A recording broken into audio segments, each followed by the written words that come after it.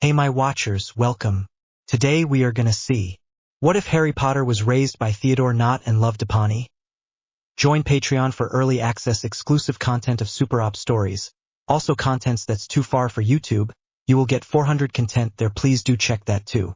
Please subscribe this channel, because definitely I will try my best to provide a valuable content for you all. Also check the description to support the original author for this beautiful creation. Harry grew up with his relatives, but they never treated him quite right. When he discovers the magical world, Harry discovers that he is the brother of the famous boy who lived, raised by his parents. The quiet, dark Harry is placed into Slytherin, and soon, he discovers a whole new world of magic he is only too happy to use. My first fanfic. Tell me what's good and what's not. A sudden bang on the door, just like every morning, but the boy had already been awake. The door to his closet opened, and he stepped out, warily eyeing the hands of his giraffe-necked aunt. Go boy, she said, the bacon's about to burn. He sighed, but inwardly, for he didn't want to imagine what would happen if that were audible.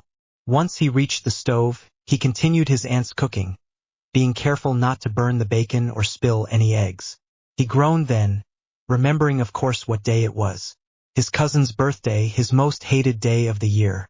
Boy! Came a loud yell from the kitchen table, and the boy shrank back in fear. Look at this bacon, it's disgusting. I wanted everything perfect for the little tyke's birthday, and you go and ruin everything with your freakishness. The boy waited and knew what was coming, and didn't bother to dodge the hand that came and knocked him to the ground. The boy heard laughter from the kitchen, and knew his cousin, or as he thought of him, his whale, had come down the stairs. But he said nothing, just waited until the hand didn't come back for more, stood up with difficulty, and continued cooking the bacon. He had learned from an early age that talking back just meant more beatings, and so he stayed quiet, seething with a silent, cold fury. One day the boy thought one day they'll get it all back. He finished his cooking, deposited the food on the table, and begged silently that he would be sent to his room, and for once was given mercy. His room, of course, was a cupboard under the stairs, but it didn't bother him so much anymore. He opened the door and lay down on the mattress in the cupboard, the only thing there besides spiders, dust, and a few stolen action figures and paperbacks, kept secret because his relatives refused to step foot in the closet. He laughed quietly to himself, eating the bacon he had masterfully concealed in his hands and pockets, and imagining the different ways his aunt, uncle, and cousin would meet an unfortunate, very accidental end. He could make strange things happen, the boy, and he knew it too. He had controlled these things since he was 6, made these little accidents so insignificant that his relatives hadn't even punished him for it. His cousin had accidentally tripped once, of course, nothing to do with this boy. When he was allowed outside, no one recognized him, which had, of course, nothing to do with the fact that his cousin enjoyed hunting him, only to beat him to a pulp. He was always warm, despite his cold, lonely cupboard, even in the winters, and his favorite of all, his bright, shockingly green eyes could pulse with an almost palpable hatred, a shine that made them appear so intensely bright that it instilled fear in the other children at the park. But of course, none knew his name or his true appearance.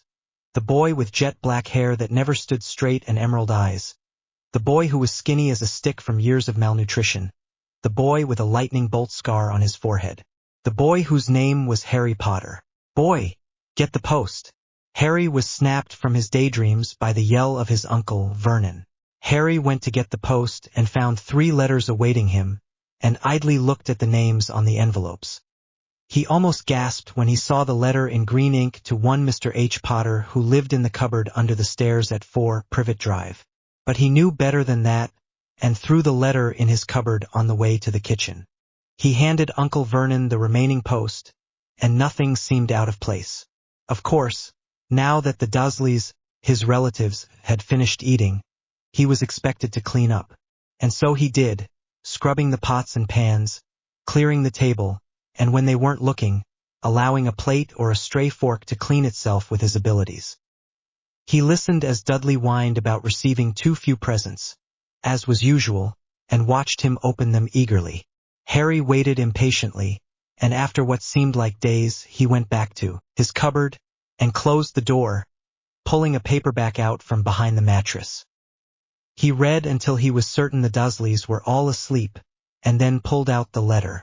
Harry carefully used his fingers to break the red wax seal and unfolded the contents. He read through the letter, his face becoming more incredulous with each line. A school for people like me? Well, they must at least be real wizards to know I exist, he thought. He grabbed a pen and paper he kept for writing in his spare time, and wrote back a quick reply, happily accepting the offer, but stating he did not know where to get the supplies. He slept happily that night for the first time in many years. The next morning's response was very prompt, and most certainly did not come with the mail. Harry found it on his stomach when he woke up, which, due to old habits, was very early. He eagerly tore it open, and found that one Albus Dumbledore had promised to send a representative to help him obtain his supplies that day. So when there was a knock on the door during breakfast, Harry swiftly stood up and answered it, much to the confusion of his relatives, and came face to face with a man who looked very disheveled, as though he had just been in a fight. Startled, he took a step back. Uncle Vernon, who had by now come into the hallway, looked at the man and immediately burst into screams. I will not have him leaving with you. You freak, you left him here when he was a baby, and that means to me you'll never come back. He must come with us now. It's time for him to go to Hogwarts. I'm afraid I must take him, and if you won't let me then I will have to make you let me, the stranger calmly replied. Uncle Vernon turned purple and bellowed. He will not leave this house. The stranger sighed, and pulling out a narrow piece of wood, said, the hard way. Then he waved the wood, and Uncle Vernon fell over unconscious. Harry wondered why he would need the wood, when he himself had done something similar with just his thoughts and a hand motion. Come with me, the stranger said. I'll explain everything on the way. Grab onto my arm. Harry did as he was told, and felt the uncomfortable feeling of being stretched and squeezed through a narrow tube. When his feet hit solid ground again, he saw a multitude of people with funny hats and robes. A long street with storefronts all along it was in front of him, disorienting him with its variety of colors and its noise. Who are you? Harry now demanded. Remus Lupin, the stranger replied. Dumbledore sent me to help you. Come, let's head to Ollivander's first. That's where you'll get your wand. My wand? You're a wizard, your relatives told you that, didn't they? Lupin asked. No. Harry replied cautiously, and it wasn't even a lie, as he himself had discovered it. Merlin's beard, Harry. Then I have much to show you and much to tell you. You'll be going to Hogwarts next year, where they teach you to control your magic. You might have noticed strange things happening around you before this, which we call accidental magic. This is Diagon Alley, where you can get everything you need. Up there is Gringotts, the Wizarding Bank, but we've already withdrawn money for you. I have an account? Harry asked curiously. Your family is one of the oldest wizarding families in Britain, Harry. Lupin responded. Why hasn't anyone told me this before? My parents? The wizarding world thought you dead, Harry, and Dumbledore found out otherwise when you sent that letter back. Came as a complete shock to all of us. Your parents live at Potter Manor with your brother, Jason. He's a bit of a celebrity here as he vanquished the Dark Lord when he was 1. That's when you died, or well, when everyone thought you did. You just vanished, no trace. Ah! Harry walked along in silence, pondering this furiously. He couldn't have just vanished, could he? And he wouldn't have known his relatives, that's for certain, so he wouldn't even have accidentally gone there.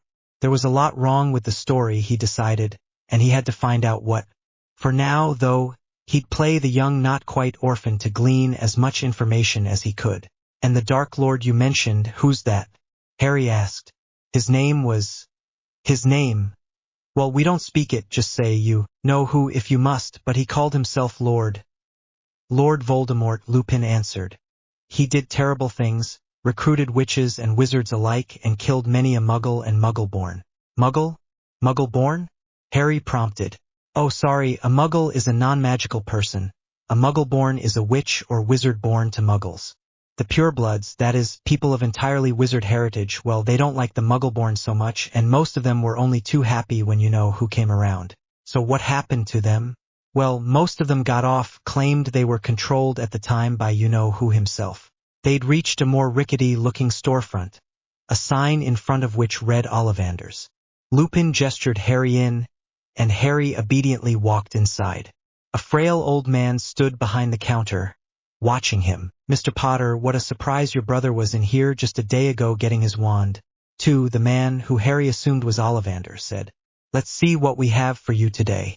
And so began an hour-long search through many a box, Ollivander pulling down a box and handing it to Harry, who then waved it to various effects, most of which involved explosions, smashing glass, or both. After this hour of one disaster after another, Ollivander handed Harry a wand with a strange gleam, an almost hopeful gleam, in his eye, as though he were expecting something grand. 11 inches. Holly and phoenix feather, Ollivander told Harry, as he had done for all the previous wands. Harry gave it a wave, but the result was no different as the first few wands. Harry sighed, and consigned himself to another few hours of this wand testing. Soon enough, though, Ollivander gave Harry a wand from somewhere in the back of his shop which immediately felt warm in his hand, and sent a surge of power pulsing up his arm and through his chest. Harry gave it a wave, and sparks of every color came pouring out of it. Ollivander looked surprised, the first true emotion Harry had seen on the frail old man's face. This wand was made by an American, a gift to me to sell. It has been at the back of my shop for years," the old wandmaker explained. "I've never seen a wizard able to use it. Its core is White River monster spine. Of all the things to use, makes for very powerful and very elegant spellwork." Harry couldn't shake the feeling that Ollivander sounded almost disappointed, almost as though he had been expecting something with that phoenix feather wand. Harry shook his head, and all but ran out of the shop after Lupin paid, wanting to get as far from Ollivander as he could. "What about books?" Harry asked Lupin as he left the shop. "The list said something about books, and I'd love to see the bookstore." And so it was that they headed to Flourish and Blots for Harry's school books, but upon entering, he knew he would need more time. He browsed the shelves, occasionally asking Lupin about a book or subject. Lupin, as it turned out, was quite studious himself, and Harry left the store with quite a few more books than just his school books. Afterwards, they stopped at many a store, getting the rest of his supplies, until there were only 2 stops left. The first, Madame Malkin's, to get Harry's school uniform. As they entered, a bell chimed, and a woman appeared. "Hogwarts, dear?" asked the witch without looking at Harry. "Yes," he replied hesitantly. The witch looked at him then, and saw the state of his clothes, which were just Dudley's old rags, at least 3 sizes too big for him. No, you need new clothes, a new wardrobe altogether," the witch said matter-of-factly. "And you won't have to pay a cent for it. Just look at those clothes." She trailed off, muttering incoherently. Much like in the wand shop, Harry now spent an hour trying on clothes of all sorts, until he had a decent wardrobe that he liked, complete with Hogwarts robes. He thanked the witch very much, and left with Lupin to purchase an owl for mail. Harry realized then that explained the post being delivered at odd times, and decided it would be very useful to have one for himself indeed. He entered the shop in awe, looking around at all the animals. Harry was overwhelmed by the sounds of the owls hooting, the cats purring, and the snakes talking. Not hissing, talking, and more specifically, loudly complaining about hunger or the need to move around the shop. Harry assumed it was just another wizard thing, as Lupin didn't seem to mind the talking snakes, but Harry wondered then why the snakes were kept in cages and not fed when asked, as they did seem very hungry. He shrugged, and went about looking at the owls, trying to find one he liked.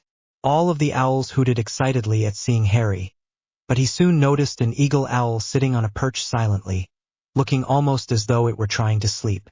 "Hey there," Harry murmured to it. Its head perked up, and the owl hooted indignantly at being woken up, but shifted onto Harry's shoulder nonetheless. "This one," Harry told Lupin, who then relayed it to the shop owner.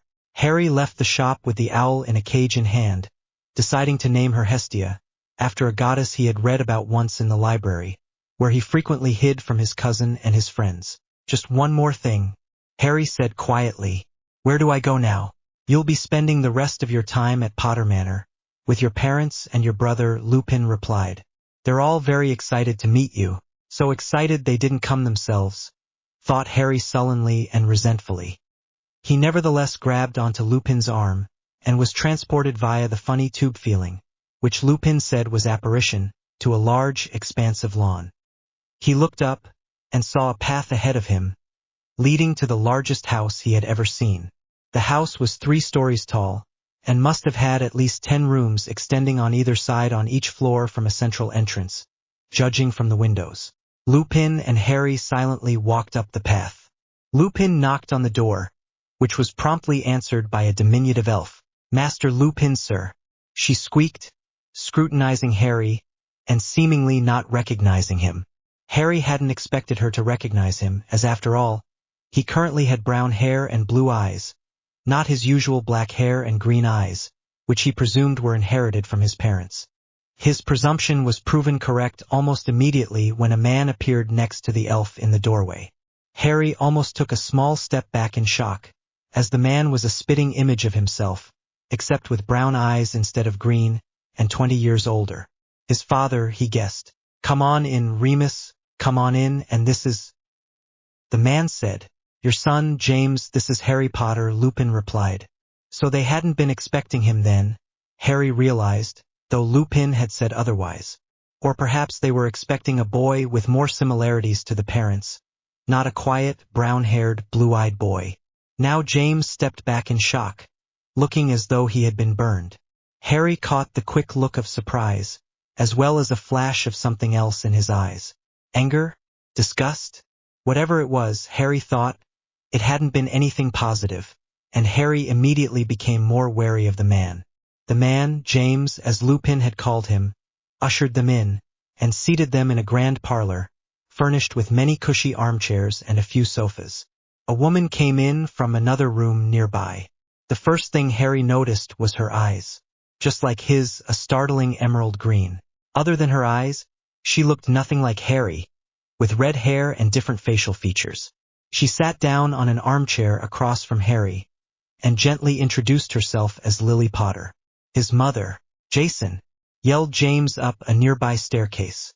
"Come down to the parlor." Soon after, Harry cringed as he heard the stairs thumping. A sound that reminded him of his cousin making his way downstairs. A sound that always meant trouble. As he came to a stop in front of Harry, he looked curiously at Harry. Harry looked back at Jason, his brother, he reminded himself, and wondered why he also looked almost identical. To Harry, once again bar his eyes. Jason was the spitting image of his father. "Who are you?" Jason asked, a rather rude undertone to his voice. Harry Potter," replied Harry coolly. "Harry, my brother Harry? But you look nothing like anyone in the family, and besides, he's been dead for years." "I noticed," Harry remarked dryly. "Dumbledore received a reply from him about Hogwarts." Lupin cut in quickly. "He checked the enrollment book afterwards and everything, and that is enchanted with strong magic. I believe he performed a few identity spells on the house as well, and he is who he says he is." They talked for a little while longer, James looking uncomfortable, Lily with tears in her eyes, and Jason looking rather disgruntled, until Lupin left. Lily then quickly informed Harry that they always had spare rooms set up, and that she would show him around and he could choose one. In the end, he picked a room decorated in mild shades with a very simple, albeit large, bed and furniture. Looking out the window, he saw 6 goalposts with rings in the yard, and resolved to ask what they were used for. He collapsed on the bed, not realizing how tired he was, and the next thing he heard was the squeaky elf telling Harry to get up for dinner. He walked down the hall, and down the stairs, and headed toward the large kitchen of the expansive manor. He sat down at the table at a place left for him. "What are those rings in the field?" he asked. "Quidditch goals," replied Jason, who then promptly launched into an explanation as to how Quidditch worked. Harry tried his best to follow, and at the end of the explanation thought he had a good grip on how it worked. For the most part after that, he stayed silent, listening to their conversation, paying particular attention when the topic of Hogwarts came up. The house system was explained to Harry, and it wasn't lost to him that they harbored a deep hatred for Slytherin. The House of Snakes, they called it, though Lily reluctantly told him it was the House of Cunning and Ambition.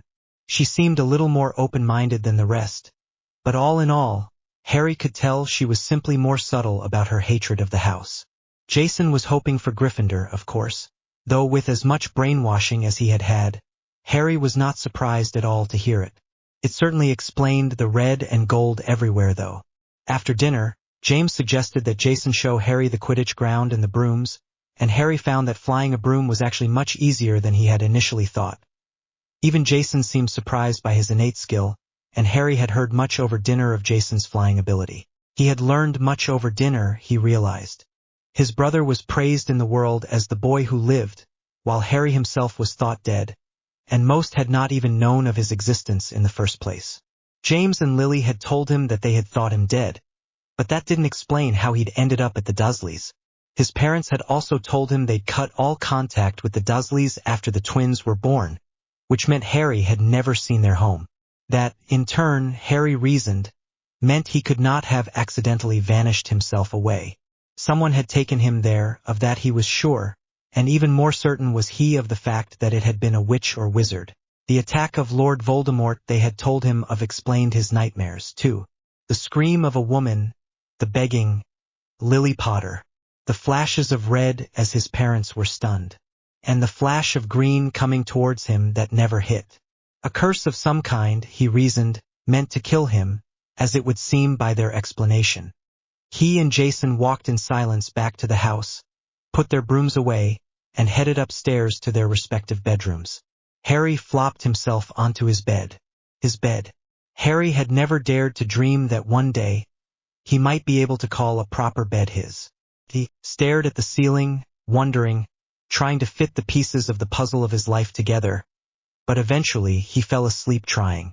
Harry woke early the next morning, as he always did, and grabbed a book from his new trunk, and eagerly started reading. He had been told the previous evening that he was free to practice spells for school at the manor, and he intended to take full advantage of this offer. Harry flipped through a book compiling charms and jinxes that he had bought, which included every level of spells. He quickly started on a spell to make light from his wand, Lumos. He found it to be easy and tried it again, but without saying the words, once again easily managing the task. He had, in his cupboard, managed to make a floating ball of light in his palm and at the top of his closet to read in the dark, and this was no different. He flipped through the pages until he found something he had not managed to do before. Petrificus Totalis, said the page, a spell to bind someone's body completely so as to immobilize them. He had, on occasion, tripped his cousin but had never done this. However, he quickly encountered a problem. He had nothing to test this on and so decided it would have to wait, but he practiced the movements regardless. He practiced shooting it at a shelf in his room, and then tried without the wand and incantation but of course had no way of testing its effectiveness. Harry worked instead on a shield charm he found, which he realized was of a much higher level than first year. The charm, Protego, did not work for him on the first try this time, and he spent the remainder of the morning mastering the charm with his wand, though he found, once again, that it came easier without it and just as easily without the incantation. Harry left the room and headed downstairs, not really expecting to eat breakfast, but found it on the table regardless. He took a small bit of toast, but nothing more. He was not used to eating very much. James and Lily, who were sitting at the table discussing mundane things, did not seem to notice. That day, more wizards were to come to the manor, for what was apparently a celebration for Jason's birthday. Harry had asked them not to make a big deal of him that year, with his parents agreeing to only a private celebration for him. They had still not seen his true face, and though he would be introduced to the wizarding children that day, he did not wish to make a big deal of his birthday. The fact that anyone remembered was enough for him, though he suspected they only remembered because he shared a birthday with his twin. Harry had just finished munching his toast when the doorbell rang, and soon, a family of red-headed wizards entered. He spotted 5 children in total, 4 boys and a girl, and their 2 parents. He hung back as Jason excitedly ran towards the youngest boy, and relayed to him the events of the previous day. As Harry came out from the next room where he had been listening, Jason introduced him to the youngest boy, who was called Ronald Weasley, or just Ron, as he preferred. Ronald was looking rather wide-eyed at the newest Potter, as were the other redheads, who had been near enough to hear Jason's rushed tale. "Oh, nonsense," said the mother. Harry's been dead for 10 years. I'll go speak with Lily and James. Harry snickered when she looked back at him wide-eyed after a hushed conversation with his parents. After the staring and uncomfortable questions were over, Jason and Ronald ran off into the field with brooms to fly, with the two older boys laughing and walking behind. They introduced themselves as Fred and George. Harry wasn't sure what to make of them, as they seemed to find Harry's non-death amusing, calling it the greatest prank they'd seen. Harry stayed behind, falling in step with the young girl, who walked dreamily behind the others. He noticed that she seemed to stare at Jason while he flew, and smirked slightly. He'd seen enough of that in primary school that he knew what it meant. "Why don't you fly with them?" he asked her curiously. Her expression darkened. "I'm not allowed to," came her response. "Mum thinks I'll fall and die, but I fly better than Ron. I'm Ginny, by the way, Ginny Weasley." "Pleased to meet you, Ginny. I'm sure you know by now who I am," he replied. "How do you know you're better than Ron if you're not allowed to fly?" She reddened, not having realized her slip. "I sneak out at night to fly," she admitted reluctantly. "Mum doesn't know, and I'll kill you if you tell." "Of course I won't," Harry replied, almost laughing. "Why aren't you flying?" Ginny asked. "Because you seemed lonely." Ginny blushed slightly and said nothing, but went back to watching Jason fly, once again with an adoring look in her eyes. Harry watched her a little more but soon lost interest and pulled out a school book to read. "Do you go to Hogwarts this year?" Ginny asked jealously. "Yeah, I take it you're too young?" Harry asked, somewhat amused. "I'm going next year," she replied, a bit happier at the prospect. They sat in the grass, watching the others for a bit, until Harry went back to his book, a particularly interesting one about potions. An hour later, the adults called them in for lunch. The tension at the table hung thick over them, and Harry knew he was the cause of it. The father of the Weasleys seemed to regard him kindly enough, and continually asked him about the uses of Muggle inventions and innovations. But the mother was rather cold toward him, something Harry couldn't explain. While he was all too happy to explain to Mr. Weasley the function of a rubber duck, he didn't like the disdain coming from Mrs. Weasley. However, he was mostly able to ignore it by talking to Ginny, who sat next to him throughout lunch. This probably did nothing to halt Mrs. Weasley's glare, but it had been a long time since he had expected any love from people. Later that day, more people arrived from various pureblood families for a more formal celebration of the 11th birthday of the boy who lived, during which Harry hid himself in his room, as he didn't quite want the contact with society, nor did he want everyone demanding a retelling of his story and abysmal home life. Harry sprawled himself on the bed, watching the gala from the window above his bed. He didn't recognize anyone, though, and soon lost interest and went back to his book. He only looked up at a knock on his door. He looked up and saw Ginny standing in the doorway. "Too boring for you? Done staring at Jason for the day?" He laughed. I don't, she spluttered. "Anyway, they're not letting me do anything. Thought I could come up here for a bit." "You do stare, and sure, stay here a bit." Harry sat up so Ginny would have space to comfortably sit. She smiled and sat down, and they were soon talking about Hogwarts, and the topics they were most excited to learn. "Hey, Ginny, you want to try some magic?" Harry asked. "Well, I'd love to, but I don't have a wand," she replied. "Use mine for a bit," he said, handing it over. "Here, try Lumos, you've seen that one, right?" Harry took his wand back for a second to demonstrate it, and then taught it to Ginny. It didn't work for her at first, but soon she was getting a weak light, and after a while she managed quite a strong light for a wand that wasn't her own. Harry advised her to try it without the incantation, and she looked at him like he'd grown a third head. "What?" Harry asked. "That's 6th-year material, at least," Ginny said. "So, no reason you can't do it. This spell is 1st-year stuff and you're not in Hogwarts," Harry reasoned. "All that matters is that you want it to happen badly enough." So Ginny tried it wordlessly with Harry's advice in mind, and nothing happened. "Try again," said Harry. And so she did. Again and again and again until she could do it perfectly. "See?" Harry said. "It's not as hard as they say. Our secret." Ginny just looked up at him and smiled. "Thanks," she said. "Secret." Suddenly, they heard the Weasley parents calling for Ginny, and noticed that the gala had ended while they were up there. Ginny smiled once more at him, and then quickly hugged him. not noticing him shrinking back, and ran down the stairs to the fireplace. The rest of the summer was spent in a similar fashion, the Weasleys coming over often, Harry and Ginny teaching themselves some new spells while the others played Quidditch. Ginny grew to admire Harry, but much to her chagrin, she still often stared at Jason, which Harry frequently commented on, laughing the whole time. Though, at least Ginny thought stubbornly, she did it less often than before. Through his interactions with Jason and his friends, Harry learned much about his newfound family. Jason and Ronald were a bit too arrogant for his liking, as was his father on many occasions, he noticed. His mother was far more reserved, and it was often impossible to tell her mood. Though it didn't help that more often than not, he was ignored in favor of Jason. Not that he had expected anything less, of course, though he grew resentful. He also learned that Jason received lessons as the boy who lived, and was rather jealous when it was implied that Harry would not be allowed to join in on them. Finally, the day came when the twins had packed their things and were headed for platform 9 3/4 to catch the Hogwarts Express. Harry had not been looking forward to trying what he learned was called the Flu Network, but nonetheless he stepped into the fireplace with his trunk and owl, and called platform 9 3/4 into the fire, dropping his powder. He came out with his glasses askew and face full of ash. He got up, dusted himself off and righted his glasses, only to come face to face with Ronald Weasley.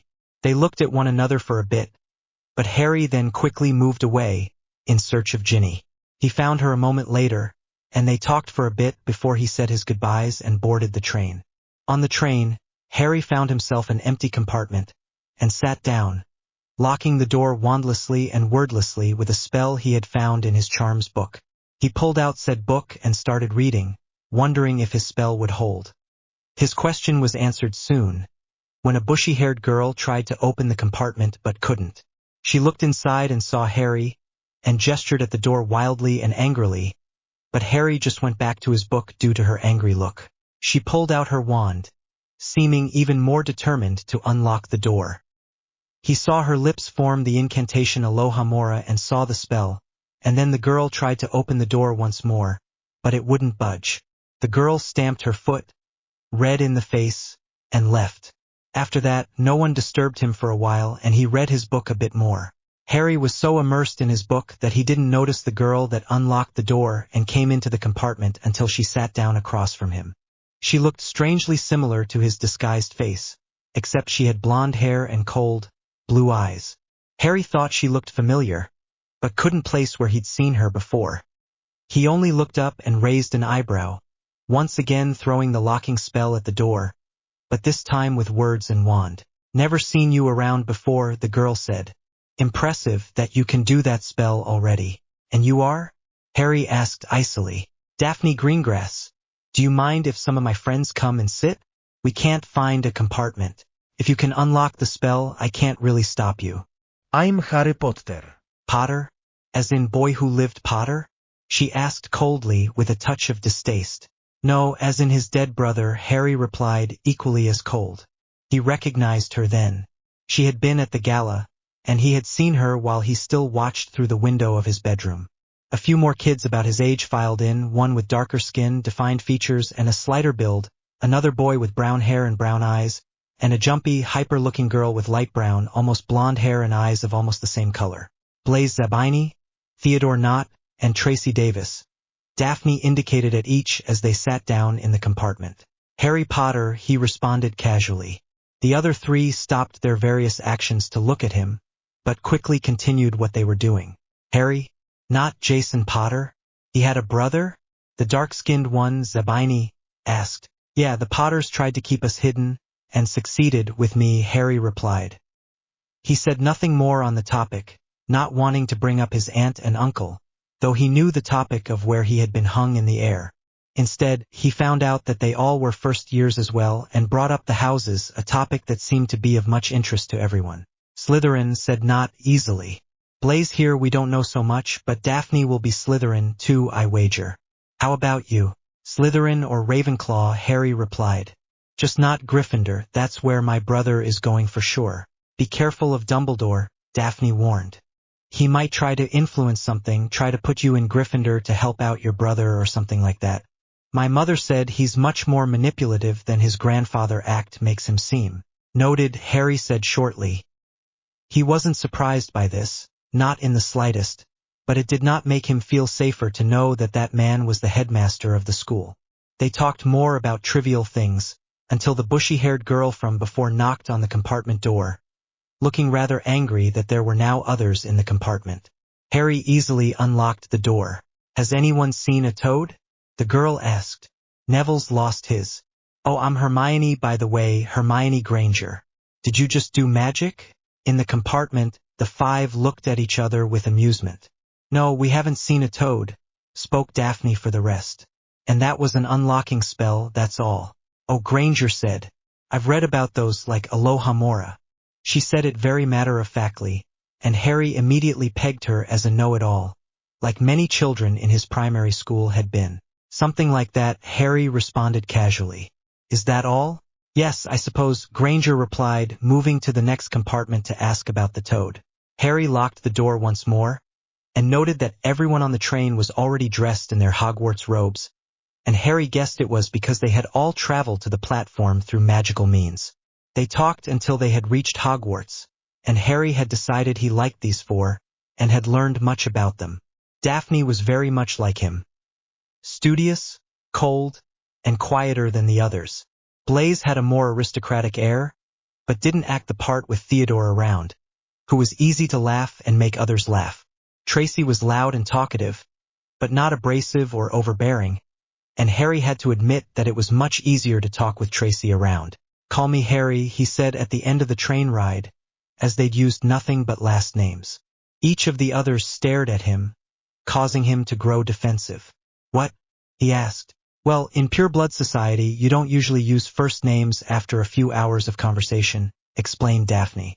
It's a sign of familiarity to do so. I would like to be friends with all of you. Maybe we can form a study group in school? Harry asked, seemingly not bothered by this explanation. Well, as I'm not pure blood, go right ahead and call me Tracy then. Harry, Tracy laughed and stepped off the train. Call me Theo, Theo said. Never Theodore, or you'll wake up in the lake, he said, pointing at the lake they passed. And please call me Blaise, Blaise added. Daphne sighed, but reluctantly said, you can call me Daphne, I guess. They exited the train, and headed toward the sound of a giant man yelling Fur's years over here.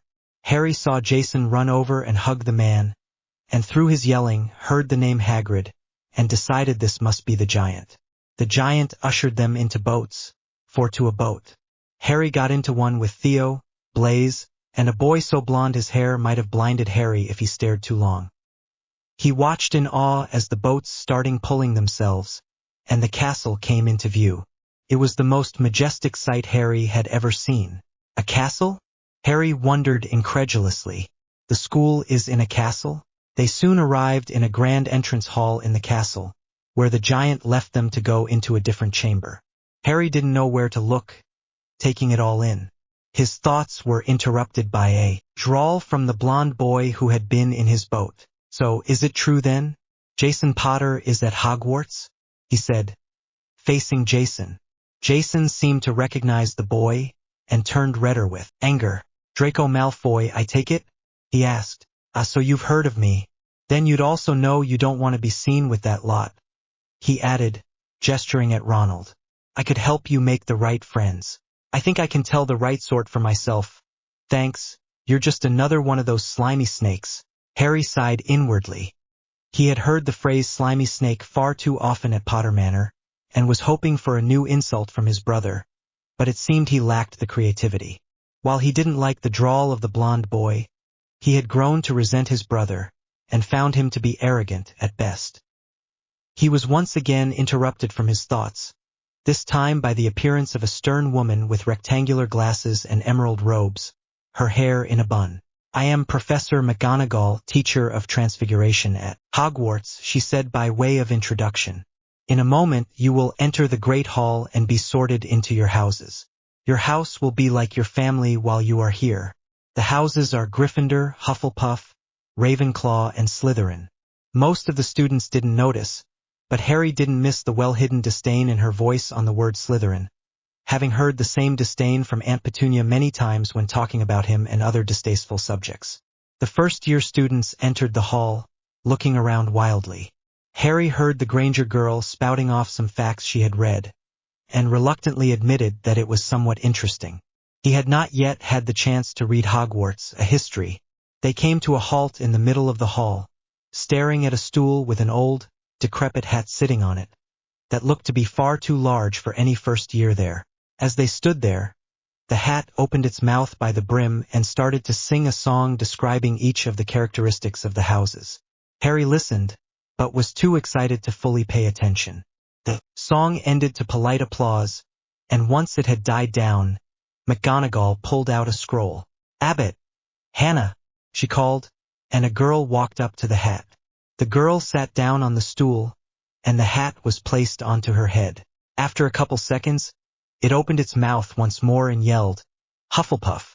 And so the sorting continued, with Boot, Terry to Ravenclaw, and then with a slew of first-years Harry didn't recognize until Granger, Hermione was called to the stool. Ravenclaw, he thought with the utmost certainty. And so when the hat took a minute to deliberate, Harry was surprised. He was even more surprised when she was eventually sorted not into Ravenclaw, but Gryffindor. He didn't spend too long thinking about it, however, as Daphne was next. She hopped up to the stool, and after a few seconds was sorted into Slytherin, as Theo had expected. Harry watched Malfoy, Draco sorted almost immediately into Slytherin, and he waited a while more until he heard the name not Theodore called. Theo muttered something, which Harry assumed was a curse against his full name, and walked up to the stool. The hat did not take long to decide, promptly yelling Slytherin, as had been expected by Theo himself. Harry got nervous now, knowing it was almost his turn at the hat. He got more and more nervous as the sorting went on, and waited anxiously as Padma became a Ravenclaw and Parvati became a Gryffindor, knowing it was almost his turn. "Potter, Jason!" Professor McGonagall yelled. A sudden quiet fell upon the hall, and then the whispers started. Harry idly wondered why they had broken alphabetical order, but seeing the twinkle in Dumbledore's eye, he decided it had probably been done for maximum dramatic effect. "The Jason Potter?" Harry heard one boy whisper. He laughed to himself, wondering how much of a stir the Jason Potter's dead brother would cause. Jason strode confidently up to the stool, and almost moments after the hat was put on his head, the hat yelled, "Gryffindor!" Jason stepped down from the stool and walked over to the Gryffindor table, where he sat between the twins Harry recognized as Fred and George, who were busy yelling, "We got Potter," as though it were some kind of surprise. Idiots, Harry thought. Like Dumbledore's golden boy would go anywhere but Gryffindor. "Potter, Harry," called Professor McGonagall, and once again the crowd went silent, and this time the whispers didn't start. Everyone just looked at one another with curious glances, silently asking if anyone knew this Harry Potter. Harry walked up to the stool in silence, and cautiously put on the hat. "Another Potter, eh?" asked a voice in his head. The hat, Harry realized, talks to me. Yes, the hat chuckled. "Usually, I'd put you in Gryffindor, but you don't seem to want that. And you are brave, yes, but far more studious and ambitious than brave. I think we can say no Hufflepuff for you, and no Gryffindor either. So Ravenclaw or Slytherin. Both could make you great." Here, the hat seemed to await a response, but Harry didn't give one, at least directly. He didn't really care so much where he was sent. "A choice to make for you, then," the hat continued. "Very well, studious you are, but you want to use the knowledge to... I've only met one other like you in my time, Harry Potter. His name was Tom Riddle, and he went on to become a great sorcerer. Goes by a different name now, from what I've heard. Well, for you, I think you'll do best in Slytherin. Magnus, I won't reveal anything, but I will tell you that I kinda like Ginny. I feel like she gets too much hate. I'm still deciding what to do with her. We'll see in the next chapters. Thanks for the reviews to the rest of you. It's great to hear feedback as usual. Please comment on what you liked and what you didn't. Slytherin." The hat thundered the last word, and as Harry took off the hat, the hall was still in complete silence. Harry looked over at Jason, and saw only shock there. He knew why, of course, Potters never went to Slytherin, and as far as he'd been told, there had never been a Slytherin Potter. occasionally a Hufflepuff, and even rarer, sometimes a Ravenclaw. But never, in the great history of the Potters, as James had said, had there been a Slytherin. Harry, not being too surprised himself, walked down to the Slytherin table, and sat next to Daphne and across from Theo. McGonagall loudly cleared her throat and called the next name, and the sorting continued in a much more subdued manner. Harry had stopped paying attention, but was brought back to the ceremony by the loud call of Weasley, Ronald. He was not at all surprised when he was sorted into Gryffindor as quickly as Draco Malfoy to Slytherin. The sorting concluded with Blaise joining them at the Slytherin table. "Before we start our feast, I have a few words," Professor Dumbledore began, "and they are Oddment, Nitwit, Blubber, and Tweak. Dig in." Food appeared on the tables, and Harry thought he was hallucinating. He had never seen so much food in his life and took a little bit of everything, being careful not to eat too much. He was, however, determined to eat enough for a change, and he had planned to ask the nurse about nutrition potions as soon as he could. Through bites of his food, Harry listened to the conversation around them, until an older Slytherin with a badge on his chest sat down next to Harry. "So, Potter, is it?" the Slytherin asked. "Yes, Harry Potter, and you are?" "Jonas Rosier, 5th year Slytherin prefect." The others had explained the prefect and point system to Harry before they arrived, for which he was now relieved. "We just wanted to ask a couple questions," Rosier said, gesturing over at the group of older Slytherins with whom he had been sitting. "Ask away," Harry replied, deciding it would be better to get it over with sooner rather than later. "So, any relation to the boy who lived over there?" "I'm his brother, but I was presumed dead for 10 years, according to my parents." "A Potter in Slytherin, huh? Word of warning to you, it's not going to be easy. You're going to have to prove yourself quickly, or you'll get a lot of hate from some of the younger years. Seems like you're friendly with these guys though, so that's good." "Dead for 10 years though? Where were you?" At this, the others leaned in curiously as well, not having heard this part of the tale. "My maternal aunt's house," Harry replied shortly. "But how did you end up there?" Rosier asked. "Someone must have known you were alive." "That I can't answer either," Harry responded. "Well, if you need anything, you can come to the prefects. That's what we're here for," Rosier said, "and be careful. Slytherin has its own politics and its own conflicts in the house. We'll explain the rules later, but just a heads up." "Thanks," Harry said, as Rosier stood up and headed back to where his yearmates sat. He immediately turned to Daphne and asked, "Politics? MHM?" Daphne replied shortly, "You'll see groups start to form quickly. No doubt Draco's going to try to grab power quickly. We should probably stop him from doing that." Harry groaned, not wanting to deal with politics, but realized that it really only came down to power, and that was something he could do. He had learned quickly that for a wizard of only 11 years of age, he could accomplish many incredible feats, and did not wish to reveal all of his talents all at once. Harry figured he might be able to trust the 4 sitting with him, should they prove trustworthy and not just sitting there for the tale. They had seemed nice enough, Harry reasoned, though he could be wrong. All in all, the air in the Great Hall was far more subdued than usual. The news of the Slytherin Potter had sent shockwaves through the hall, and as usual, Harry was not surprised. It was only then that he realized he had neglected to pay attention to the professors, and looked up at the table. With a shock, he recognized the red hair and green eyes of his mother, Lily, sitting at the table. "What's Lily doing here?" he asked the 4 next to him. "Muggle Studies professor," Theo said helpfully. "It's an elective course in 3rd year, so you don't have to worry about it, but be careful, she can still take points off and the whole deal." Harry snorted and looked again, and this time, she was staring intently back at him, studying him almost curiously. He scanned the table a bit further, and found that most of the professors had a funny quirk to them, and asked for each of their names.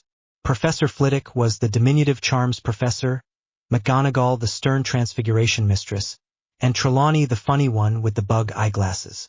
He came to Professor Snape, who was, like his mother, studying him as though he were a particularly fascinating insect. Harry had seen him earlier, glaring with hatred at his brother, and was curious about the man. He had, of course, heard awful things about Snape from James, and was not surprised to find that the hate was mutual. He looked forward to his first potions class, as he had heard that Snape was very strict, and favored Slytherin due to all the other teachers' bias against the house. Harry looked at the next professor, who wore a turban around his head, and felt a sharp pain in his forehead. Professor Quirrell, he was told, who taught defense against the dark arts. The man seemed constantly nervous, as though someone were about to come and attack him at any second. His friends, he supposed he'd call them, had noticed his hand reach up to his head, of that Harry was sure, but he was grateful that none of them commented.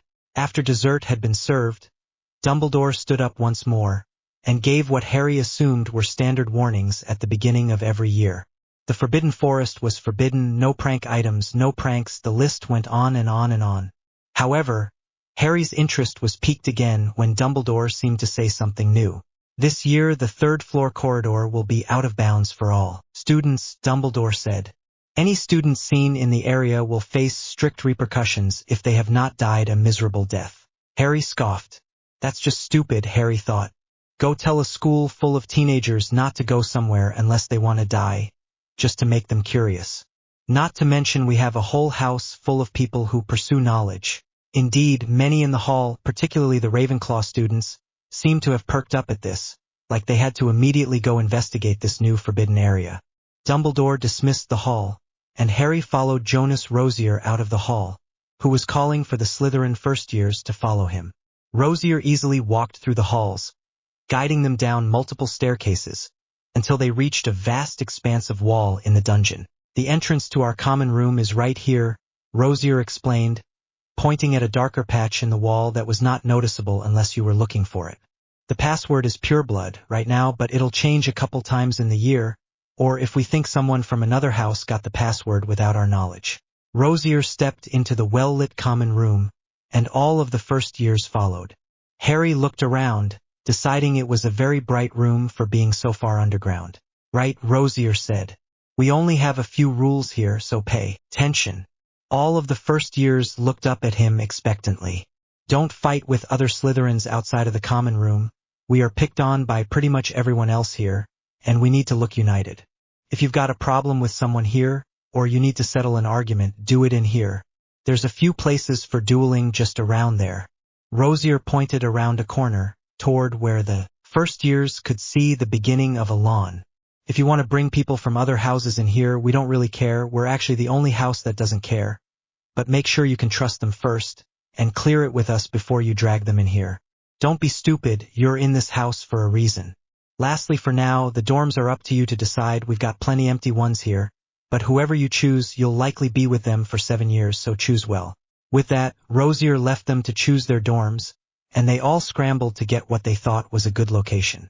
Harry's group of 5 found 2 dorms opposite one another, and Daphne and Tracy immediately claimed one, sending the boys into the other. Malfoy, Crabbe, and Goyle found another dorm elsewhere, as did 2 girls Harry remembered were called Parkinson and Bulstrode. Harry claimed the bed closest to the door, as he preferred quick escapes to the defense position granted by the bed farthest from the door, which was claimed by Blaise. Each of them found their belongings in the middle of the room after they had claimed the room, which they then dragged to their respective beds. Each of them found quickly that they were rather tired, and promptly fell asleep. However, before falling asleep, Harry quickly cast some basic wards and spells he had read in a book on personal safety. People never earned his complete trust in a day, and Harry was not going to take any chances. Behind his wards, he also quickly fell asleep. Harry woke early the next day, as he always did, and got himself ready for the day before his classmates were even awake. Having his own clothes was still a rather foreign concept to Harry, as he had never dared to believe that he could have his own clothes. Harry then realized that the next summer he went to Privet Drive, he could threaten his relatives with magic instead, and get whatever he wanted out of them. He was learning magic quickly, and one day he decided he would have to make good on those threats. Then, he realized he might have to stay with his other relatives, his parents and brother. He wasn't sure which he was more disgusted by, and decided to see how it would play out. That was, after all, still more than half a year in the future.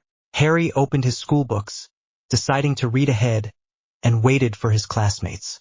Eventually, they woke up and got themselves ready as well, commenting on Harry being up early. Harry merely shrugged this away, and once they were ready, The boys headed to the great hall for breakfast together. They met Daphne and Tracy there, who teased them all about being late. "Hey, I was up early," Harry defended, "but these two here woke up 15 minutes ago." "That explains why they look like zombies," Tracy said, oddly happy about this fact. "Daphne and I got up early so we would be here on time and awake." Just as Harry was about to take a bite of his toast, Professor Snape came by and handed him a piece of parchment, which he then read. His schedule was written in careful writing on the parchment, and he groaned after reading through all of it. Almost every one of his classes was with Gryffindor, and that meant he'd share classes with Jason. After breakfast, Harry and the other Slytherins headed to the Charms classroom, where Professor Flitwick introduced himself and had them working on wand movements. Every class that came after that followed a similar pattern, and Harry had soon decided that he liked most of the subjects well enough. This soon changed when he had History of Magic. Harry prided himself on his ability to pay attention in class, so he was very surprised when he found himself waking up at the end of the lesson. He just couldn't pay attention to Professor Binns, the old ghost who probably didn't even know he was dead. There hadn't been an introduction or anything. Binns had simply launched into the first discussion of the Goblin Wars. Harry decided he would have to research the subject on his own, and wondered if Binns would notice an absent student. In addition, he found astronomy to be terribly boring, but otherwise enjoyed his classes. Finally, Harry and his classmates stood outside the potions classroom in the dungeons. Harry was very excited, as he had been looking forward to this all week. For once, he was not disappointed to have class with the Gryffindors, as he had heard Snape was especially harsh on them. Harry smirked to himself, as Jason had been favored all week. In almost every class, Harry could see that in one way or another, the teacher was biased against Slytherin. The only exception, besides Professor Snape himself, appeared to be Professor Flitwick, who seemed impartial. However, most lessons were especially annoying because of the fact that almost every teacher marveled at Jason's supposed magical prowess, even though the first to manage the spells was almost always Daphne, as Harry hid his abilities. Harry had performed most of these spells already, but was not about to reveal this to the others. Hermione Granger, rather surprisingly, also managed to perform spells rather quickly. Harry quickly found that while Ravenclaws valued knowledge, that didn't always translate to ability. They knew how to perform the spells, but were scarcely the first to be able to perform them. The door opened and admitted the students into the room. Harry quickly found a spot next to Daphne, who he found to be the brightest and most skilled among the group. Theo and Blaise paired up, and Tracy sat down next to Hermione, which, surprisingly, Hermione seemed fine with. Harry listened intently as Snape began talking after he dramatically strode in, cape billowing behind him. Nothing from his introduction was new to Harry. In fact, it was almost word for word from an introductory potions textbook he had found in Flourish and Blots, which no one else seemed to notice. Snape began to call names from the list, and did not hesitate when he reached Potter, Harry. However, he sneered when he reached the next name. "Ah yes," Snape drawled. "Jason Potter, our newest celebrity. Tell me, what would I get if I added powdered root of asphodel to an infusion of wormwood?" Hermione's hand shot in the air, but still Snape did not call on her, and the room was deathly silent. "I don't know," Jason responded. "I don't know, sir," Snape corrected. "Try again, Potter. Where would I find a bezoar?" "In your potion store, sir," Jason responded snidely. 5 points from Gryffindor for disrespect, Snape responded. "What is the difference between wolfsbane and monkshood?" "I don't know, sir. But Hermione seems to know. Why don't you ask her?" Jason burst out angrily. "Clearly fame isn't everything, Potter." Another 5 points from Gryffindor for more disrespect, and 10 points from Gryffindor for not reading ahead. "Mr. Potter, the Slytherin one, can you answer the questions?" "Asphodel and wormwood make the draught of living death. A bezoar is found in the stomach of a goat, and there is no difference. It is also known as aconite," Harry answered quietly. Snape looked briefly surprised, but it hid it quickly. 15 points to Slytherin. Today's potion is on the board. Please read the instructions carefully, gather your ingredients, and begin. You and your partner need only submit one potion. Harry was disappointed that Snape did not give any further instruction or lesson regarding the potion, but quickly took out his cauldron and scales, while Daphne gathered the ingredients. he found that he was quite skilled at brewing potions. It was very much like following a recipe, which he had had to do often for Aunt Petunia when she ordered him to make dishes he had never made before. Harry decided that when the threat of being beaten was not imminent, he actually enjoyed it. He especially enjoyed the look on Snape's face when he submitted a perfect potion, a feat unheard of on the first day since Severus Snape himself accomplished it in his first lesson of first year. The Slytherins walked a short distance back to their common room, chatting about classes all the way. "Did you see Hermione?" Tracy asked. "She looked absolutely livid when Snape praised your potion like it was the second coming of Merlin and she got nothing." "Yeah," Daphne said. "I saw that. You are strangely good at potions for never having done it before though, Harry." Harry just shrugged. He had learned the theory behind many of the ingredients, combinations, and methods of preparation before entering class, and had simply applied them. Professor Snape had had them brewing basically the simplest potion imaginable, fit for the first day, so it hadn't been that hard. Harry doubted he could recreate the results in future lessons with more difficult and complicated potions, but he would enjoy the fame for now. The five friends made their way to the Great Hall, using a passage revealed to them by upper-year Slytherins, and enjoyed the surprised look on Jason's face when he realized they had been sitting in the Great Hall for some time when he entered with his posse. While Jason had many admirers, many fangirls, and many people attempting to form political alliances or gain his wealth, he was closest to Ron Weasley, and another Gryffindor Harry remembered was named Dean Thomas. The three were known as the Golden Trio, that being said affectionately by the Gryffindors and most Hufflepuffs and Ravenclaws, but rather distastefully and mockingly by the Slytherins. That night, Harry sat in the common room with his friends, chatting and completing their newfound load of homework. He had, in the last week, decided he could at least call them friends, and had relaxed somewhat around them, though he was still very reserved, a fact they had noticed. "Harry," Daphne started quietly, "you're always so quiet, and you always look so paranoid." "What do you mean?"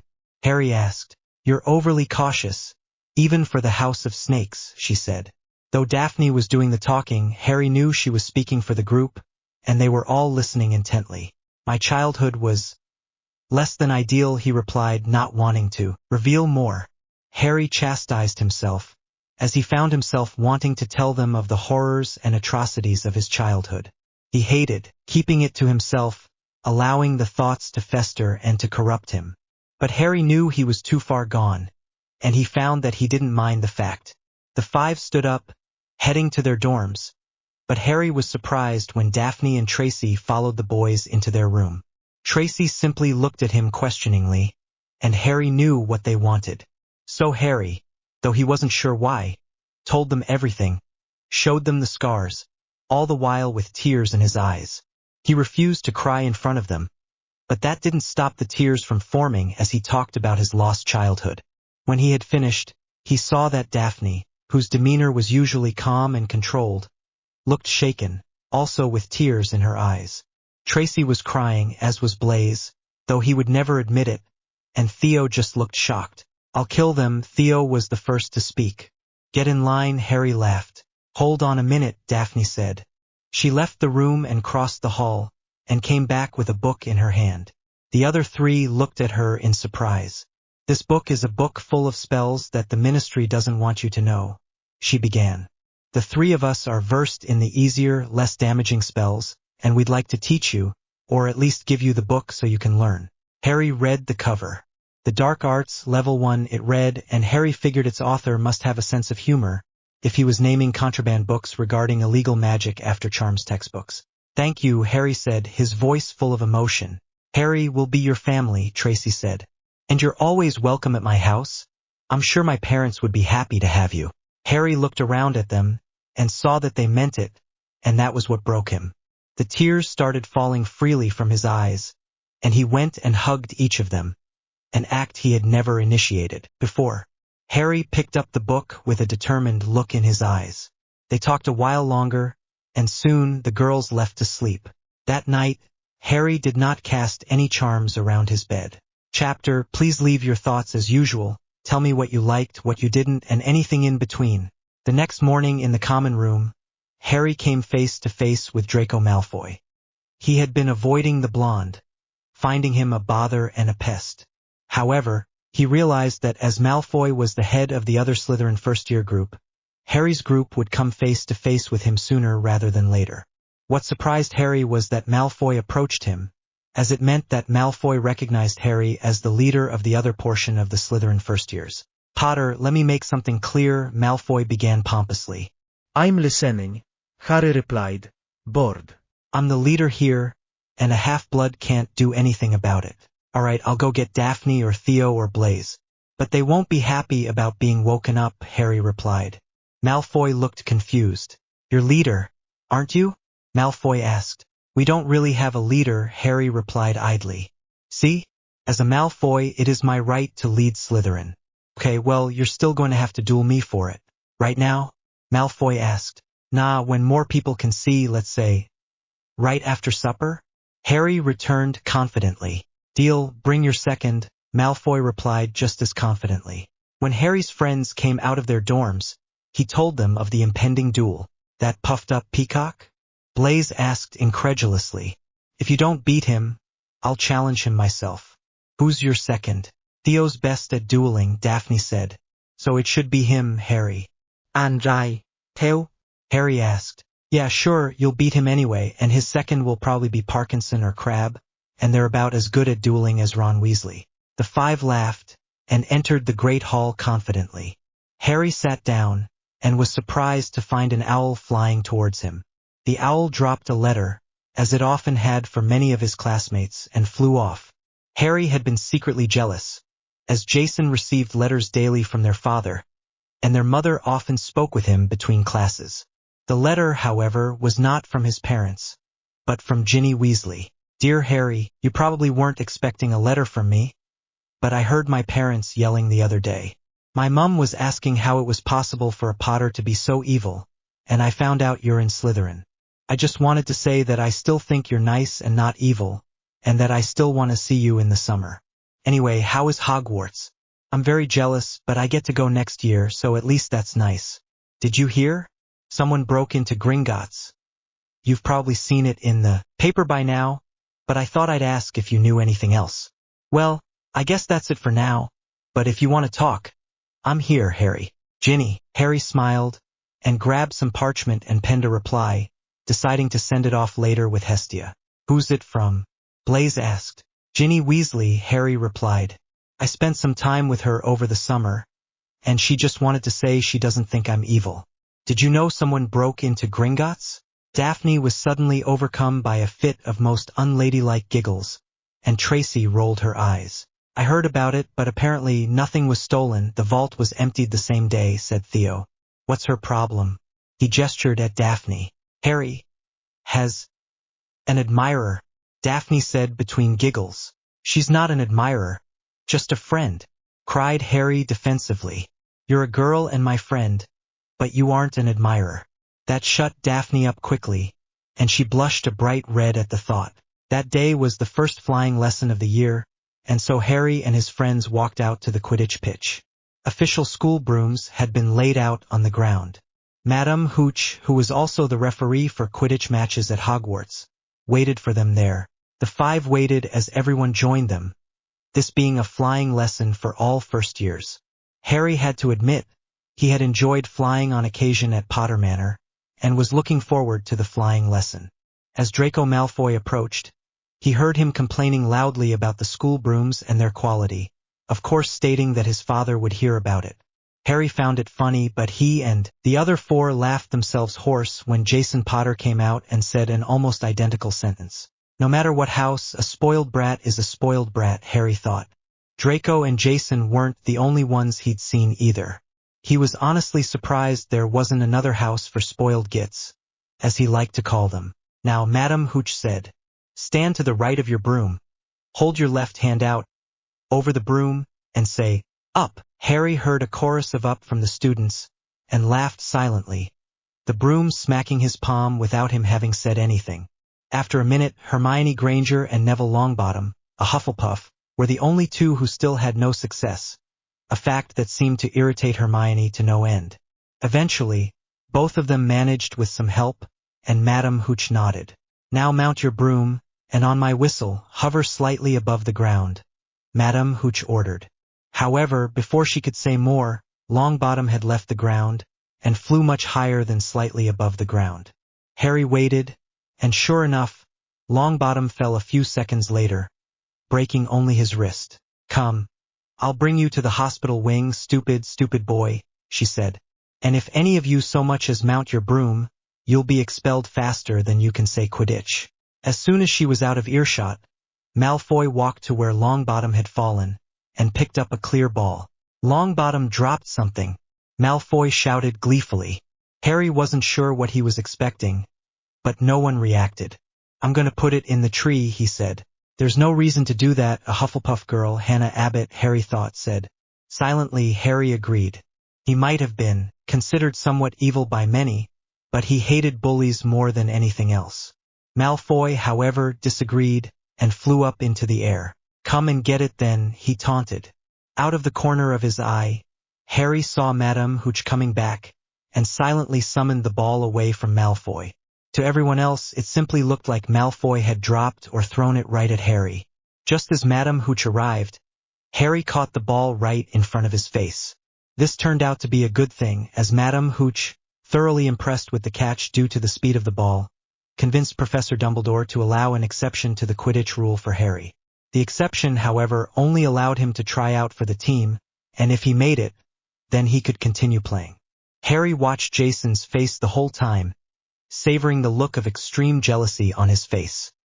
He later heard Jason complaining loudly in the hallways to his friends and other Gryffindors, who enthusiastically nodded and complained as well. That was how Harry found himself on Jonas Rozier's Comet 260 a week later.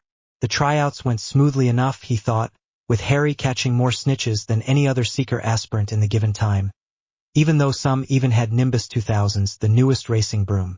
Harry was unanimously proclaimed the new Slytherin Seeker, and was promptly given a green Quidditch jersey with silver lettering and numbering, with the name H. Potter over the traditional Seeker number 7. Harry walked into the common room triumphantly, holding up his jersey for his friends to see. They congratulated him, laughing and cheering. However, Harry quickly became solemn. "How am I going to play Seeker if I don't even have a broom?" he wondered. His question was quickly answered when Jonas Rozier came over. "Hey, so I heard you have a little duel with Malfoy later over the leadership," Rozier said. "None of us want the spoiled little peacock as your leader and later leader of Slytherin, so do us a favor and beat him, will you? If you do, I'll give you the broom you used today. I'm getting a newer one anyway." Harry was now even more determined to beat Malfoy. He wasn't sure why Rozier had offered the broom as well, but Harry figured it was most likely so it wouldn't look like a gift out of the nothing. As much as he tried to hide it, Rozier wanted Slytherin to win the Quidditch Cup just as badly as the rest of Slytherin. Even if Slytherin wasn't always united in the common room, everyone put their differences aside to cheer on the Quidditch team. The players had the highest respect of the house, even if they weren't their year leaders, as Slytherin had not lost the Quidditch Cup for 7 years. Anticipation grew in Slytherin as the evening approached. At this point, everyone had heard that Harry Potter was to duel Draco Malfoy for the first-year leadership. A betting pool had naturally already formed, and currently, the odds were heavily on Malfoy's side, as most believed that Harry had no experience with magic until Hogwarts. Most of the first years, however, had their bets on Harry. The Slytherins were rather upset as a house, as none really wanted Malfoy to be the Slytherin leader in a few years. However, the odds had not been wrong in a duel for at least 50 years. The last Slytherin to upset an established pureblood leader had been a young boy by the name of Tom Riddle. The other houses could feel the tension in the air at Slytherin House that evening, but no one suspected it was due to one of the most anticipated battles of the house. After eating a light dinner, Harry stood up and left, to the cheers of much of Slytherin. The other houses looked over, confused, but one Severus Snape seemed to know exactly what was going on. Many of the older years had by now figured out about the duel, as something similar happened early on in just about every year. As Draco Malfoy stood, he expected louder cheers than those for Harry, but the applause was few and far between, and he heard more than a few jeers. Surprised, his step faltered as he walked to the common room. Slowly, the rest of Slytherin Hall trickled out as they finished their dinners, and headed to the common room. Half an hour later, Harry stood with Theo across from Malfoy and Crabbe, his second, on the dueling green. The Slytherins who were in the common room had gathered around the magical shield surrounding them to watch. Exactly 5 minutes later, Jonas Rosier began the countdown as Malfoy and Harry paced away from one another.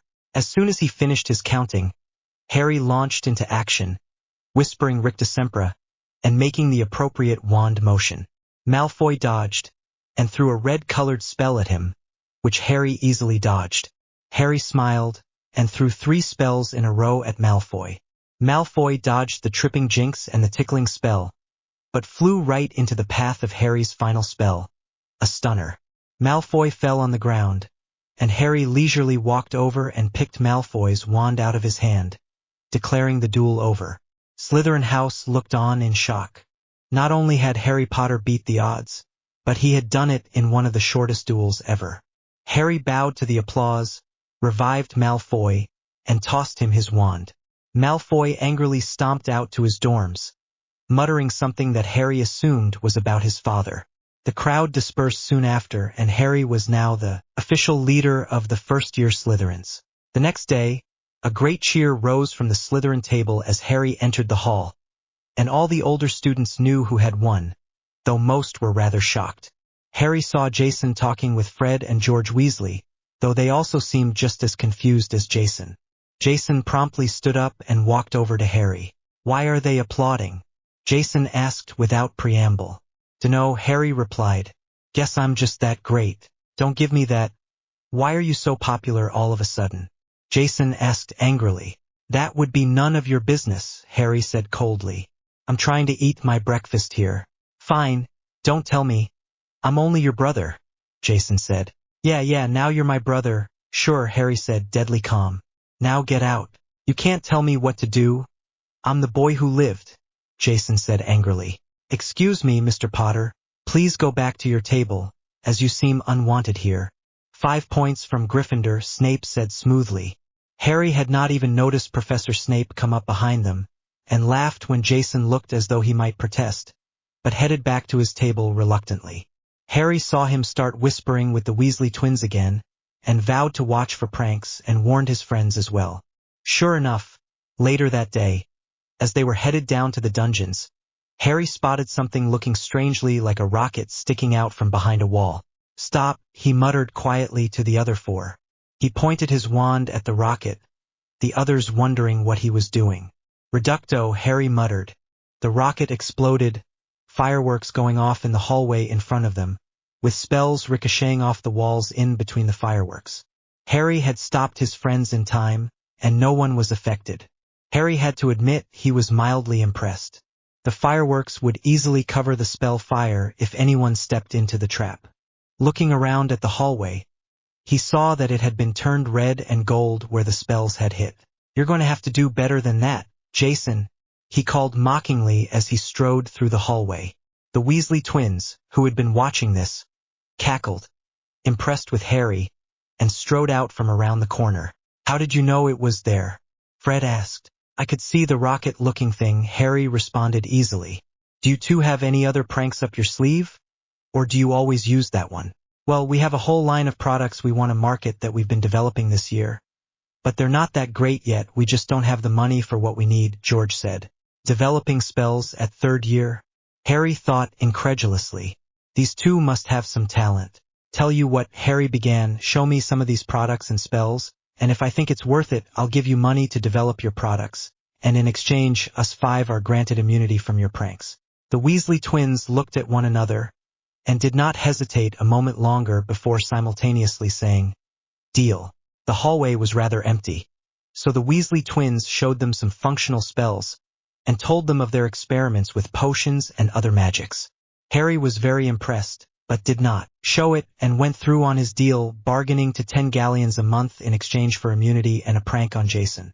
After all, the money wasn't even his, it belonged to the Potters, so he felt no remorse in spending it on the Weasley twins. That day, the class ranking for each year was to be put up on the board in the common room. Harry didn't really care much, but what he found interesting was that the ranks updated automatically throughout the year. He thought this was a bit too much, as it made the school very competitive, but decided that that was probably the point. As the 5 Slytherins entered the common room, they headed to the board to check their ranks. Harry was surprised to find that he had taken the top spot in the year away from Daphne, who was second. Hermione Granger was third, something she would not be happy about, Harry knew. He scanned the list for more familiar names, and found that Theo was 6th, Blaise 10th, and Tracy 15th. He found Jason Potter at 14th, which surprised him, and Ron Weasley at 31st out of the 41st years. Harry scanned the ranks of the other years, and was not surprised to find that a Slytherin ranked first in almost all years. Notable exceptions included 4th-year Cedric Diggory from Hufflepuff and Gryffindor 3rd-year Fred Weasley, both of whom topped their classes. Fred and George, who was currently 4th in his year, especially seemed to have caused an upset. Harry overheard a Slytherin 3rd year saying that they had placed lower than 30th for the last 2 years running, a fact that surprised Harry. As expected, Granger seemed to put new vigor into her studies, determined to top Daphne and Harry in the rankings, and she came to class more exhausted each day than the last. Granger did not seem to understand that this did more to hurt than help, and Harry pitied the girl. She was a bit too much of a know-it-all for her own good, and was often teased for it. A week later, while Harry was studying in the library with Daphne and Theo, Hermione came over to them. "How do you do it?" she demanded. "How do you stay in 1st and 2nd without studying anymore? I just don't get it." Daphne and Theo looked as though they wanted to send the girl away, but Harry pointed to the empty seat across from him. "First of all, stop studying so much, you're barely sleeping," Harry said. "You were doing well before, you're just going about the magic the wrong way. It's not all rote memorization, you have to feel the spells, too. That, and intent, you really have to want to do them. Here, why don't you study with us?" Hermione accepted, if only to see how they did it, but she and Harry soon became friends, with the others a little more wary but slowly warming up to her as well. They slowly taught her about pure-blood customs and calmly told her what she could do to stop coming across as a know-it-all. The change was very visible, as even within Gryffindor the girls started talking to Hermione, and she became something of a teacher to the other Gryffindor girls, tutoring them where they needed help, all without coming across as a know-it-all. Most of the time, anyway. The only thing the Gryffindors, particularly the Golden Trio, did not like was her association with the 5 Slytherins. However, Hermione found them to be better friends than the Gryffindors had ever been, and she told them so, which caused an angry rant from Ron that she promptly ignored. The next day, no one could explain to the trio why their hair was irreversibly green and silver, and why they could only say Slytherin is my favorite house. For it, but that won't come until later. Magnus, I assume you're referring to Hermione and Ginny. I feel like there's no way to exclude Hermione here. I don't particularly like her either, but Harry's character forces him to show some sort of compassion for people getting bullied. For Ginny, I have no clue what I'm doing there yet. She doesn't really become important until 2nd year anyway, so I'm leaving it open. Smutley do wrong. Thanks for the input, I hadn't thought about a lot of that. I do have a rough idea Wandless Harry that I don't think I've read before, but that won't show its face until much later, as is the case with how he got to 4. He'll do some Sherlocking, sure, and I might try to drop a few hints, I don't know yet really. Anyway, enjoy the chapter and leave a review with your thoughts. Harry soon found that his classes and daily routine became normal, and was ecstatic when nothing changed from day to day. In his primary school, he had always been waiting for the day's torture, never sure when it might strike. Now, Harry was the one in power and he relished in the feeling of it. He hated himself for it at first, but as he quickly got used to it, he vowed only to use his newfound power to prevent bullying or for retribution against bullies. Harry hated to admit it to himself, but he loved the power that came with his position, not to mention the basic dark arts that his friends slowly taught him.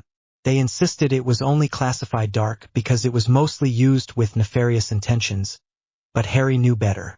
Whenever he used the magic, he had to want it, and it gave him a surge up his arm and a thrill.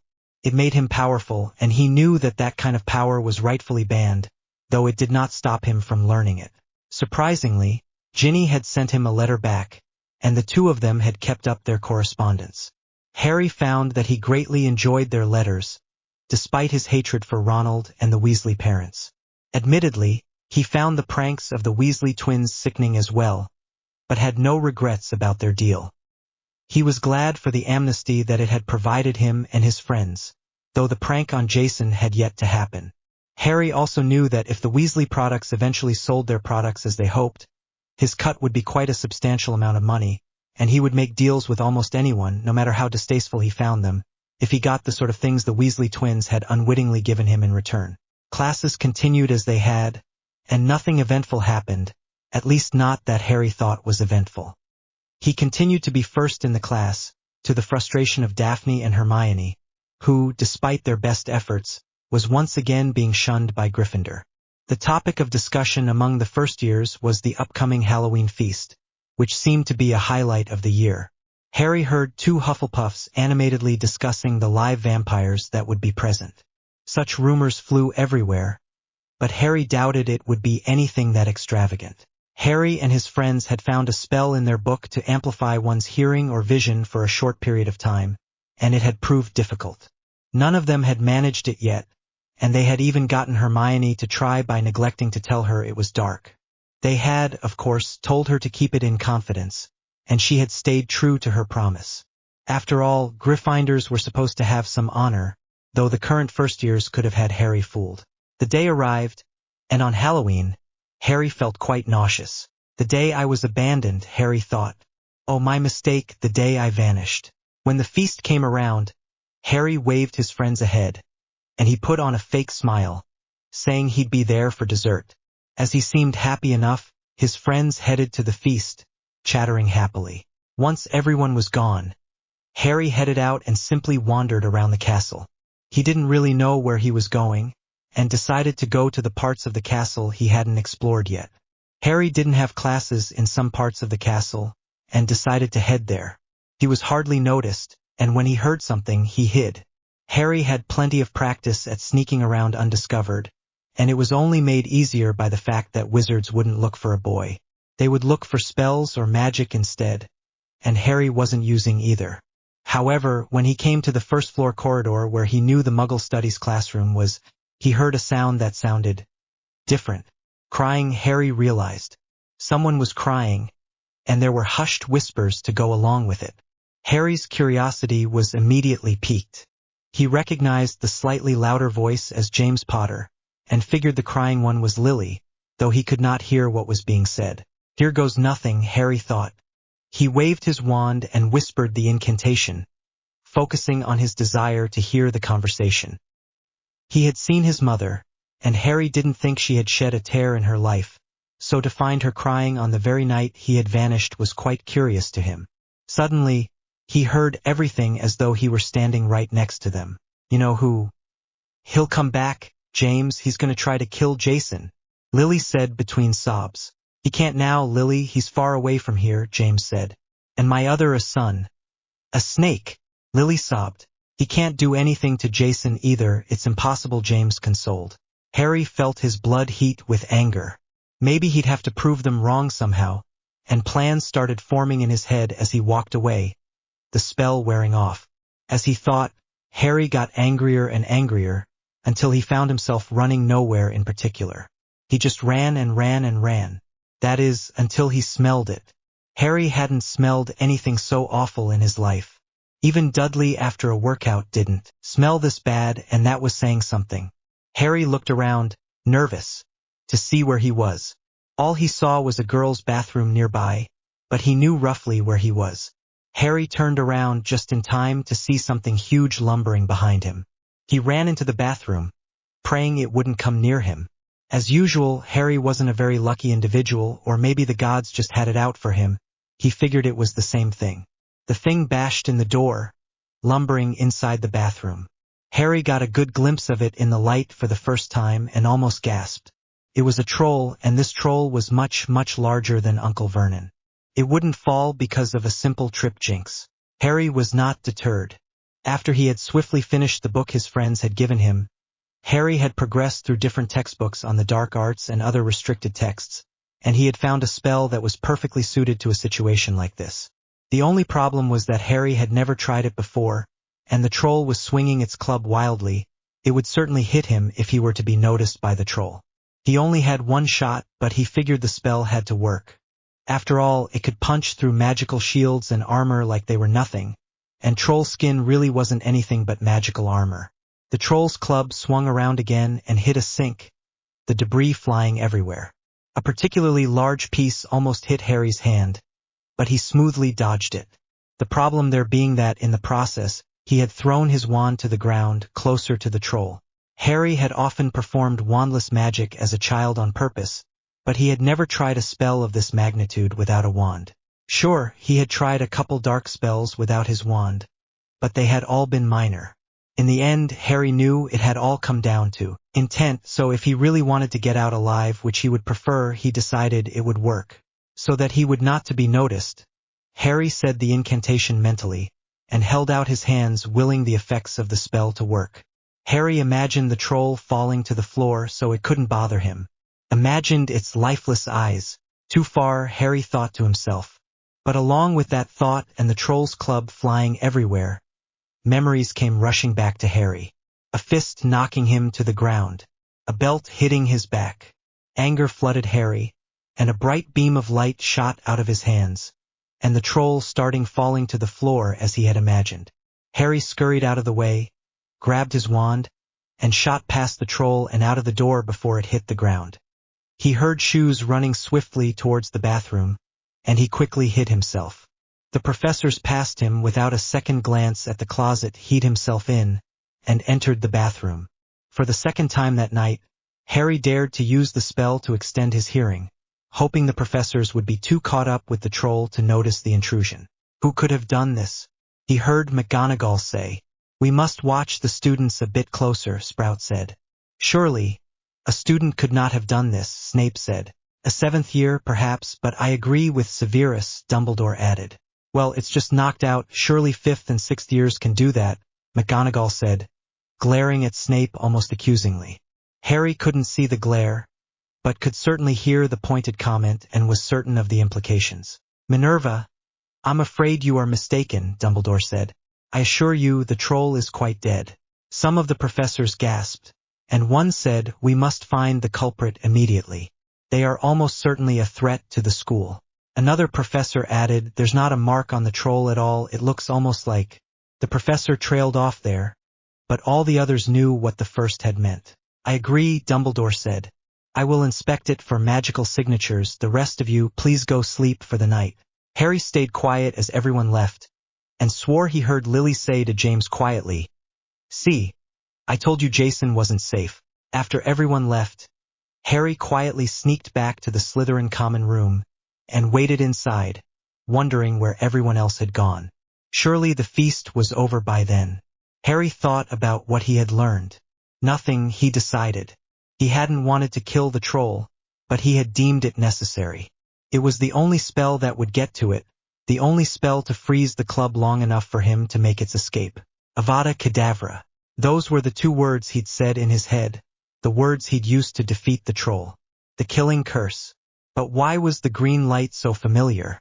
Harry couldn't place it, and knew that somewhere along the line, he had seen the light before. He just didn't know where. Harry was interrupted from his thoughts as Slytherin House filed in. Most of the students had known that Harry would be in the common room, and had told Professor Snape, who had assured them that the common rooms were very secure from unintelligent creatures such as trolls.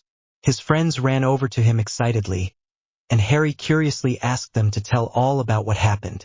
It turned out that Professor Quirrell had come into the hall yelling about a troll in the dungeons, and all of the students except the Slytherins had been immediately dismissed to their common rooms. Then most of the professors had run to the dungeons, and had recently returned to the Great Hall to tell the Slytherins that it was safe to return. "That makes no sense at all," Harry said, laughing at the absurdity. "Is Quirrell just an idiot?" The others looked confused, and Harry said, "I mean, why was Quirrell in the dungeons? Everyone knows he doesn't like Professor Snape, and no one goes to the dungeons for a walk. Quirrell wasn't even a Slytherin in his Hogwarts days, he was a Ravenclaw, so it's not like he was nostalgic or anything. So, either he knew the troll was there already or he wasn't in the dungeons," Blaise said. "Exactly," Harry replied. "And I happen to know the troll wasn't in the dungeons, it was on the first floor, and the troll wouldn't be intelligent enough to climb that many stairs without dying." "How do you know it was on the first floor?" Daphne asked. Harry looked around pointedly and said, I went for a stroll, but ran away when the smell got too bad. But anyway, that means Quirrell also knew it wasn't in the dungeons, so I suspect he said the dungeons to get the professors away from somewhere else. Oh well, that's just too easy, Theo replied. The third-floor corridor that's banned. It's on the other side of the school. It's the only place he wouldn't be allowed as a professor. So we just have to go and find what's there. Harry grinned maniacally. We'll go in a couple days after classes. But there shouldn't be too many of us. All right, Tracy spoke up. Then Daphne and Theo will go with you, and Blaze and I will keep watch somehow. Harry grinned and said, well, I managed to do that sense-extending charm, so I could do that for vision for you and Blaze, and if you two happen to be having a conversation where you can see the hallway with the extension, that would work very well. And so it was decided that in 2 days' time, they would go to the third floor to see what was there. After they were safely back in their dormitories, Harry told them about his escapade with the troll, and hesitantly mentioned the killing curse. All of them seemed to agree that it was the sensible thing to do, and weren't surprised he had managed to perform it in a moment of peril, and Harry was happy to find that they weren't disgusted in the slightest. On the contrary, they looked at Harry with something akin to awe, knowing that the spell was a very high-level spell, though it wasn't taught at Hogwarts for rather obvious reasons. In his office, Albus Dumbledore smiled. He hadn't found a signature on the troll's body, which meant someone hadn't used a wand to kill it. Someone was very powerful in the castle, and Dumbledore was happy. He sat in his chair and smiled. And the troll was perfectly timed, too. He was most happy that Quirrell had decided to do so then. Dumbledore knew Quirrell wanted to get into the third-floor corridor, of course. Quirrell was very weak, though, and Dumbledore knew he had no chance at his goal. He thought again about the dead troll and the wandless Avada Kedavra.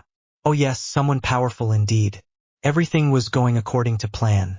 The next day, Harry was confronted on his way into the Great Hall by Hermione Granger. Hey, Harry, can we talk for a minute? She asked somewhat nervously.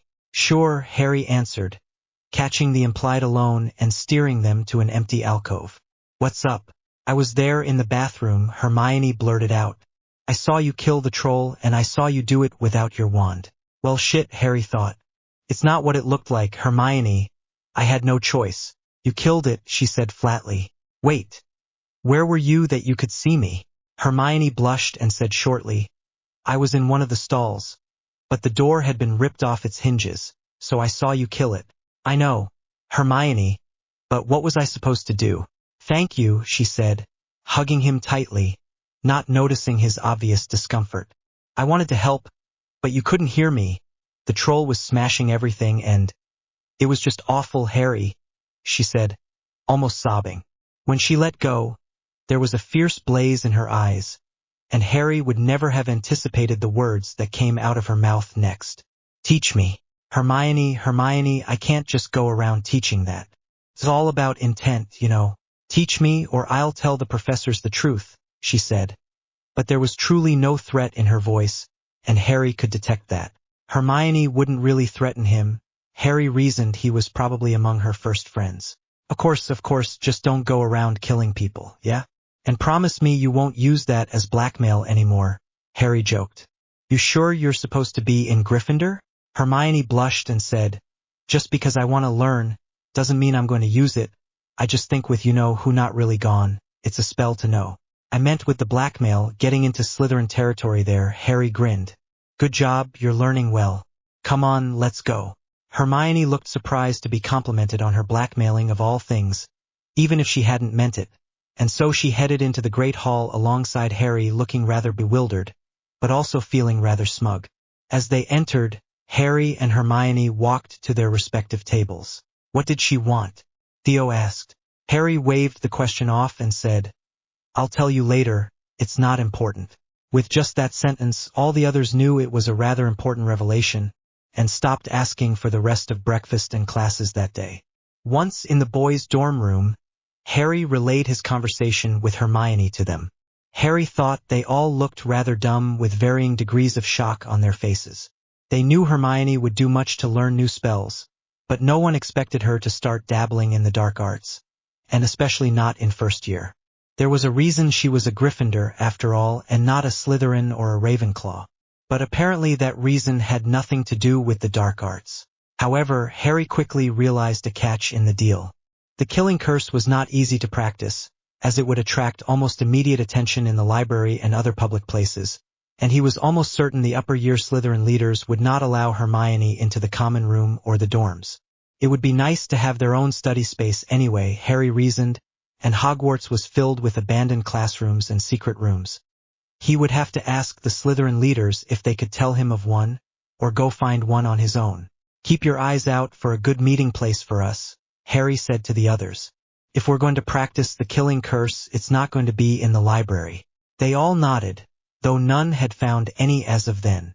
Harry figured that they could practice on spiders or other such creatures. After all, that was what the killing curse had originally been invented for before Dark Lords and their followers contorted it. Lost in his thoughts, Harry's mind wandered, and he didn't really pay attention to the idle chatter of his classmates until he heard his brother's name. With the mention of Jason, Harry remembered Jason's actions at dinner. He and Ronald had been mocking someone, taunting with their words and actions, and Harry knew whom they had been taunting. Hermione. Enough was enough. Harry decided he would have to do something about it. Harry recalled the conversation between James and Lily and grinned eerily. "I'll be back. I've got something I need to do," Harry called over his shoulder as he ran out the door. He knew roughly where the Gryffindor common room was, but he headed toward the kitchens, a spell in mind. Harry tickled the pear, a secret he had learned through observation, and entered the kitchen. He smiled, seeing the Weasley twins sitting at a table. Harry hadn't expected this, but it wasn't unwelcome despite his dislike for them. They did owe him a favor, and if he didn't have to do the prank himself, it was easier not to get caught. Besides, the Weasley twins were far more experienced. Harry walked over to them, shortly described the plan, and they nodded, matching grins on their faces.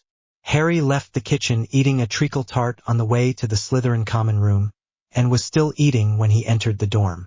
Blaise and Theo just looked at him confused, but Harry shook his head, refusing to explain. He fell asleep more satisfied than he had ever felt in his life. Smutley Durong, thanks again for everything. I've made a couple changes to the story, all minor. Guys, no worries, you haven't missed anything majorly important. Just edits to the blackmail scene in CH5 mostly. Thanks to everyone who reviewed. Here's the next chapter. Enjoy and leave your thoughts. Also, updates might start becoming not daily, but I'll try my best to keep it daily. Harry strode confidently into the great hall, a smirk plastered onto his face. He sat down where his friends sat already, Harry having arrived slightly later than normal. As he sat down, he started eating his food, though the smirk never left his face. Suddenly, his eyes watched as Jason entered the great hall and sat down.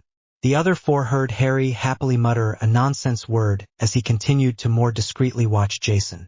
The great hall gasped as Jason flew into the air the moment he took a bite into his food.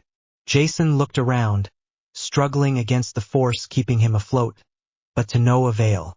At a pace one might call overly dramatic, Jason turned to face Lily Potter at the staff table. Words above his head spelled out nothing is impossible and stayed there for a minute, with the great hall in silence until they flew away, wrapping themselves around Lily and then around James, who sat nearby, as he had been stationed at Hogwarts for the month of November. Lily and James both turned to look at their wayward, green-eyed son, but his reaction appeared to be no different from the rest of the hall. Like every student, he was watching the prank with a silent solemnness and amusement behind his eyes. As the words disappeared from around James, the word bully spelled itself in large letters across Jason's face. Jason then promptly fell into a heap on the Gryffindor table, splattering food and juice everywhere. The Weasley twins looked confused. That last part had not been part of the prank, and they looked at Harry carefully. However, neither twin saw anything through his facade, and went back to their food.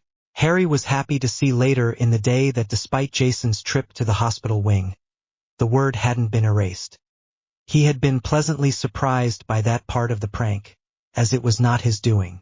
Harry thought he had seen Hermione looking oddly satisfied, and decided to ask her about it sometime later. The rest of the day went by slowly for the 5 Slytherin friends.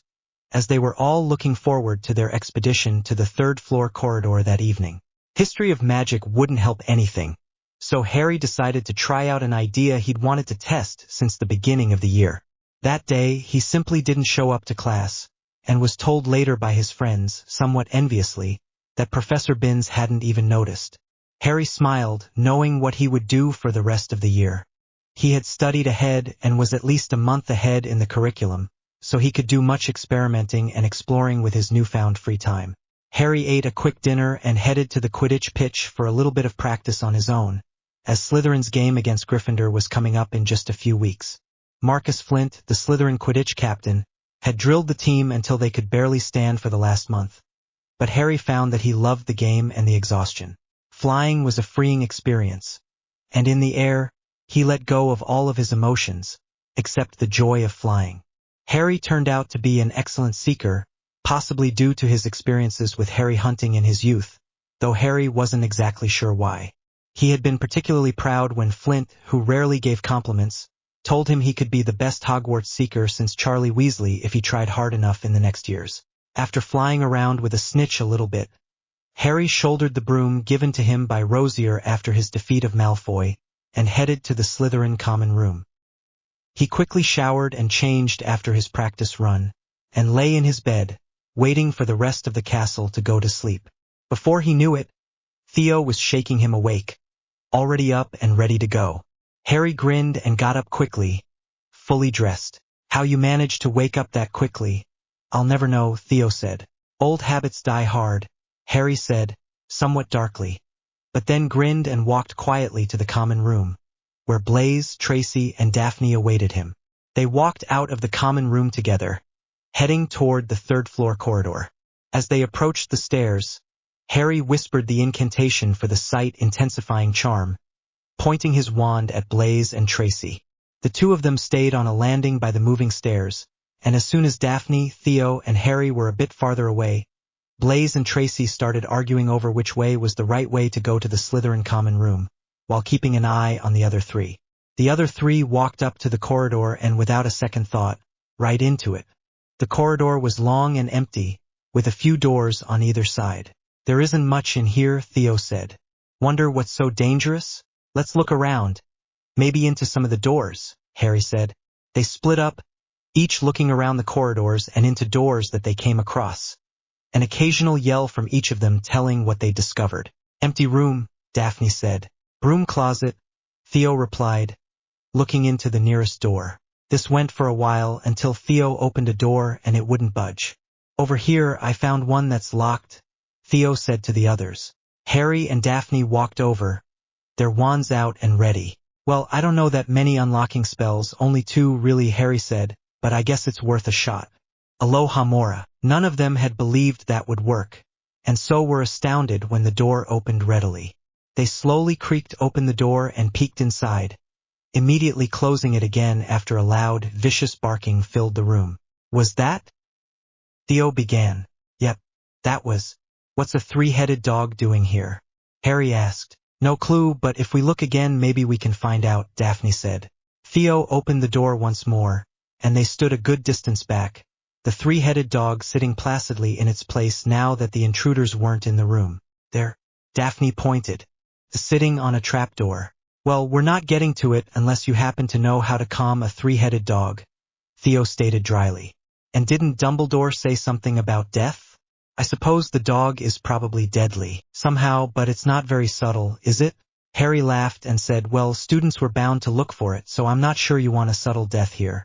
But then again, that's almost inviting people to go try and pass the dog." The trio left the corridor, passing Blaise and Tracy on the way, who joined them, continuing whatever conversation they had been holding for a bit and then joining the other three in their small talk. They entered the Slytherin common room quietly and headed to the boys' dorm room. "So?" Tracy asked. "What did you find?" "A three-headed dog guarding a trapdoor," Theo replied. "Three-headed dogs? Never heard of them," Blaise said. "I'll ask Hermione, if anyone will know." "It's her," Harry reasoned. "A lot of Muggle myths and legends have magical creatures in them," Daphne pointed out. "Problem being, they're inaccurate more times than they're right. I'm sure we could find something in the library," That would look really suspicious, Tracy said grimly. We could try, but we can't ask anyone for help. Well, I'll ask Hermione and see what happens, and if she can't find anything, then we're at a loss, Harry said with finality. Even if she knows how to get past a three-headed dog, do we really want to try? Asked Daphne. We have no way of knowing what's beyond the door, not to mention there's a high chance of us not being able to get back out. Agreed, we need a bit more information before we can go down there, Blaise said. They talked about more inconsequential things for a bit longer until the girls left the room and everyone went to sleep. A man yelling, a woman screaming as she hit the floor. Another shape moves towards Harry, but someone blocks the figure's path. A jet of green light, and then pain. So much pain.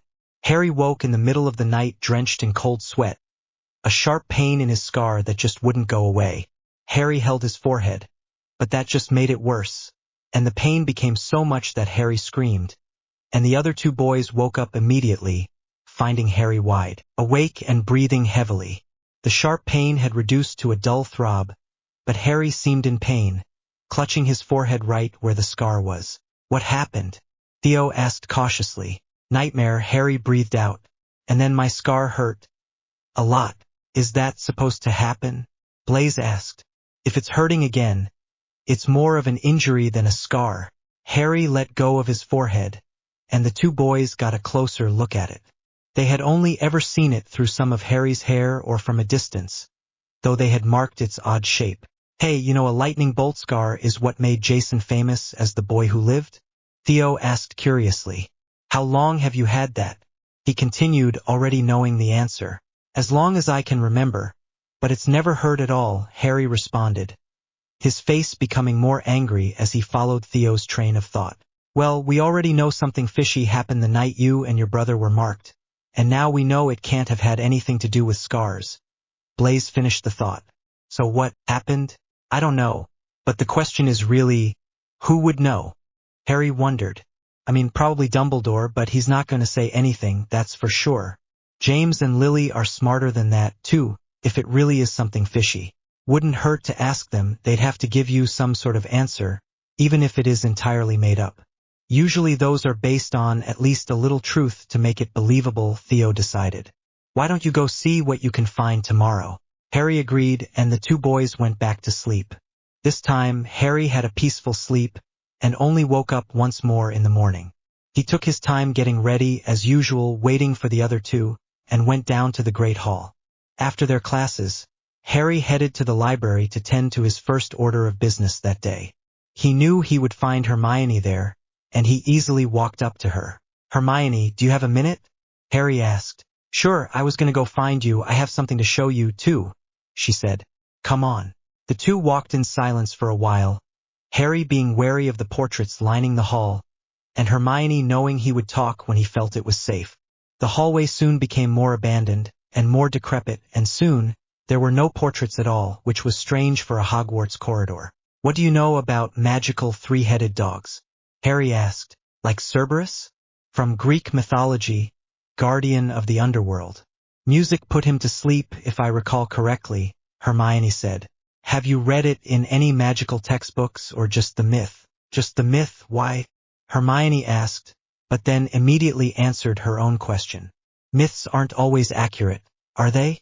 Harry just hummed an affirmation, and Hermione added, you can probably find them in some book on magical creatures somewhere, but it might be classified as a dark creature and would be in the restricted section. Or you could go ask Hagrid, he knows loads about this sort of creatures. Hagrid? The giant who lives on the grounds?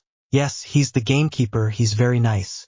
I've been to the hut a couple times, and he's always welcomed me in, and I'm sure he'll be happy to get visitors. Thanks, now what did you want to show me? The pair had stopped in front of a door in a part of the corridor with cobwebs all over that looked like it hadn't been used in years. Here, Hermione said, pointing not at the door, but at the wall. She tapped a few bricks in order, quite like the entrance to Diagon Alley, and the door across the wall opened. The pair entered the room, and Harry looked around in awe. The classroom looked something like he would imagine an intensive dueling or defense against the dark arts classes classroom to look like, and found out from Hermione that his guess had been spot on. She informed him that this was once the site of one of Hogwarts' most prestigious classes. Dueling. The class had been discontinued before the First War with Voldemort, near the beginning of Albus Dumbledore's tenure as headmaster. According to the textbook she had read, the class had been the root of too much house division and strife and had thus been discontinued. While this explanation did make some sense to Harry, especially considering the nature of the rivalry between Gryffindor and Slytherin, Harry had to wonder about the timing. If this was as prestigious a class as the book said, then certainly high-level programs and departments such as the Department of Magical Law Enforcement recruited from the class. After all, Hogwarts was the only British magical school, as far as he and Hermione knew. So why disband the class just as a war started? Were there too many Voldemort sympathizers? Surely there were easier ways to fix that while still educating those loyal to Dumbledore. Whatever the reason, the room was perfect for their purposes of practicing spells that were most certainly not school or ministry approved. Harry and Hermione spent some time cleaning the room with calls of Scourgify and rearranging the room, and once most of the cobwebs had been cleared, decided they would bring the other four before trying to clean further. They left the room, talking merrily about inconsequential subjects as they walked down the corridor. Harry decided to head to the Muggle Studies office next to ask a few questions, and Hermione headed back to the Gryffindor common room. Harry walked the path he had taken on Halloween, and soon found himself standing outside of the office where he had heard Lily crying. He took a deep breath, arranged his hair so as to cover his scar, and knocked on the door. It opened quickly, Lily Potter standing in the doorway. "Harry!" she exclaimed, surprised. "Come on in." Harry walked in and sat in a chair he was ushered to by Lily. She smiled at him and said, "Haven't seen you all term. What brings you here?" Harry wondered how much pain her act was causing. After all, she most certainly suspected Harry of performing that prank on Jason. He put on his best innocent expression and said, "Well, I don't really know what happened on Halloween, and well, I'd just like to know what happened. I've missed everything that happened in the wizarding world for 10 years, after all." "Of course, Harry," Lily said. "James and we fought on Dumbledore's side in the war, which made us targets for Death Eaters and Voldemort alike, of course. When I found out I was pregnant, I insisted we have a secure place in hiding so you wouldn't be constantly under attack. Dumbledore arranged it for us, and we lived there safely while I was pregnant and for a year and a bit of your life." James still fought. He couldn't leave his friends to fight alone, but never from the house, and things were going well. But that Halloween day, Voldemort came to our house, having somehow discovered it. To this day we're not sure how he did, and defeated first James and then me in a duel. This part anyone can only guess on, after all only you and Jason saw it, but we think Voldemort tried to use the killing curse on Jason, and it rebounded, leaving Voldemort as a weak shade of himself and Jason with his scar. We had thought that he had managed to kill you beforehand and burned your body. We found ashes next to Jason when we awoke, and made the assumption that you had died. But it seems that wasn't the case. So how did I get away?" Harry asked innocently, looking like nothing more than a curious first-year boy. "No one knows," Lily said. "I think Dumbledore is trying to work out a solution, but he hasn't managed to find one yet. You can ask him if you'd like. He usually has plenty of time for students." Harry just shrugged and said, "I think I'm good for now. I'll ask him if I think of anything else. Thank you for answering." He stood up and after a small goodbye, left the office heading for his last destination of the day. Harry walked out the door to Hogwarts and toward Hagrid's hut, wondering if Lily Potter had told the truth. Had he and Jason been the only ones there? In his dream, he had seen a second figure. And how had he vanished? He definitely had never been to Privet Drive before that time in his life. Then it hit him, and Harry stood on the grass, feeling like a complete idiot. It had been a long time ago, and it had never been mentioned again. He had overheard his aunt and uncle talking when he was little, and they were considering where to send him to school after the most recent incident. Though they had eventually come to no conclusion, Aunt Petunia had gone on a rant about freaks. That was when Harry had started to hope there might be more people like him. But she had also mentioned them leaving a child at their doorstep with nothing but a letter. Harry, in his youth, hadn't connected the pieces.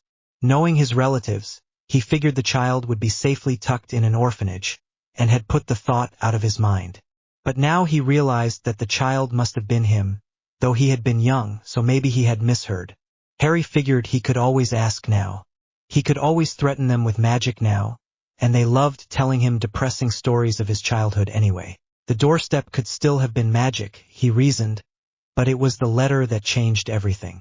If he had arrived with a letter, someone must have written it and addressed it correctly, and by extension, known where he was to be sent.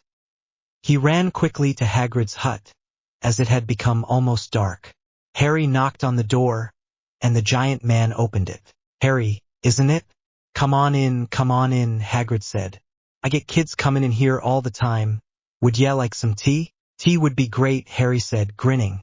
"So how's Hogwarts?" Hagrid asked. "Spectacular. Everything is so beautiful. And magic is wonderful." Hagrid laughed. "Said that my first year, too." They talked a while longer, and Harry soon asked him curiously about his job. Hagrid told him about his various duties, including his relations with the creatures of the forest. "So you like creatures then?" Harry asked. "I love 'em," Hagrid replied. "Favorite things in the world. I'd like to have a dragon someday." "Dragons? I thought those were only myths." Hagrid went on to tell Harry all about dragons, and Harry was surprised to find that Hagrid's talk was actually very informative and very interesting. In between, he asked Harry if he minded if Hagrid had a little drink, and Harry just smiled and told him it was no problem. After he had finished with dragons, Harry asked him about more mythical creatures. Unicorn, Pegasus, leprechaun, creatures from all sorts of mythology, eventually asking about Cerberus, the three-headed dog of Greek mythology. Hagrid happily started on three-headed dogs, talking about Fluffy, his three-headed dog, and telling Harry that music put them right to sleep. By then, Hagrid had had a bit to drink. "Does Fluffy live in the forest?" Harry asked. "Usually, but she's up in the 3rd floor now," Hagrid responded. "Shouldn't have said that. Is she deadly?" "Dumbledore said there's certain death up there," Harry said nervously. "Well, she can be, but I told her not to bite students. It's the other professor's traps that'll do it," Hagrid said. "But of course you can just go back if it's too hard for you." Hagrid burped after that sentence and then said, "Shouldn't have said that." Harry just smiled. This was more information than he expected, but he wasn't complaining. By the time he left, he had gotten Hagrid to tell him what he knew of the puzzles, and Harry left feeling ecstatic. He walked back up to the common room and went straight to his dormitory. As soon as he entered the room, Harry laughed, exhilarated. Hestia had returned from the Ollery after her most recent trip to a perch in the dorm, and she looked at Harry strangely, as did Blaise and Theo. She held out her leg, and Hart took the most recent letter from Ginny from her. Harry quickly read it and wrote a response, and then penned a rather threatening letter to the Dursleys, and gave it to Hestia along with the letter for Ginny. "You know where the first one goes, but please deliver the second one to 4 Privet Drive in Little Whinging," he told her. "But put it in the mailbox when they're not around. Get Daphne and Tracy. I have a lot to tell you guys," Harry said. As soon as they were all gathered in the room, they all looked at him with anticipation. "What is it?" Tracy asked excitedly. "We're going into the trapdoor tomorrow night," Harry replied. "Tomorrow night?" Daphne asked. "Are you insane? We don't know what's down there. Besides, the first Quidditch match for Slytherin is tomorrow." Harry just smirked and asked, "Anyone here play chess? Chess? Chess?" "Harry, stop for a minute and think. Why do you want to play chess when you've just said something like that?" Daphne raged wildly. "Daphne, calm down, I'll explain in a second. But first, we need a chess player." "I play chess," Blaise responded. "Do you play well?" Harry asked. "I usually win at the galas thrown by random pureblood families. Among the Hogwarts-age people, anyway. That should be good enough. Anyway, down there are a bunch of tests all guarding some end result. Most of our professors have made the tests plus Hagrid. The dog?" Theo guessed. "Yeah," Harry said. He also let slip that when he made his test, Dumbledore told him that it couldn't be lethal and that anyone who tried hard enough should be able to pass it. "So they aren't traps, really, it's like you said," Tracy said. "They're more like tests, if anything. Dumbledore wants someone to go down there, and I'm willing to bet he's testing his golden boy," Harry sneered. Harry then carefully explained what he knew of each test to the 4. The chess set he knew the most about, as Hagrid was closest to McGonagall, but he knew at least rough details of most of them. "Hold on a second," Blaise said. that seems almost tailor-made for the trio. Ronald Weasley is particularly skilled at chess, but I did beat him the one time we played a game. Huh. That's odd. Sprout's trap is bothersome. We should read at least a bit of material before going just in case. I'm gonna get Hermione to come, too. While she isn't as good with the practical aspect, she's great with book stuff, Harry explained. We 5 should be able to it, but better we have more people than we need than not enough. Okay, tomorrow's Saturday, so we'll have time for reading what we need to, Tracy said. But should all 6 of us really go down the trap door? That does seem like too many people. Well, better chance we'll get through, right? As far as Hagrid knew, they're all based on knowledge, and the more of us there are, the higher chance at least one of us remembers it. Dumbledore seems to want people in the corridor with these tests, so I doubt we'll need a lookout, Harry said thoughtfully. Harry, the Quidditch match tomorrow means that all the prefects and professors will be out in the corridors. Making sure the party doesn't get too wild, Daphne warned. Harry hadn't thought about that and resignedly said, okay, we'll do it Sunday then we'll have more time to prepare, too. Daphne nodded, satisfied, and asked one more question. Do you know what these tests are even for? Why are they there? If there's nothing at the end, why should we go? Harry shrugged and said, Hagrid let slip that that's between Dumbledore and Nicholas Flamel. Theo looked up sharply. The only thing that could be is the Philosopher's Stone, he said. But I really hope Dumbledore isn't stupid enough to hide it behind traps that can be beaten by a first year. Theo went on to explain what the Philosopher's Stone could do, and they decided for certain that the one in the trapdoor must be a fake, but they figured it was at least worth retrieving. They discussed their plans a while longer, eventually heading to their own rooms and going to sleep. Harry woke up the next morning with a feeling like a rock in the pit of his stomach. His first Quidditch match as part of the Slytherin Quidditch team was that day. Harry slipped on the jacket given to him by the team, which reminded him of varsity jackets he had seen on an American television show he had watched often when the Dursleys were not in the house. It had been charmed to grow in size as he grew, so it would fit him throughout his Hogwarts career. However, he would have to try out again the following year, something that was unique to the Slytherin team. All players except the captain would have to try out once more, as there was always the possibility of a hidden talent springing up in future years, though the returning players were often accepted back to the team without much protest from others if they had had an exceptional season the previous year. Harry himself had replaced the previous year's seeker, Terence Higgs, who was currently the reserve seeker. Slytherin also always had reserve players in case of injuries and other such occurrences, and all of this, combined with the fact that Slytherin never suffered from lack of talent, had led them to 7 Quidditch Cup victories in a row.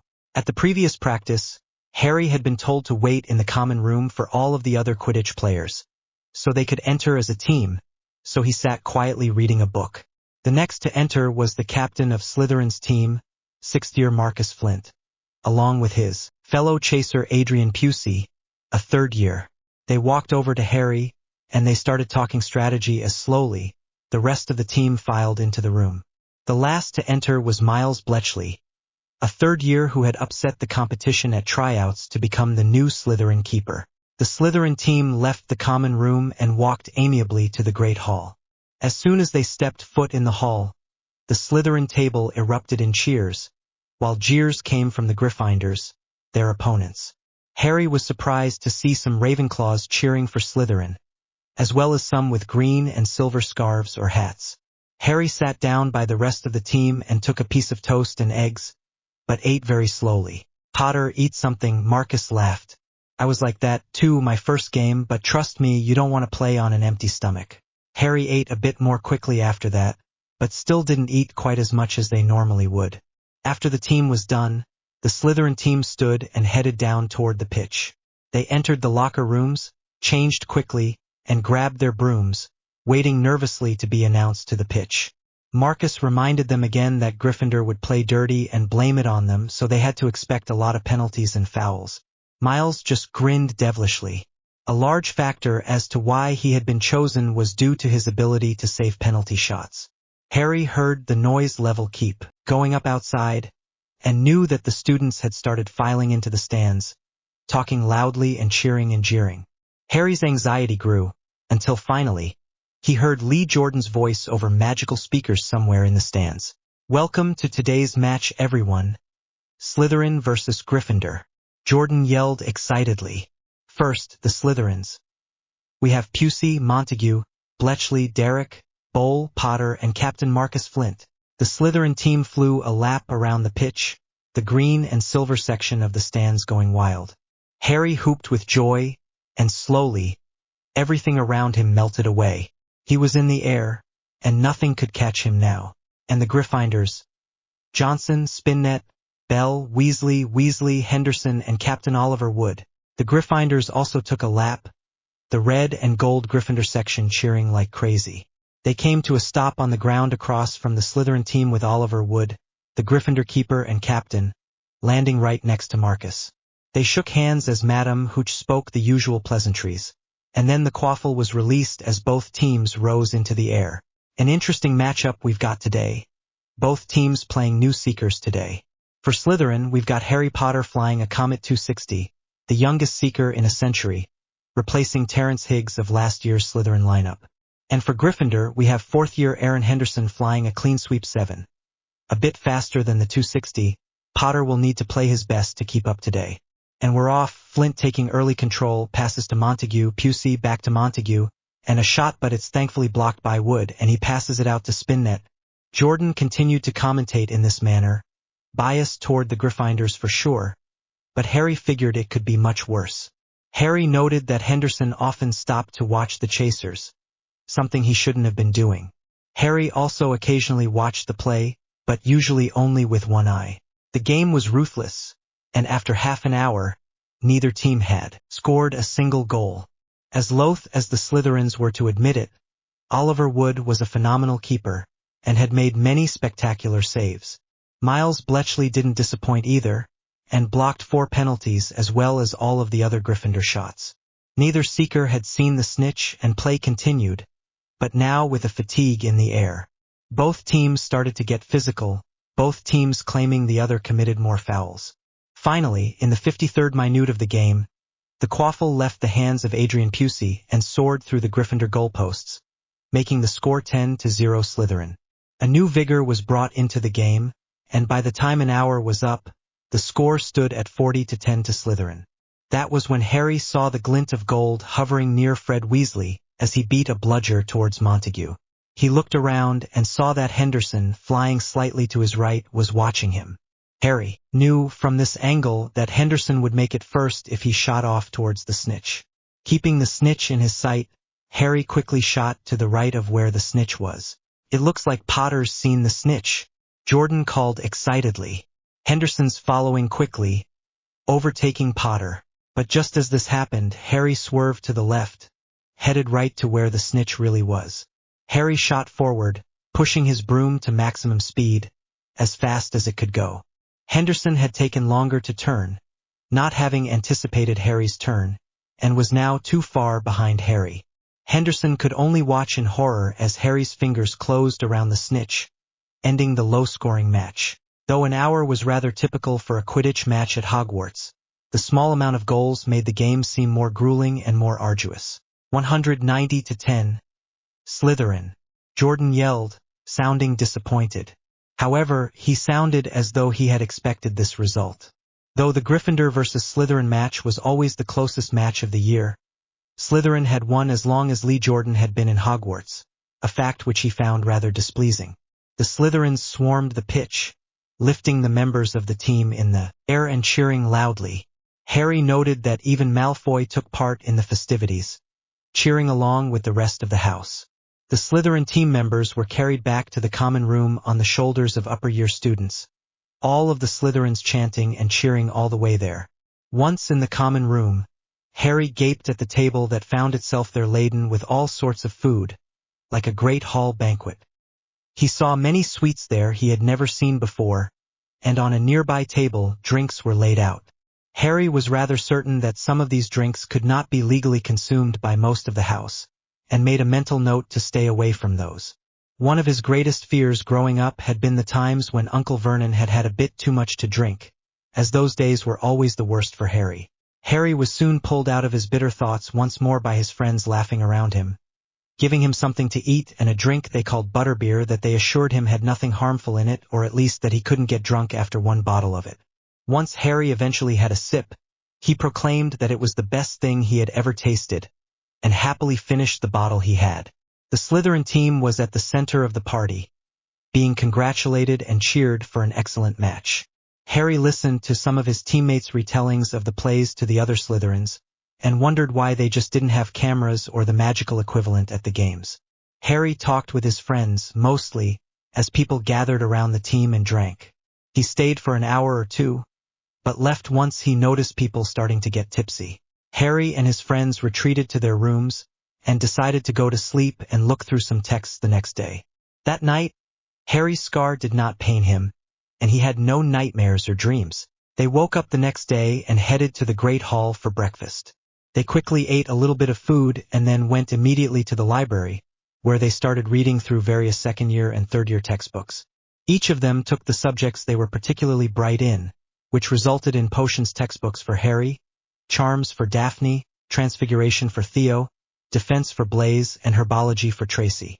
All of them were stumped as to what Dumbledore's puzzle could be, and decided that if they were well prepared for the others, they should be able to figure out his. Soon after, Hermione entered the library, and Harry waved her over. They had planned to show the others the new room that day, and Harry figured it would be a good space to practice spells for today. The five took their books and walked with Harry and Hermione, heading to the abandoned dueling room. When they arrived, everyone looked around in awe.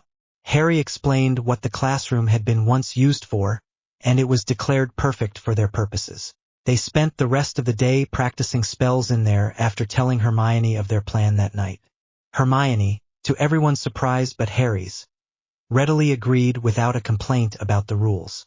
As it was soon time for dinner, they headed to the Great Hall once more, and ate their dinner before going to their respective common rooms, making it seem as though they had simply called it an early night, something which was not uncommon among Hogwarts students on Sundays. They waited until the common rooms were empty, which due to most students going to bed early before Mondays, didn't take long. The five Slytherins headed out of the common room, much like they had earlier, and walked to their agreed meeting point on the third floor. Gryffindors tended to stay up later, Hermione had said, but they also didn't particularly care if a student left the common room after hours. A few minutes later, Hermione walked up to them, grinning. The six walked to the corridor and after an Alohomora, entered the room with the dog.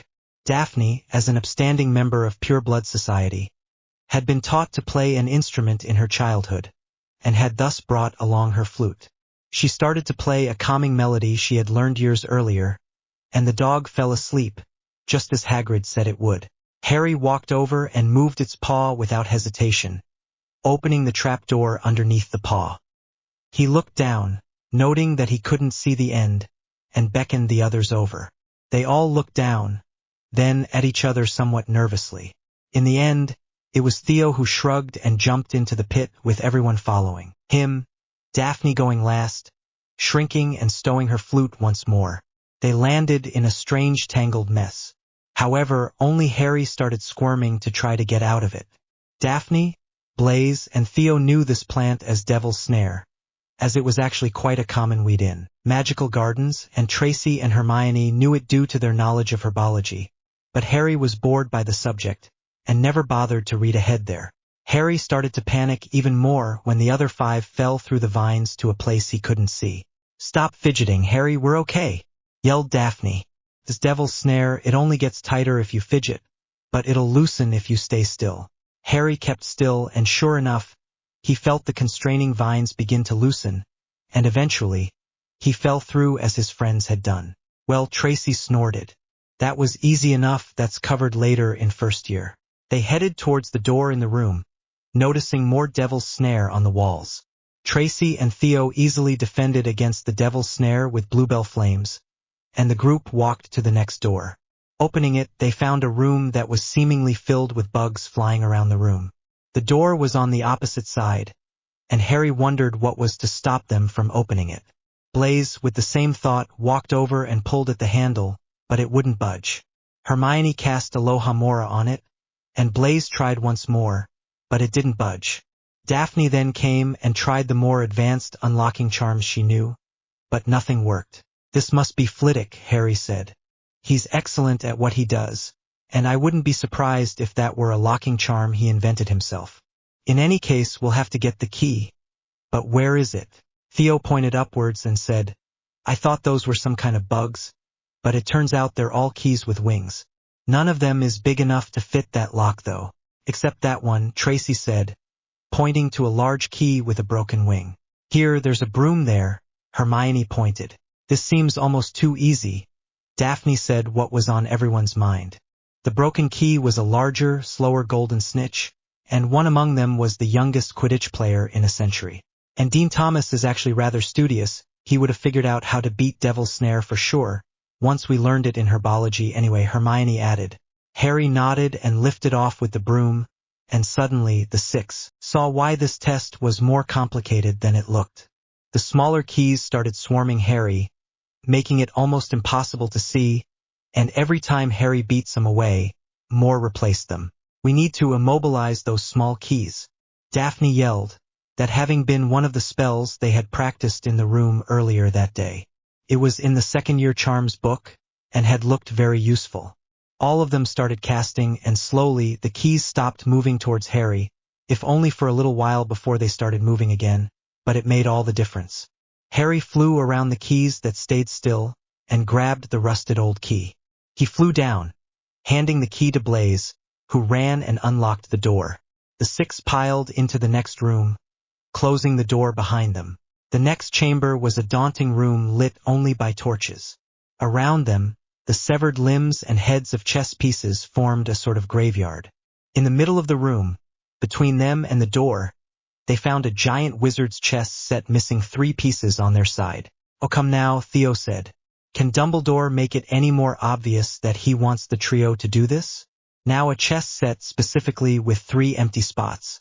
Blaise shrugged and said, if this is actual wizard's chess, it's going to be dangerous. Hermione sighed. I don't suppose we can try the door on the other side? Daphne shook her head. The chess pieces would stop us with their swords. See how they're crossed to stop anyone from getting through? Blaise shrugged and said, well, here goes nothing.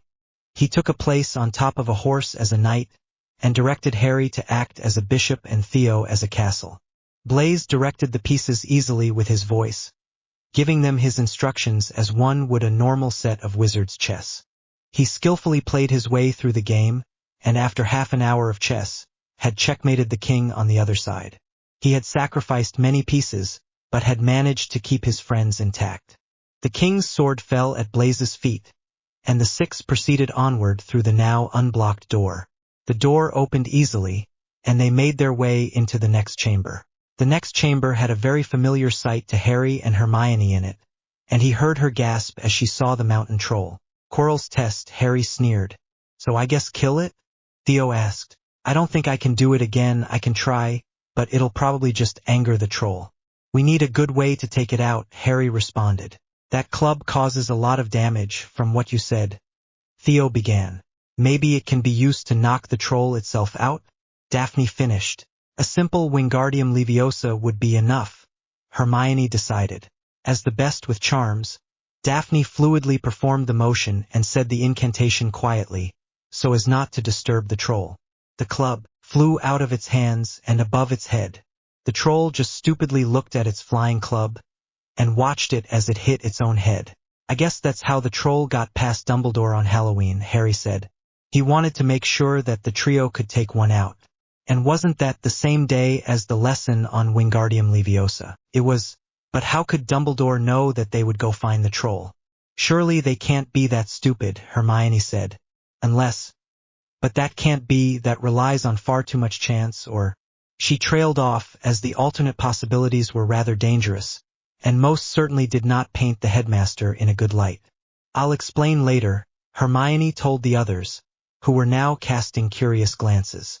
I was in there too, and it's just, well, she trailed off again, embarrassed. Explain later. Come on, let's go to the next chamber, Harry said. It should be Snape's or Dumbledore's, though knowing Dumbledore, his is last.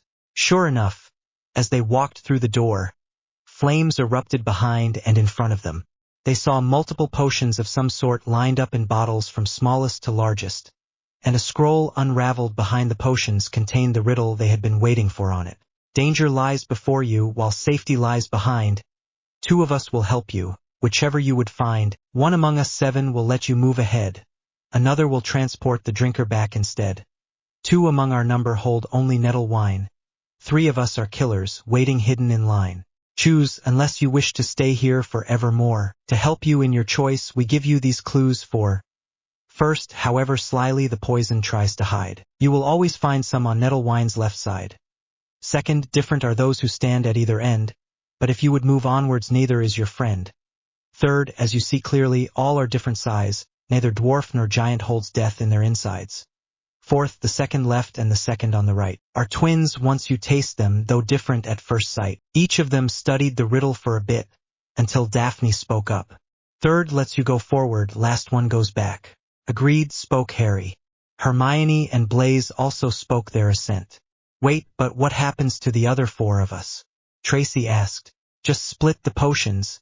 These kinds of potions only need a drop to be effective, Harry said. And we should probably take both of them with us, just in case. He waved his wand, speaking the incantation for a labeling charm he had learned from the Ravenclaw who had been the culprit behind the prank on Jason. Now both bottles were labeled based on the effects of each. Each one of the 6 friends took a drop of the forward potion. Harry tested his theory, putting his finger directly in the fire ahead of them. He was not burned, and tentatively stepped forward. When he was not burned by it, he stepped through and opened the door. The others each stepped through and followed Harry through the door. It was time to face Dumbledore's test. The 6 friends walked into the chamber, which, upon inspection, had no other door aside from the one through which they had entered. It was indeed the final chamber. The chamber was entirely bare except for the mirror that stood opposite them. The 6 carefully walked over to the mirror, expecting a trap or something to suddenly appear in front of them. However, as they walked, nothing happened, keeping each of them on edge as they went. They continued forward until they had reached the mirror. Eris stra eru oit ube kafru oit on wosi, read Harry, his eyes on the top of the mirror. Well, that's helpful, Theo commented snidely. Probably a foreign language. Nope, said Daphne quickly. Just English backwards. I show not your face but your heart's desire, said Hermione slowly.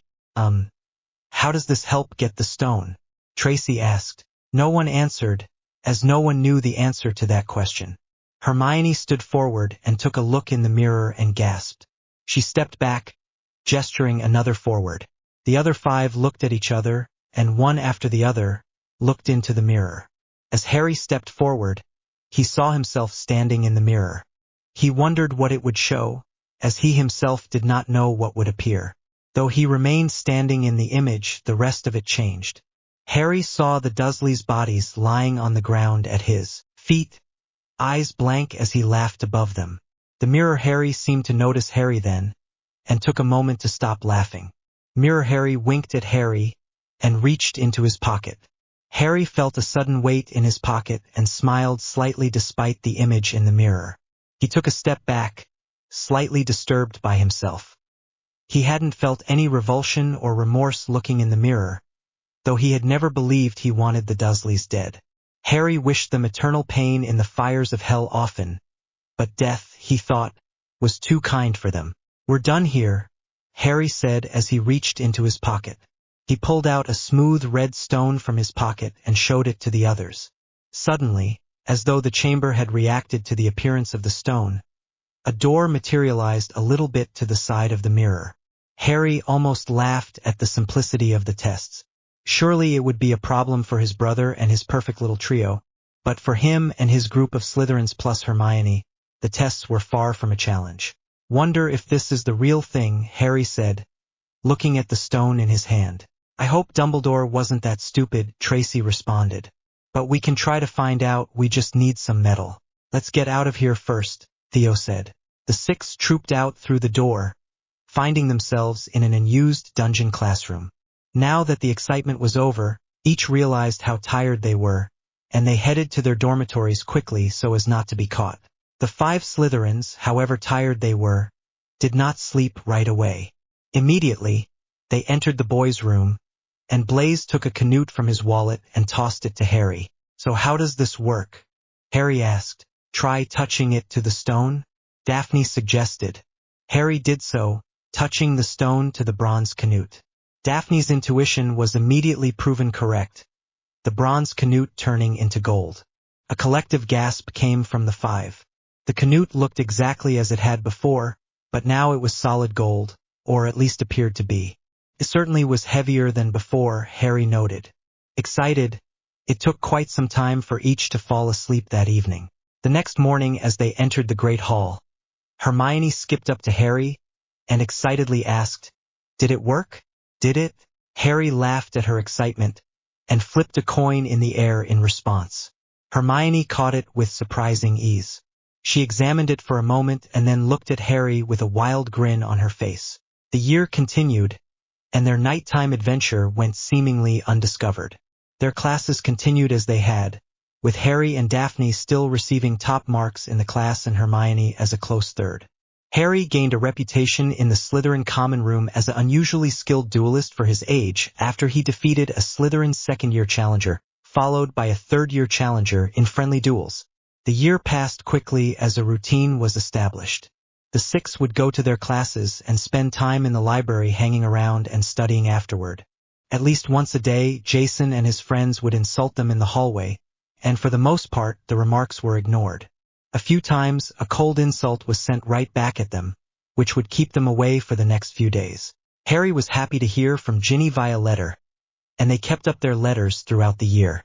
Quidditch season went on, and Slytherin easily took the victory over the second-place Ravenclaw. True to his word, Harry also began teaching Hermione the spell he had used to defeat the troll, the Killing Curse. All six of their group met at the abandoned dueling classroom they had found, and though none, Harry included, had any further success with the Killing Curse, they also practiced higher-level magic and dueling. At the end of the year, the Slytherins were excitedly gathered around the notice board in their common room. The upper years had decided to host a dueling tournament this year. The best duelists of the house would be invited to participate alongside a few randomly selected from an applicant pool.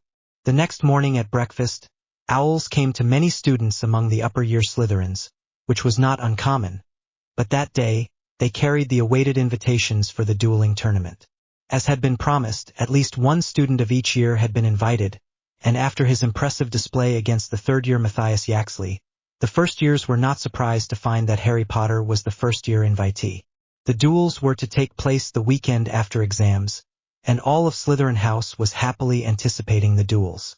The exams went without a hitch for the Slytherins, though Harry heard Jason and Ronald loudly complaining about how the exams were much harder than the curriculum demanded.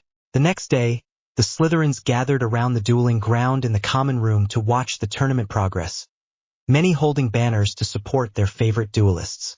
Many of the students from the lower years had unified to support Harry, though he was far from the favorite to win. Harry did cause quite the upset when he won his first round against fourth-year Janet Edgecombe. He went on to repeat his performance against Yaxley in the second round, but was promptly knocked out of the tournament by another fourth-year, Jessica Harrison, in the quarterfinals. The younger students cheered loudly regardless. Through a combination of skill and luck in who he played, Harry was the only student under fourth year who made the top 8. Harry himself knew he had gotten very lucky. He would certainly have lost to a seventh year had he needed to duel one in the first round. At breakfast on Monday, Snape strode down from the staff table and walked to Harry. "The headmaster would like to see you, Mr. Potter," Snape drawled. "Best be on your way." Harry just muttered his thanks and stood up, walking to the gargoyle that guarded the headmaster's office. He noted then that Snape had not told him the password, but in the end it did not matter, as the gargoyle sprang aside to allow him entry. As Harry entered the office, he saw Dumbledore with a twinkle in his eye, staring back at Harry. Their talk was brief, as Harry was adamant that he would not return to the Dursleys for the summer, and Dumbledore readily agreed to allow him to remain at Potter Manor for the summer. As much as Harry disliked his family, he disliked the Dursleys more, and he figured that this way he would at least have a slim chance of seeing his friends over the summer. Harry walked out with a slight spring in his step, convinced of the prospect of never having to return to the Dursleys again, and headed back down to the Slytherin common room with a smile on his face, a certainly new feeling for him, but not unwelcome in the slightest. The next few days passed in a blur, though Harry never wanted it to end.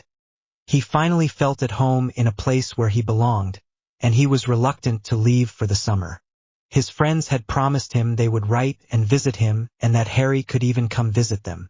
After retrieving the Philosopher's Stone and testing it multiple different ways, the 6 friends had also opened a secret account at Gringotts via Owl Post and started putting their newfound gold into it. The goblins asked no questions, as they had seen far stranger dealings than an 11-year-old opening a bank account.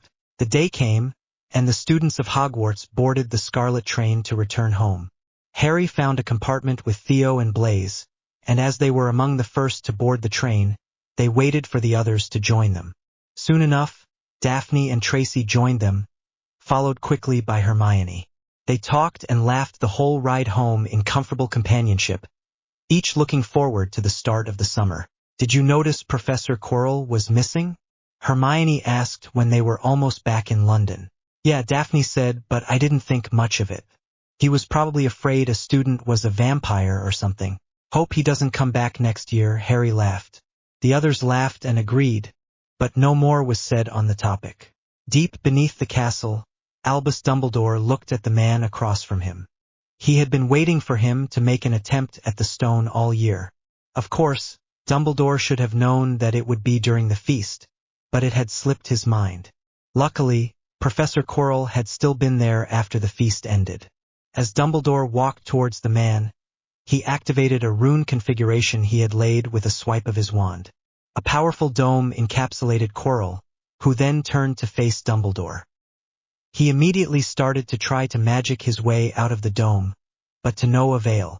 A wraith, angered, exited the body of Quirrell, which was slowly beginning to disintegrate. The wraith attempted to fly through the dome in its misty form, but was repelled. Dumbledore summoned the wand from inside the dome and looked at it with satisfaction. Lord Voldemort was trapped, and would be forever until he could be killed by the Chosen One. As they arrived at the station, the 6 said their goodbyes and departed, each heading for their respective parents or guardians. Harry joined his parents, and Jason followed a minute later. Each parent grabbed one arm of a child and they disapparated to their vast manor. Their trunks had been sent to their rooms already, so there was no need to worry about those. As the summer progressed, Harry noted that his parents did seem a bit colder to him at times, but appeared to making at least an effort towards him, allowing him to visit his friends and very occasionally, allowing some of his friends to visit as well. Theo and Blaise were not allowed to visit on account of who their parents were, but Harry often saw them at Daphne's or Tracy's, and he hadn't expected to be allowed to see them. The one bother, as usual, was that the Weasleys were at Potter Manor almost every day, with the elder Weasleys, Ronald, and Jason playing Quidditch in the field very often.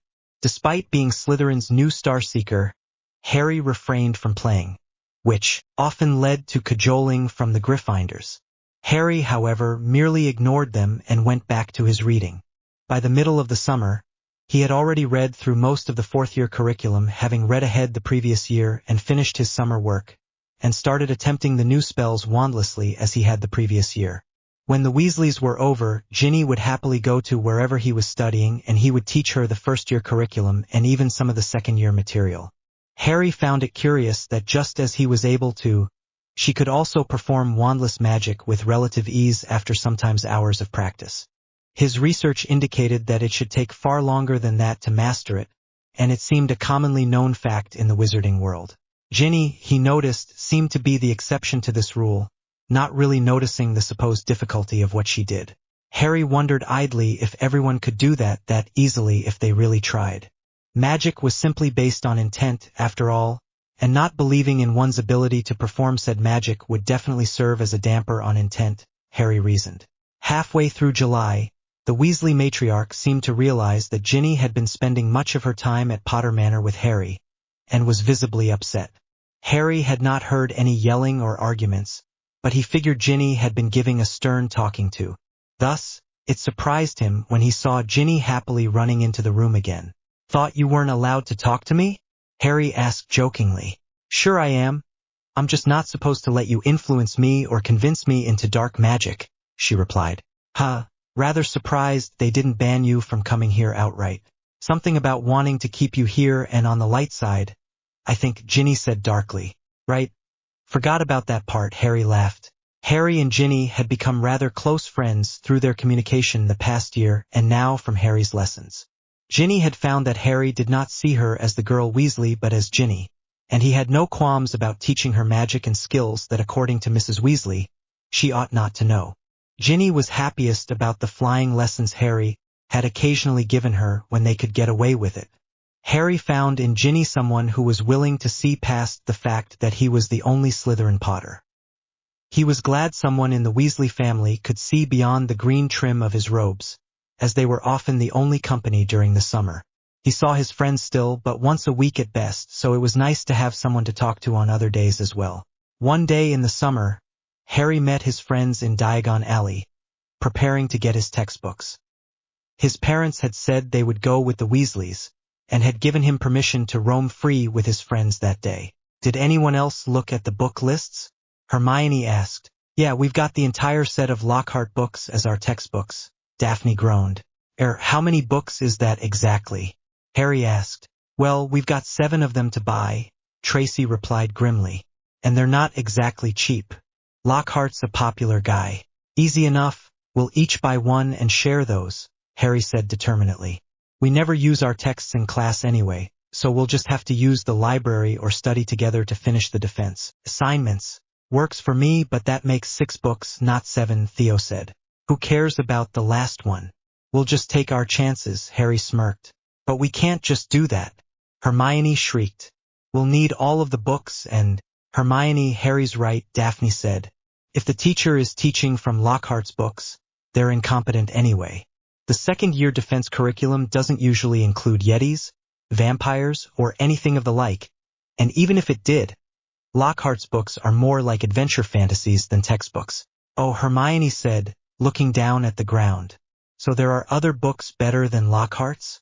Any book you pick off a shelf is a better textbook than Lockhart's novels, and that includes the random cookbooks everyone's got lying around, Blaise said, speaking up for the first time.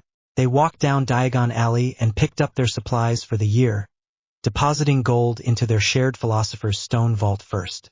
The 6 had been left to their own devices, which in the wizarding world was a fairly common practice in Diagon Alley. In times of peace, no one dared to try anything rash in the bright, public alley, and children knew not to wander into side alleys. They bought their books quickly, one per person, avoiding the line for Lockhart's autographs by using a separate counter for those who just wanted their books. As they left, they saw a family of redheads along with Harry's family enter the building.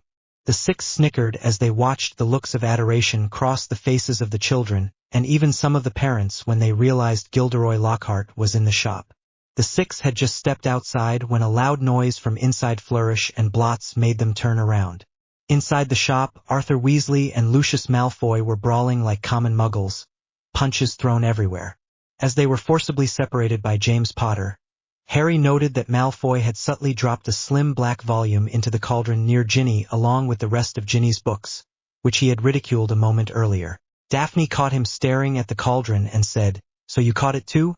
Yeah, I'm surprised he risked trying that. The Weasleys didn't see him, but plenty of people are here, he replied. Harry walked over to the cauldron and greeted Ginny. Hey, Ginny, I think Malfoy dropped something into your cauldron, Harry said. Can I take a look? Ginny gave him a funny look, but nodded in the affirmative. Harry deftly separated the books in the cauldron and found what he was looking for. It was indeed a slim, black book, the type that he knew many wizards used as journals or diaries. Harry snatched it from the cauldron, as Ginny looked on. Is this yours? Harry asked. Never seen it before, Ginny responded. Well, if Malfoy dropped it here, it can't be good news, Harry said. Mrs. Weasley and Lily had been trying to round up the children after the spectacle, and found Ginny talking to Harry as he pulled the book away from the cauldron. What do you think you're doing, taking a book from my daughter like that? And a diary, too? Molly Weasley yelled.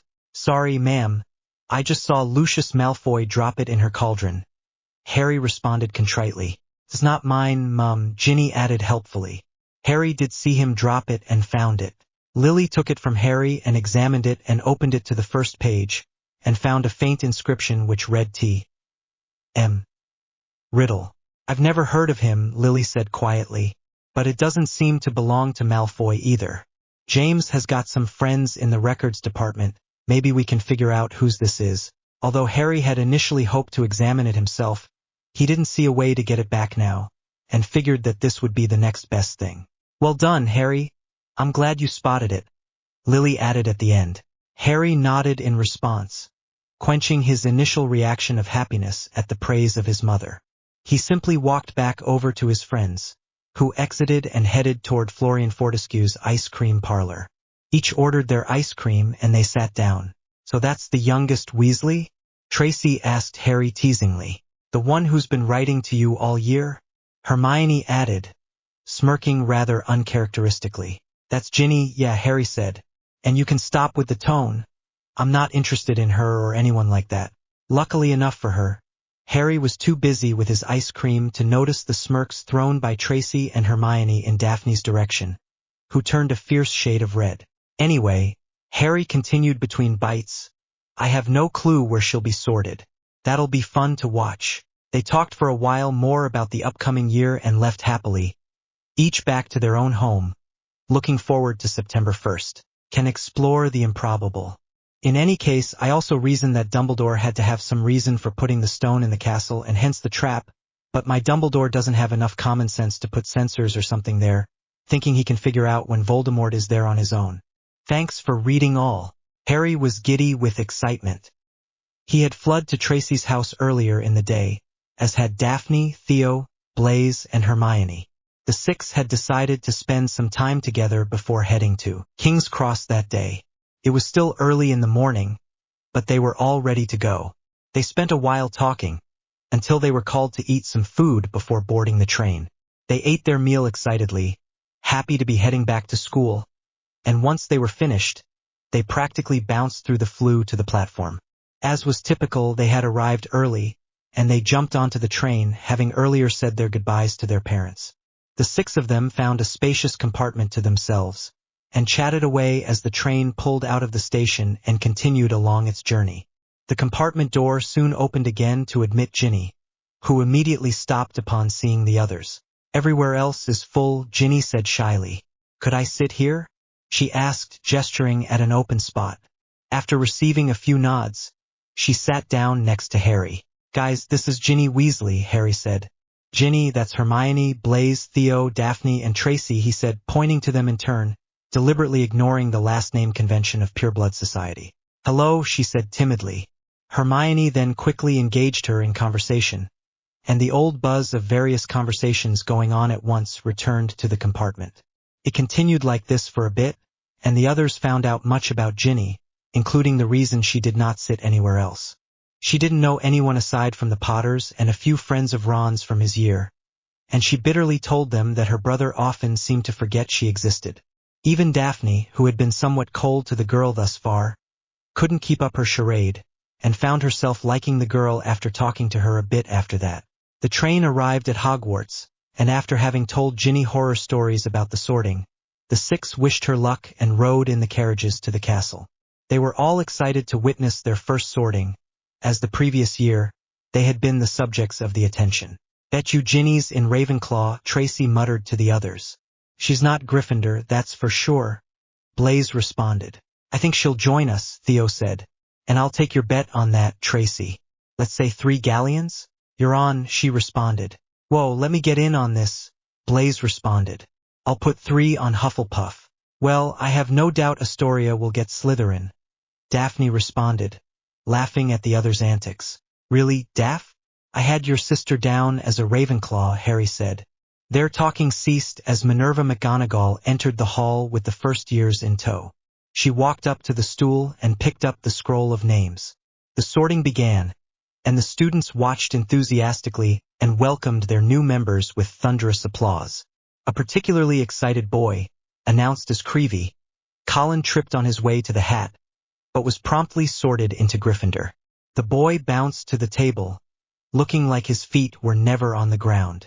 Greengrass, Astoria, Professor McGonagall called. Harry watched as Daphne's sister walked to the stool. He had only met her a few times, as she was often with her friends or studying on her own. He knew her to be a very soft-spoken person, but also a rather intelligent and studious girl. While Daphne claimed her to be the quintessential Slytherin, Harry was convinced she would be a Ravenclaw. The Sorting Hat seemed to be in indecision all the same, and took a while sorting her. After a minute of deliberation, the Hat yelled, "Ravenclaw!" Harry gave Daphne a pointed look, which quite clearly said, "I told you so."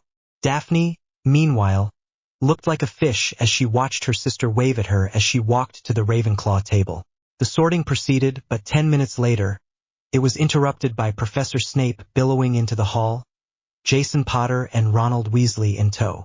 The two had their faces turned down and took their seats in the hall. Snape muttered something to Dumbledore and to McGonagall, and then the sorting was continued. Finally, Professor McGonagall called out, "Weasley Ginevra."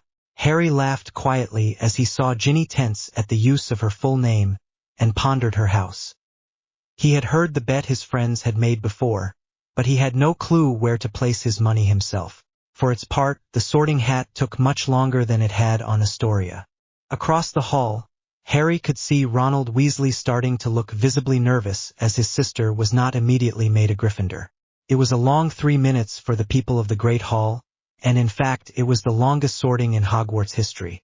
Finally, the Sorting Hat opened its brim and yelled, "Slytherin." Ginny, seeming satisfied with her fate, walked over to the table and sat herself down next to Tracy. "Damn it, you just lost me 3 galleons, Ginny," Tracy said with no real menace as she handed the money over to Theo, Blaise reluctantly doing the same. Ginny just smiled an innocent smile in response. Across the hall, one Ronald Weasley was looking positively murderous. On top of all that, his sister was smiling at the table. She was smiling and didn't even have the decency to look upset about joining the Bloody Snake. So he would make sure his mother heard about this, all right, and Ginny would be returned to where she belonged, in the noble house of lions with her noble brother. She wouldn't be stuck with Jason Potter's stupid little brother and his gang of slimy serpents. What happened to Jason and Ronald? Harry asked suddenly as dinner was being eaten. "Why are they so scratched up?" "I've no idea," Ginny said. "I got to the platform and boarded the train first of my siblings. He went last with Jason." The subject dropped, and soon after, they were all too full to bother worrying about it that day. Dumbledore ended with his usual speech on the Forbidden Forest and pranking, looking at the Weasley twins as he did, and dismissed them all. As usual, the Slytherins followed the fifth-year prefect to the common room, and the first years looked around in awe at the surprisingly bright room and the neighboring dueling grounds. In Slytherin, students could pick the rooms they wanted, and as Tracy and Daphne still had a few beds open in theirs, they offered Ginny one of them and she happily accepted. The rules had been altered that year to allow changes in arrangements mid-year, so Ginny could always switch rooms after she made friends in her year. As it turned out, she very quickly did make friends within her year. Unlike the second years, who were divided between Harry and Draco, the first years all got along very well within the first few days, and the house was as welcoming to Ginny as they had been to Harry. Observing this, Harry wondered why the majority of British Dark Lords and their followers had been Slytherin alumni. Even among the general population of Slytherin, there was very little anti-Muggle sentiment. With the exception of people like Draco Malfoy and his goons, who had a holier-than-thou attitude anyway, Slytherins didn't mind Muggles or Muggleborns, and many of them had even attempted to make the more recent Muggle innovations work in the wizarding world, to minimal success. It had been a Slytherin who had found a way to combine magic and the radio, as it turned out. Harry walked with his friends to his first defense class of the year. As it turned out, Gilderoy Lockhart himself was to be their professor this year, after Dumbledore had explained of Quirrell's tragic end by heart attack. As they entered the classroom, Harry looked around and saw Lockhart everywhere. Absolutely everywhere. There were portraits, pictures, newspaper clippings, anything with his name or face on it. As they all sat down, the man himself confidently strode into the classroom. He introduced himself, most of the students rolling their eyes, and Lockhart then proclaimed his quiz. Harry took one looked at Theo, who sat next to him, with an evil grin matching Theo's, and began his work. Lockhart collected the quizzes and began to look through them, looking disappointed. "Tut tut. Hardly any of you remembered that my favorite color is..." He trailed off, gaping at a quiz he had come across. "Oh my, Mr. Knott, I'm afraid this will be 5 points from Slytherin and a detention for you," he said. "And you too, Mr. Potter." Harry Potter," he quickly clarified, quelling the rising protest from Jason. "Why, sir? I haven't done anything wrong," Harry said meekly. "Look at this quiz." Lockhart said thunderously. "You call this not doing anything wrong?" "I read the answers in a book, sir, so I assumed they were correct." "I don't know the correct answers." "Well, your answers were certainly not in Year with a Yeti, I can assure you that," Lockhart said. "But if you really did not know, I suppose I'll have to revoke your detentions." Lockhart then proceeded to regale the students with tales of his adventures, dispersing the information in the quiz as he told the clearly exaggerated stories. However, when Harry looked around, he realized that the non-Slytherin students in the room were taking it all in, seemingly honored to be in the presence of such a great man. Only the Slytherins held on to their naturally dubious nature. Lockhart had not done anything of note to prove his greatness. After all, not that they had seen. Now, Lockhart concluded, "I have brought today with me the most dangerous of creatures." He threw the cover off of the cage on the desk in the front and announced, "Cornish pixies." The Slytherins struggled to contain their laughter at the description of a common wizarding pest as dangerous. Harry saw Hermione roll her eyes, having encountered pixies in the basement of Greengrass Manor over the summer. Hermione must have thought very little of Lockhart, as Harry had never known her to roll her eyes at any sort of authority figure, especially a professor. Without warning, Lockhart opened the cage, letting the pixies loose. "No worries," he yelled over the commotion. "I have just the spell." Pescapixie Pesternemy. The spell, unsurprisingly, did not have any effect, and Lockhart ran to his office, telling the students to take care of it. Daphne gave a loud, theatrical sigh, and started to freeze the pixies. Harry, Blaise, Theo, Tracy, and Hermione all joined in as their fellow classmates watched, their pixie catching soon turning into a friendly competition. After a few minutes, the last stray pixie was caught, and the cries of Immobilis had vanished from the air. Blaise held it in his hand triumphantly and declared, "I win!" The last pixie had broken a tie between Blaise and Hermione, who until then had caught 10 pixies apiece. Hermione surprised them all by sticking her tongue out at Blaise, who just laughed harder and made a face back at her. "Well, that was fun. I vote we leave," Harry said. "Class isn't over yet. We still have another 15 minutes. Hermione pointed out. "Who cares? It's not like that bastard can teach us anything," Harry said in response, promptly picking up his bag and walking out. The Slytherins, unsurprisingly, agreed, and slowly followed him out the door. To the immense surprise of the Gryffindors, Hermione also just seemed to consider Harry's statement, shrugged, and then left without a word to them. Lockhart came back 5 minutes later and arrived to find half of the class missing. "So," Harry said as they walked away from the defense classroom, "we're going to need to study defense on our own this year. We can just use the classroom we used last year," Hermione said happily, having enjoyed their study time last year. "Agreed," Theo responded. "I wonder what would happen if we skipped his class. Maybe Monday?" Harry asked seriously.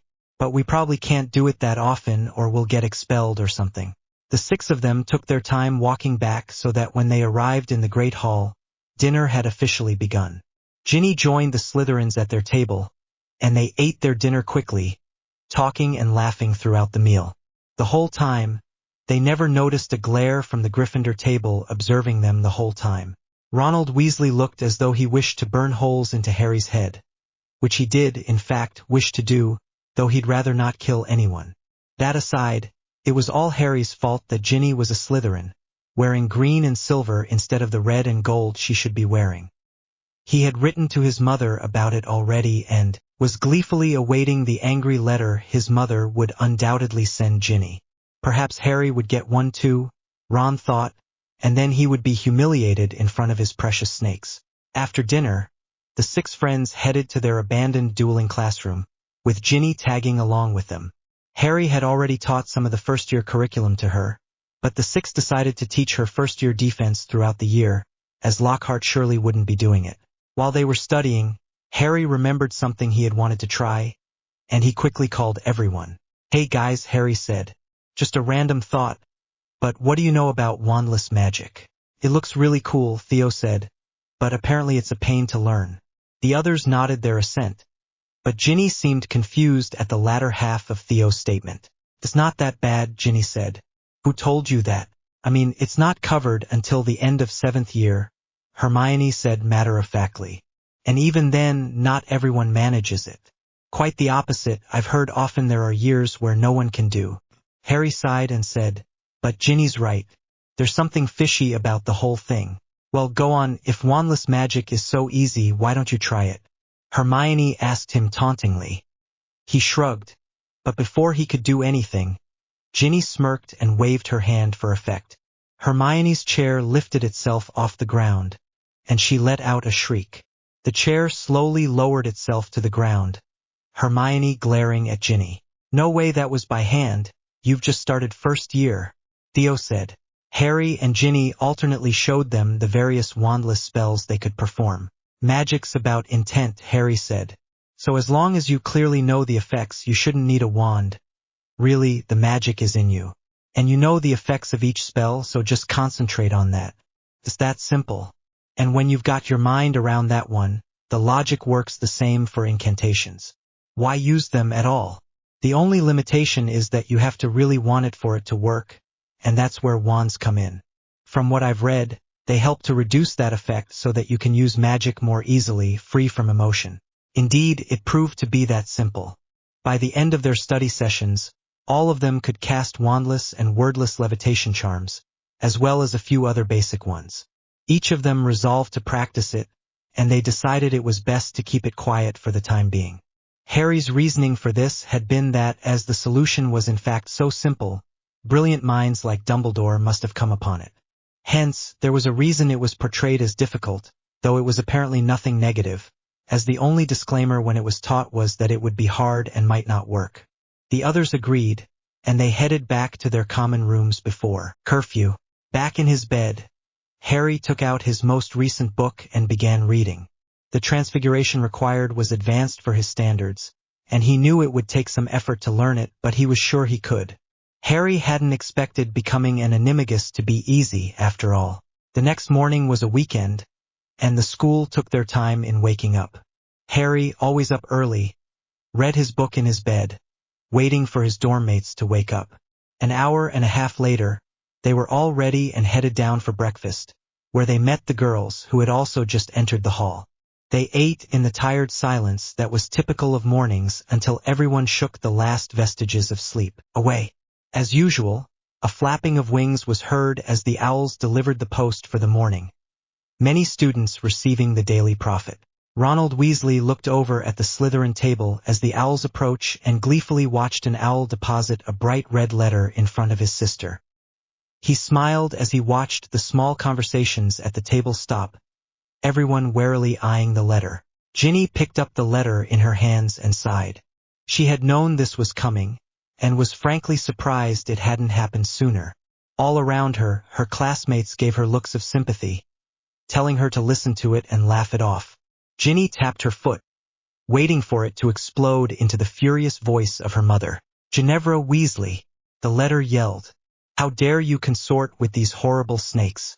You should know better than to let yourself be put there. You must demand a resorting right now. Young lady, do you hear me? Right now. The letter then rounded on Harry, almost as if it knew he would be there, and shouted, and why oh you, how dare you defile my daughter with your dark magic? You did something to her. I know it, my Ginny would never be a Slytherin.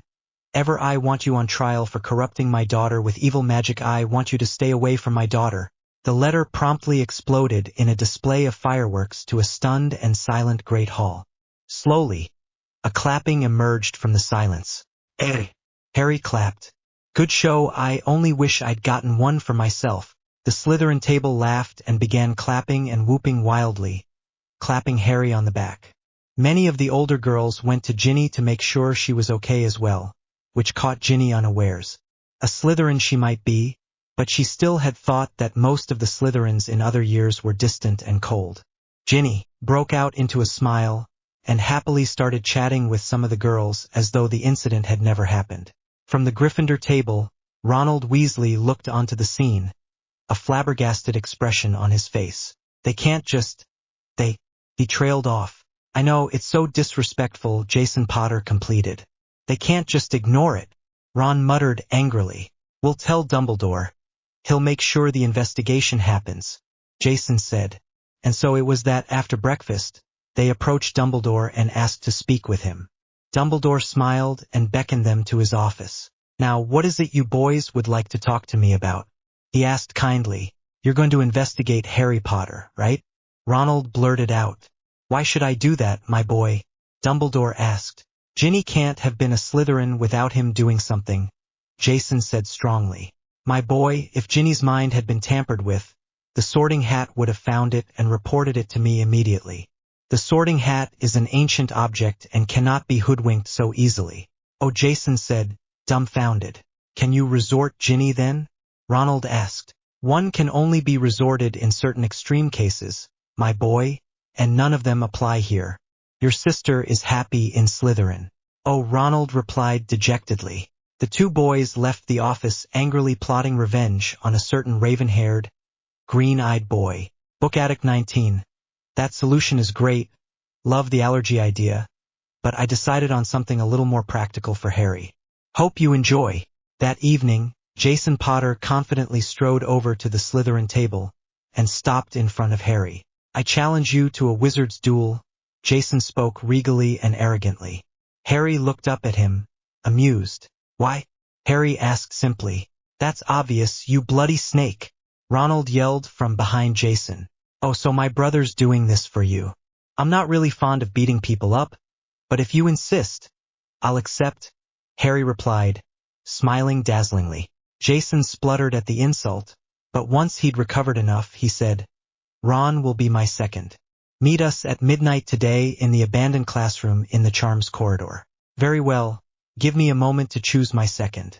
After some discussion among the members of the Slytherin group, Harry turned back around and smiled strangely. My second will be Ginny. Good day and see you at midnight. With that, he turned around and continued talking to his friends, Ginny smiling at her brother mischievously. Ron gulped, as the look in her eyes gave everything away. It was a look of pure anger. She was not happy with him despite her grin, and Ronald had been on the receiving end of that anger more times than he wanted to remember.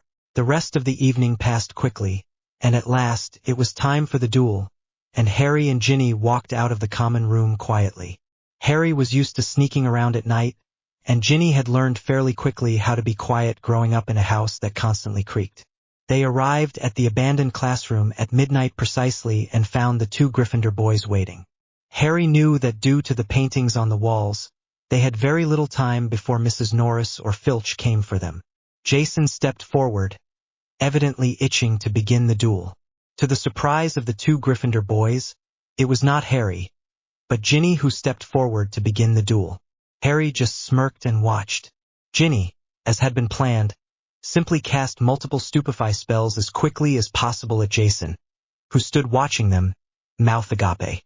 He had not expected this barrage of higher-level spells from his brother, much less a first year.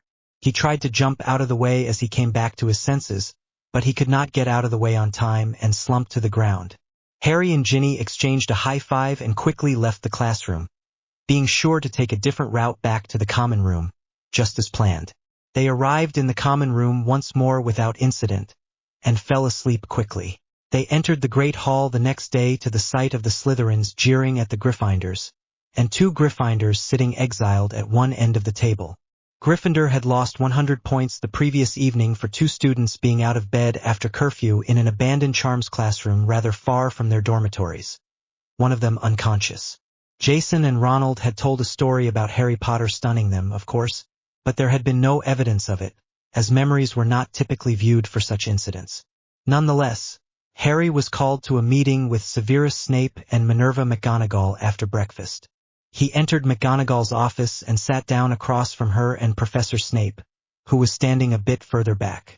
"Hello, Professor," Harry greeted cordially. "Mr. Potter, I trust you know why you have been asked here?" "I do not, as it turns out," Harry replied smoothly.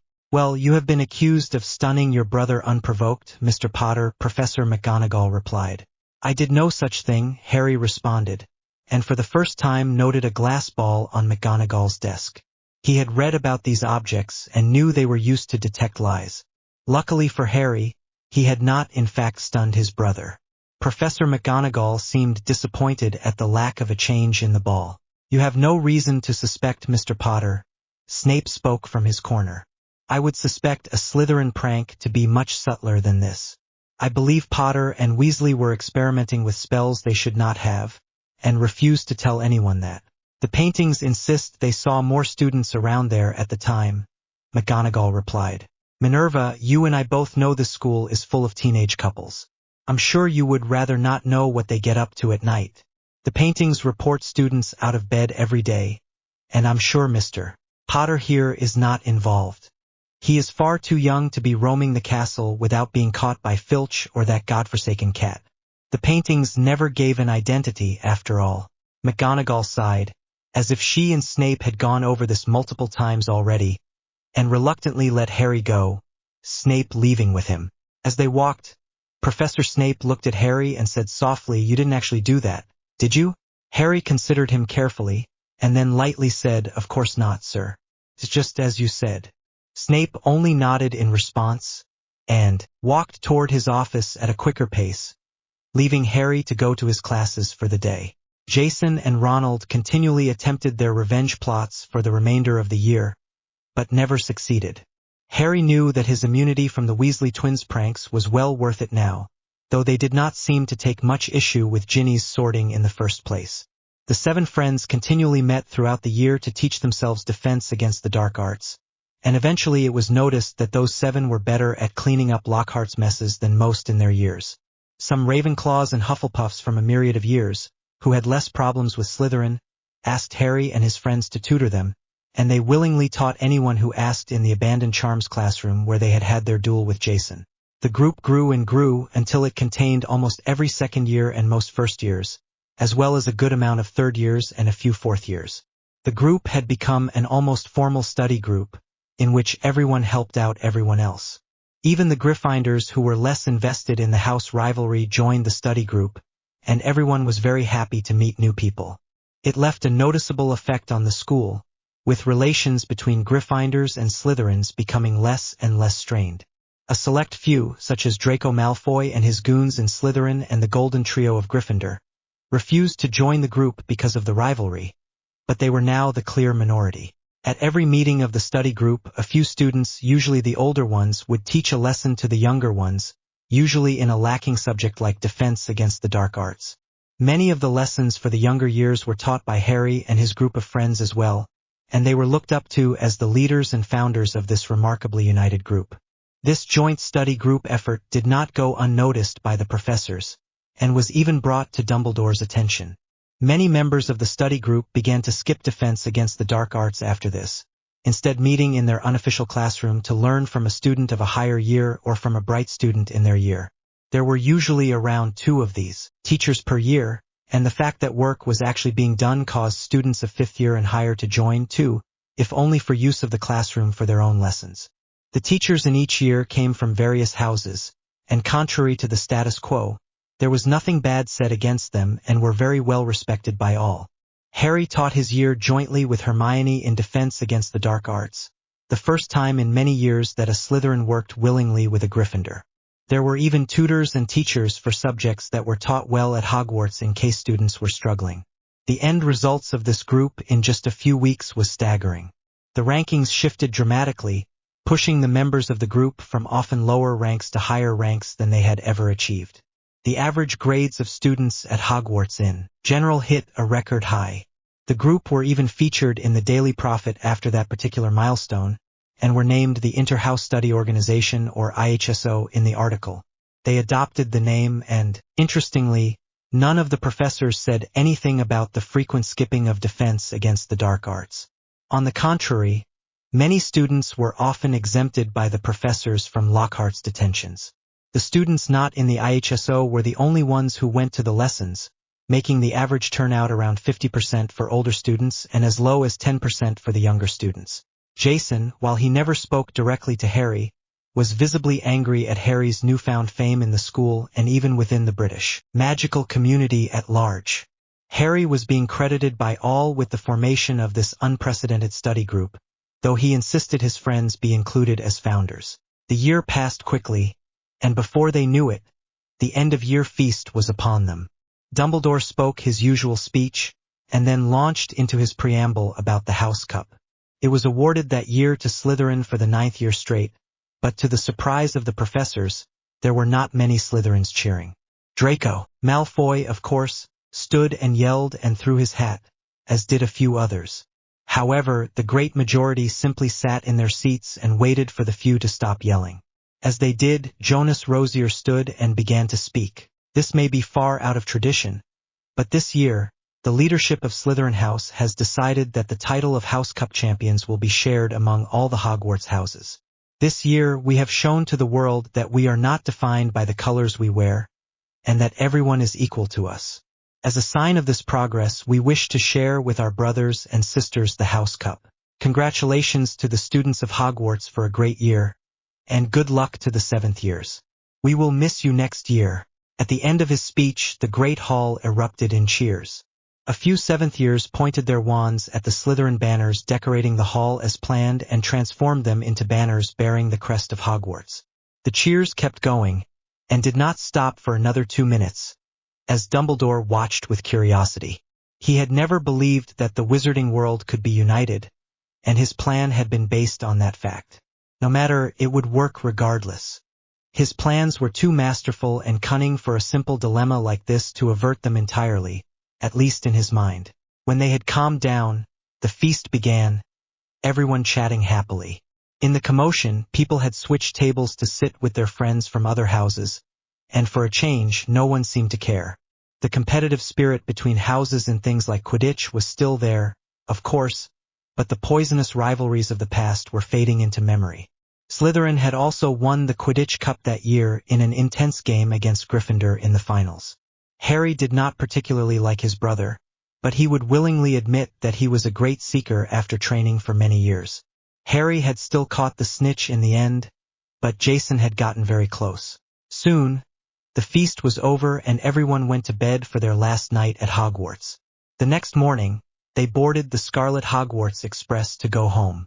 Harry was going to stay with his family once more, although he would try to spend more time with his friends that year. He laughed the whole way back on the train, greatly enjoying his time with Daphne, Tracy, Blaise, Theo, Hermione, and Ginny, and even got to know a second-year Ravenclaw, Lisa Turpin, a little better. She had been one of the most vocal advocates for the IHSO at its inception, and she had become closer to Harry and the others in the year. When they arrived on the platform, they said their goodbyes and headed to their respective families. Harry noted that Ginny was welcomed a little more coldly by her mother, but still much warmer than expected. Ginny was still her daughter, after all, and Harry hoped that the news of House Unity had helped assuage the Weasley matriarch's fears. Harry and Jason were apparat back to Potter Manor with their things, which were quickly brought up to their rooms. They talked with their parents for a bit, who Harry noted were unsurprisingly against the idea of the IHSO. James, at least, seemed to share Jason's mindset that working with the enemy was the greatest sin of them all. Lily seemed more amenable to the idea, though Harry could tell she wasn't entirely in agreement either. Through all of this, they seemed not to notice that Harry was right there, and he was the perceived founder of the group. "Oh, Harry," Lily said suddenly, "we gave that book you found to the Department of Mysteries. Turns out you pretty much saved Ginny from something awful. It's tainted with evil magic.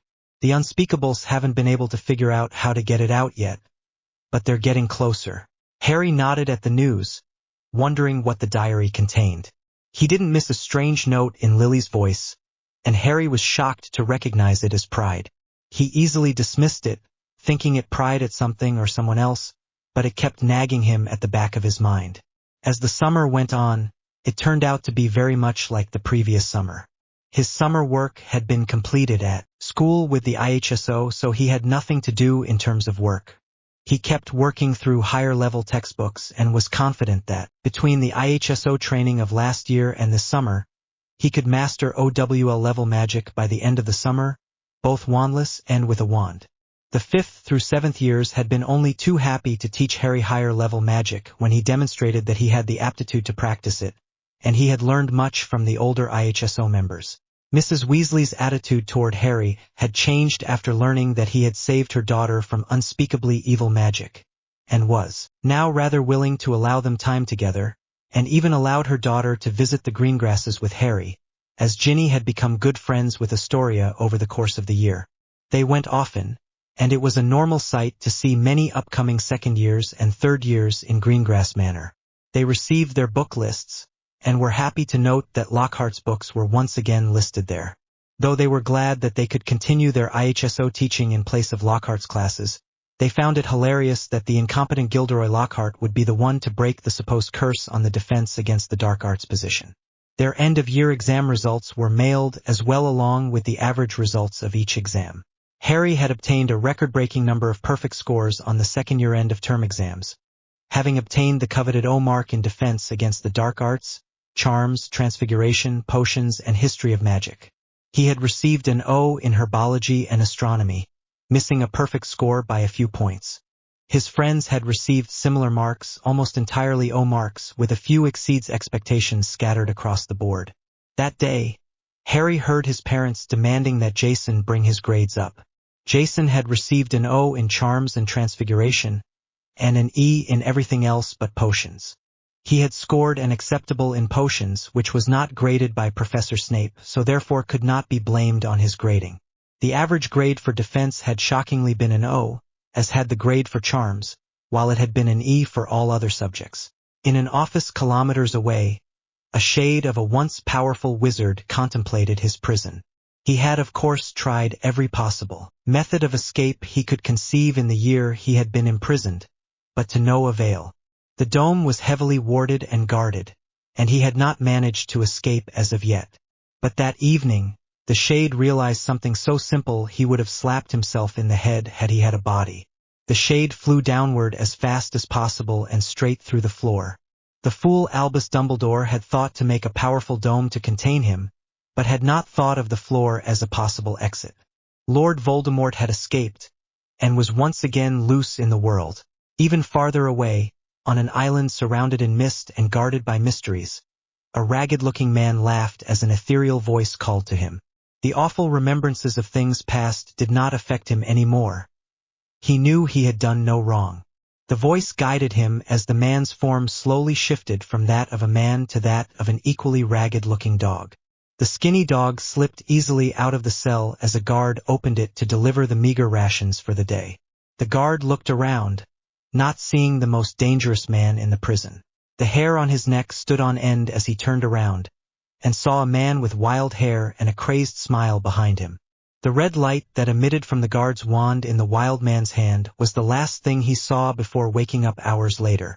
The deranged man ran about the prison, opening doors with reckless abandon, though he knew precisely whose doors they were. His fellow inmates and he had had plenty of reasonable discussion over the years, as they, too, were unaffected by the paranormal guardians of the prison. The news spread quickly after that, the world on high alert. Azkaban's most dangerous inmate, Sirius Black, had escaped with all of his friends. Harry's summer had gone well until the news of the breakout of several of Voldemort's followers from the First War. Sirius Black, widely regarded as the most dangerous man alive, had stunned a guard and freed his fellow prisoners, who were only slightly less dangerous. Bellatrix Lestrange, who had tortured a family into insanity, and Antonin Dolohov, one of Voldemort's dueling powerhouses, had escaped among other Death Eaters. Harry and Jason were sat at the table the day after the breakout and told all about their family's history with Black, including the fact that he was Harry's godfather. Remus Lupin, the man who had shown Harry around Diagon Alley for the first time, was Jason's godfather. He came to visit the Potters on occasion, though Harry did not interact very much with him. They were told about Black's status as an animagus, as was the Department of Magical Law Enforcement. The two adults ensured Harry and Jason that Hogwarts and Hogsmeade were the safest places imaginable, and so had no reservations about letting them go. However, they became more worried about Harry's ties to people like Theodore, whose father had been locked in Azkaban with Black, though they did not voice this openly to Harry. The rest of the summer passed as it had normally, but with more tension in the air than previously. The students were no longer allowed to roam Diagon Alley by themselves, much to the annoyance of Harry and his friends. As quickly as summer had come, it was over, and the magical students of Hogwarts were boarding the Scarlet Engine that would take them to the castle. On the way to the school, many students stopped by the compartment where Harry and his friends sat to ask whether or not the IHSO would continue, which Harry enthusiastically affirmed. Harry had big plans for the IHSO, though he had not revealed them to anyone yet. He had continued to teach his friends wandless magic, though they had yet to teach the other members of the IHSO, though Harry thought he might do so at an older age. However, he told his friends now of his most recent plans. Harry had noted that there were many more people at Hogwarts who wished to participate in Quidditch but could not due to the talent of a select few of each house, and therefore wished to instead form their own Quidditch league with many more teams. His friends seemed surprised at the idea, but thought it was a great one, as many more people could participate in Magical Britain's biggest sport. They arrived at the castle, and each house separated to their tables to welcome the new first years. Each house naturally still had its competitive spirit and cheered loudly for each new first year that was sorted into their house. The houses were like family after all, and they weren't to be dismissed entirely.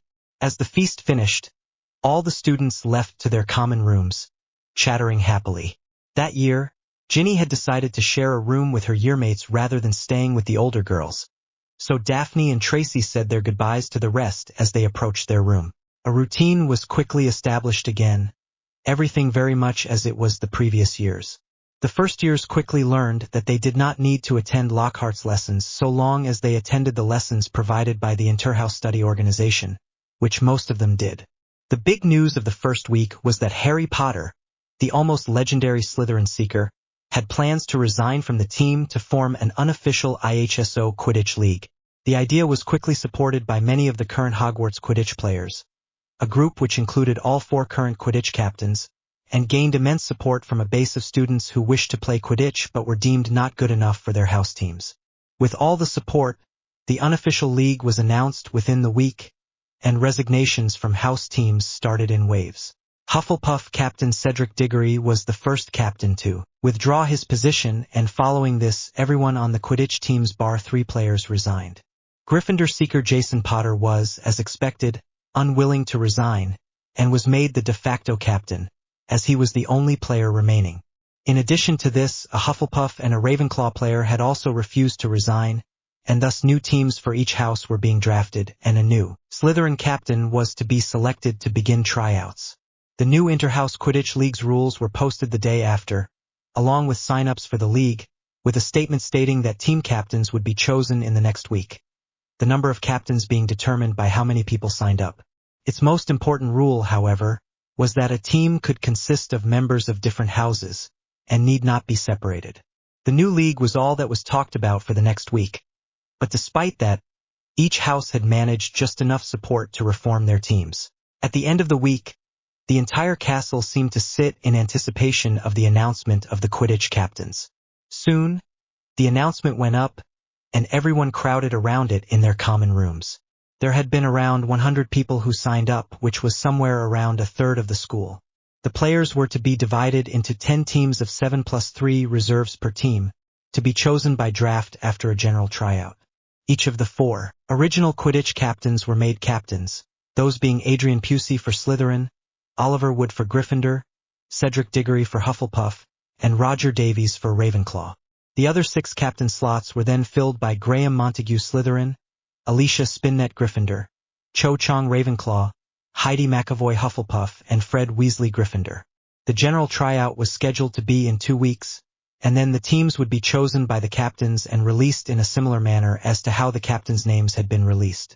The teachers of course had heard of this newfound league, but there were no rules against recreational Quidditch matches and by extension no rules against an informal Quidditch league. However, to the teachers' great irritation, all the students could talk about in the coming weeks was the IHSO and its Quidditch League. The name Harry Potter was often heard in the hushed whispers of conversation, and had soon been elevated to a legendary status within the school, despite the fact that he was only a third year. Things were going very well for Harry, and he wasn't immune to the hype of the new Quidditch League. Harry, though he had been part of the committee who chose the captains, had declined the captaincy himself, wishing it to go to older students. He therefore had no idea which team he was to be drafted on, but knew that he was a heavy favorite to be first pick.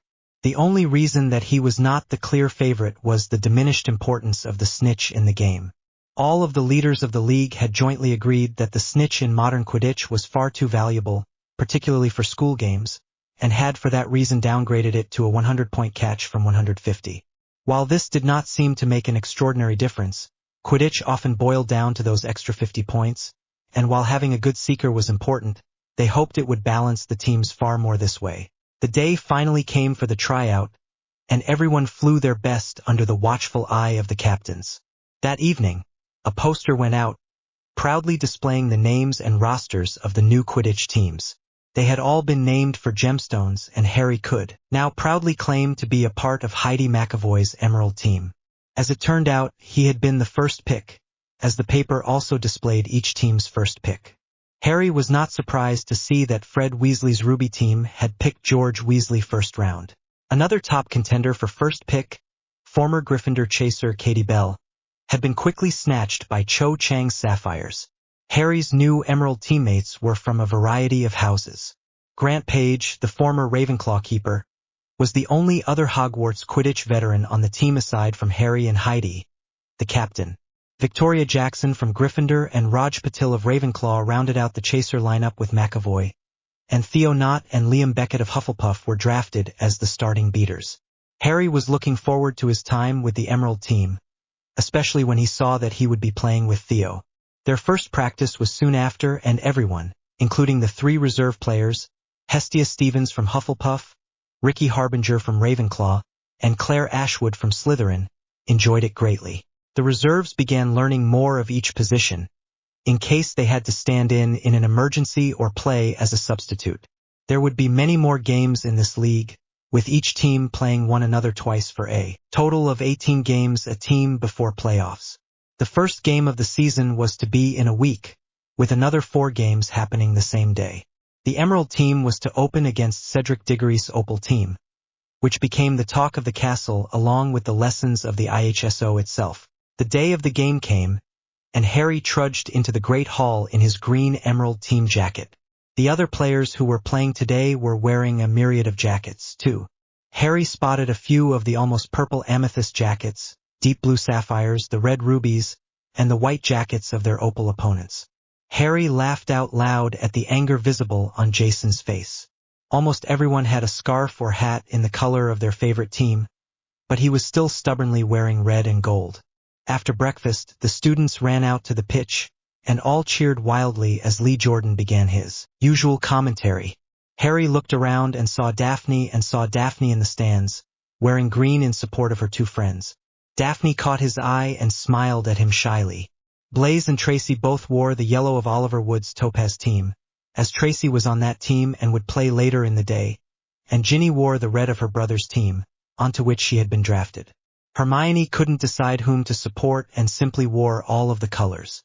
Welcome to the inaugural match of the Interhouse Quidditch League. To open the league, we have the Emerald team, led by Captain Heidi McAvoy, playing against Cedric Diggory's Opal team. And here are the Emeralds: we've got Jackson, Patil, Knott, Beckett, Page, Potter, and Captain McAvoy. The crowd cheered wildly as the green-clad team flew a lap around the pitch. Early bettors have them among the favorites to win the first cup. Lee continued. Potter, the Starseeker, was drafted first round, and I'm sure we won't be disappointed. But the rest of the team is rumored to be very solid, especially with veteran McAvoy leading the team, and here are the Opals. Today's challengers, and yet another strong contender for the cup. We have Rickett, Donahue, Robbins, Larson, Bull, Crenshaw, and Captain Diggory. The game began with Madame Hooch as referee, as she had willingly agreed to oversee as many games as she could. Other than her first-year flying lessons, she had very little to do and was eager to see some more action. The game continued on for some time with a rather close score. The combination of former Hufflepuff player Anthony Rickett and young Gryffindor Demelza Robbins proved to be deadly, with Casey Donahue scoring many as well. Thanks to McAvoy's training, Raj and Victoria were able to keep up, but only just barely. As the game reached its hour mark, Harry found the snitch and caught it, bringing the Emeralds to a win by 70 from their 30-point deficit. Both teams retreated to the locker rooms, showered and changed, and then headed to the stands to watch the next match. Harry was bombarded by people congratulating him in the stands, but eventually got to his friends, who each laughed at his discomfort at his fame. Harry took the open seat between Daphne and Blaze that Tracy had just vacated to play her match, and let out a long sigh in exhaustion. "You did great," came Daphne's voice from beside him. "Thanks, Daph," Harry replied simply. Daphne blushed at the nickname. All of her friends used it, as did her sister, but Harry had only recently become comfortable with using nicknames for people who weren't Theo. Harry's eyes were closed as he rested in his seat, and thus once more missed Hermione's smirk in Daphne's direction. Daphne glared in return, just as Harry opened his eyes. He followed her glare to Hermione, an amused expression on his face, though he had no clue what the glare was for. The Quidditch matches continued throughout the weekend to make for an enjoyable weekend for all of the students, who alternated between homework and watching an ongoing game. The teams proved to be very evenly balanced after the draft, and there were many close games over the course of the weekend. After Sunday, to everyone's surprise, Fred Weasley's Ruby team led the table after their less close game, which they had won 400 to 210 against the Roger Davies-led Obsidian team. A few mornings later, Harry watched as an owl flew towards him with a letter. In a hasty scrawl, his name was written on an envelope the owl was carrying. As he always did with his mail after Black had escaped, he cast detection spells on the letter before deciding it was at least not deadly to open. Inside, Harry found a letter, and he quietly began to read, eyes furrowing more and more as he scanned the words. He didn't want to believe what was read there, but it made more and more sense the more he read the letter. The sender asked him to be by the Slytherin fireplace late at night, so that he or she might talk to Harry, and intrigued, Harry quickly scrawled a positive response. Then he showed the disquieting words to his friends. If the letter were to be believed, the Dark Lord was not only very much alive, but inside that very castle as Harry spoke. There was no signature, but Harry was certain they would determine the identity by the fireplace in a few days' time. The days passed quickly, and a feeling of anticipation arose in the 6 Slytherins as they sat down by the fireplace late at night, waiting for the mystery sender to appear. They all knew it would be a fluke call, and felt safe with that knowledge, as the wards prevented anyone who intended any harm from actually transporting through the fire.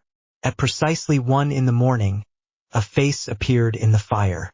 "Hello there, wasn't expecting so many of you," said the pleasant voice of a man. "Mind if I hop in to the common room?"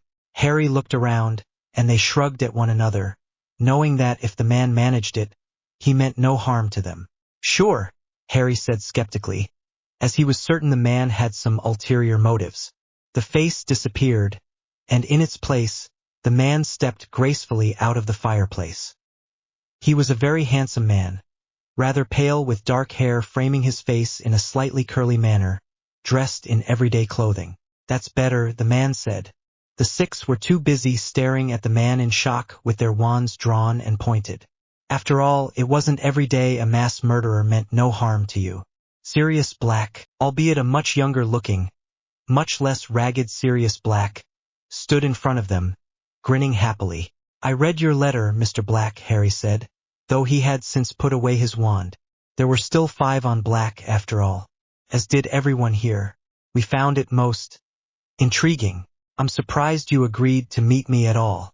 After all, what I expressed there isn't exactly popular. And none of that Mr. Black nonsense, call me serious. Before we get all familiar, Mr. Black, perhaps you would care to explain how you ended up in Azkaban?" Daphne asked coolly. "Well, to be honest, I'm not quite sure. One evening, I was out at a bar, having a rather grand old time, and when I came home, I fell right asleep. The next morning, the DMLE is knocking down my door and arresting me. I was put on trial afterward, and I was found guilty of murder and sent to Azkaban." "So you were drunk and you killed a dude?" "Veritaserum never lies, Mr. Black," Theo said bitterly. "Oh, you're Theo's kid, aren't you? A good man, Theo, you look just like him. Anyway, I know I wasn't drunk for sure. In those times getting drunk was a terrible idea. but it didn't mean you couldn't have a drink or two once in a while. And they never used Veritaserum, or they wouldn't have chucked me in. But they saw a memory in the trial, even showed me later, and there I was on a street on the other side of town, laughing like a raving lunatic after blowing up a street.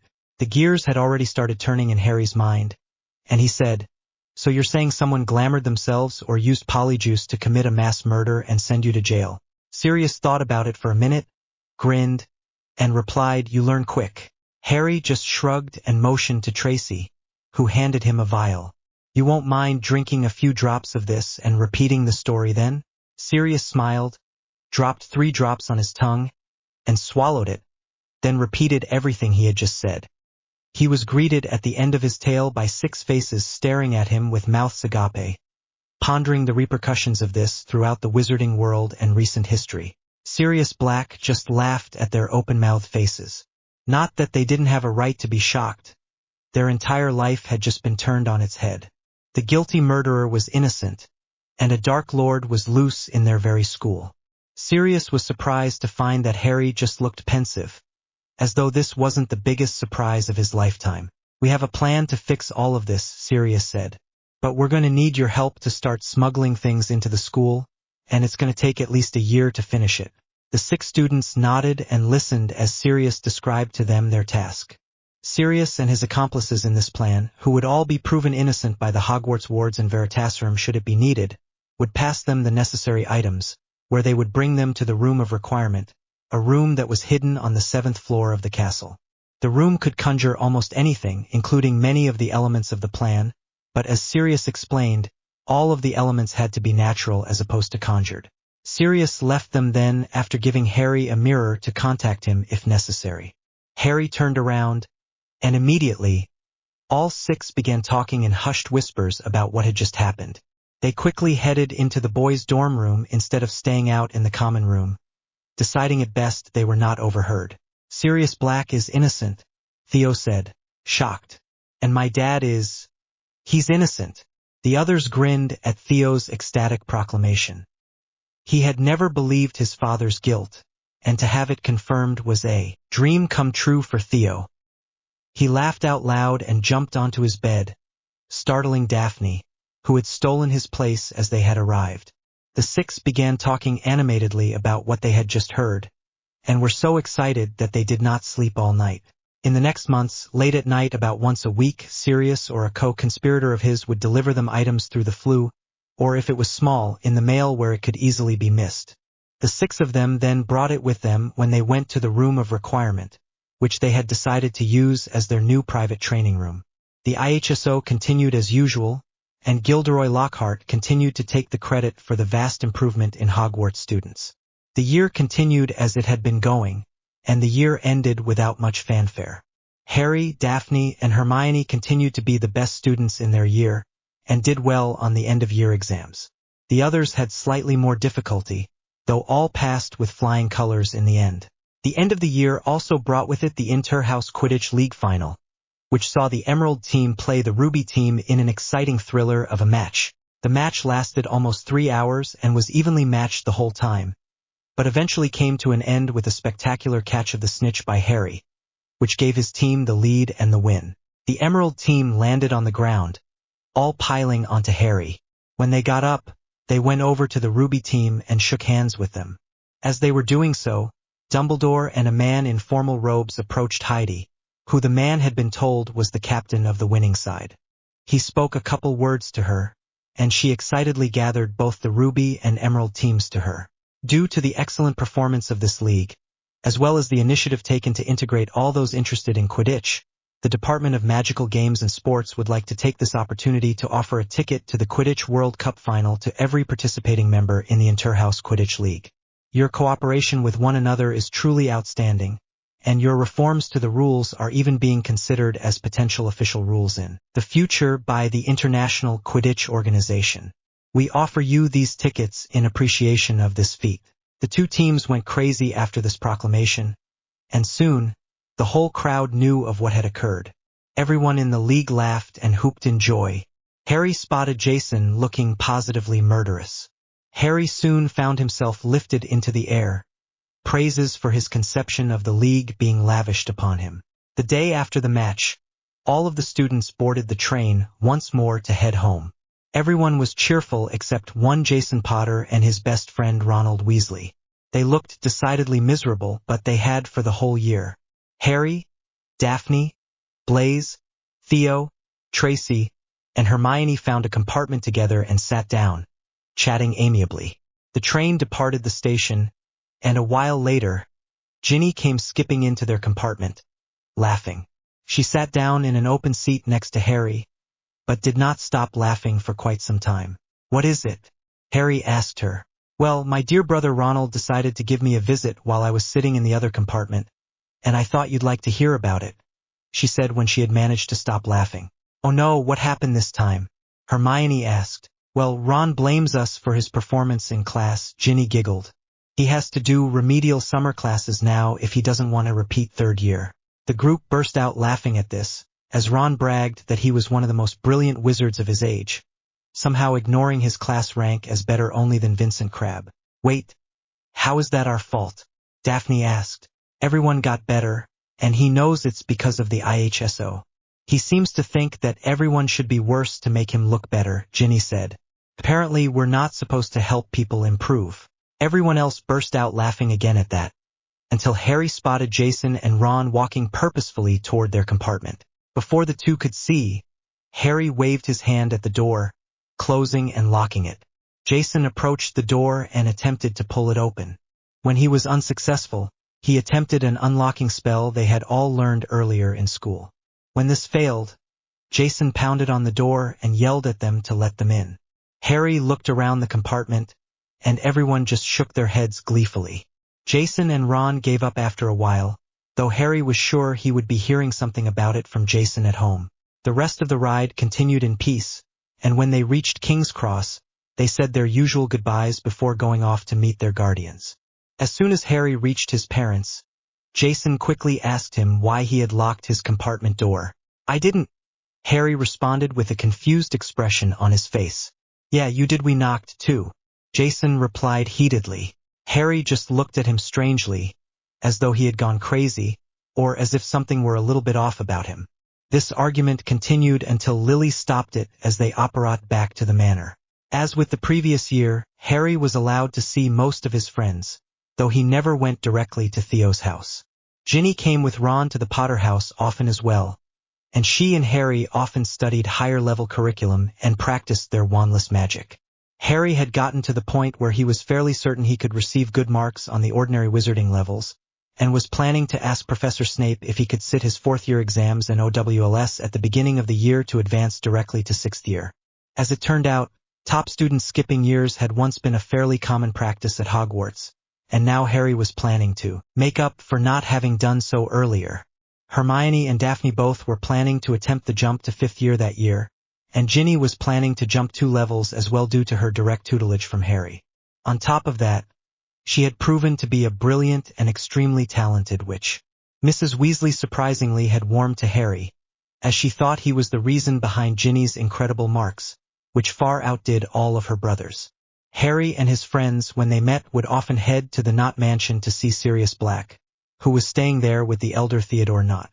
The mansion had plenty of places to hide, and the ministry had yet to search the house. The younger Theo Knott was ecstatic at having his father back. The friends also heard the rumors flying around the ministry about an event at Hogwarts that had not happened for many years. It seemed very much like an open secret in the wizarding world, as quite a few wizards worked in the ministry. It quickly escaped that this event would be the Tri-Wizard Tournament, and there was a palpable excitement in all the students as they headed back for their next year at Hogwarts. The biggest talk of the summer, though, was of course the Quidditch Cup final. As they were part of the league, Harry, Tracy, Theo, and Ginny all had tickets to go, and were very excited. Daphne and Blaise had secured tickets the moment they could, and they had all pitched in to buy Hermione a ticket as well. On the day of the match, all 7 woke bright and early, and met at Greengrass Manor. Jason and Ronald would be going to the final as well, but did not want to be associated with the Slytherins. The 7 talked for a while until it was time to go. A rusted frying pan sat on the table, and each of them touched a piece of it. It glowed blue, and suddenly, They were brought to a large open field dominated by the largest Quidditch stadium any of them had ever seen. There was plenty of space to pitch tents in front of it, as many people had already done. All of the 7 had received permission from their guardians to stay with their friends in the tent at the event. After all, they went to a boarding school where this rooming was routine. They pitched their 2 tents, which on the outside looked as though they could barely hold one person, but on the inside was rather spacious and had plenty of room. They then found the cheapest vendor and bought the merchandise they had hoped to acquire before the crowds got too large. Each also had a pair of omnioculars, which would allow them to view the action more clearly and replay things that had been lent to them by Daphne's father. They returned to their tents, all of them gathering in the boys' tent. Harry went in first and sat on his bed, and was soon followed by each of the boys. Ginny followed and sat down next to Harry, which immediately caused Daphne to be somewhat jealous, as Harry made no move to move her away. Instead, he happily started talking to Ginny.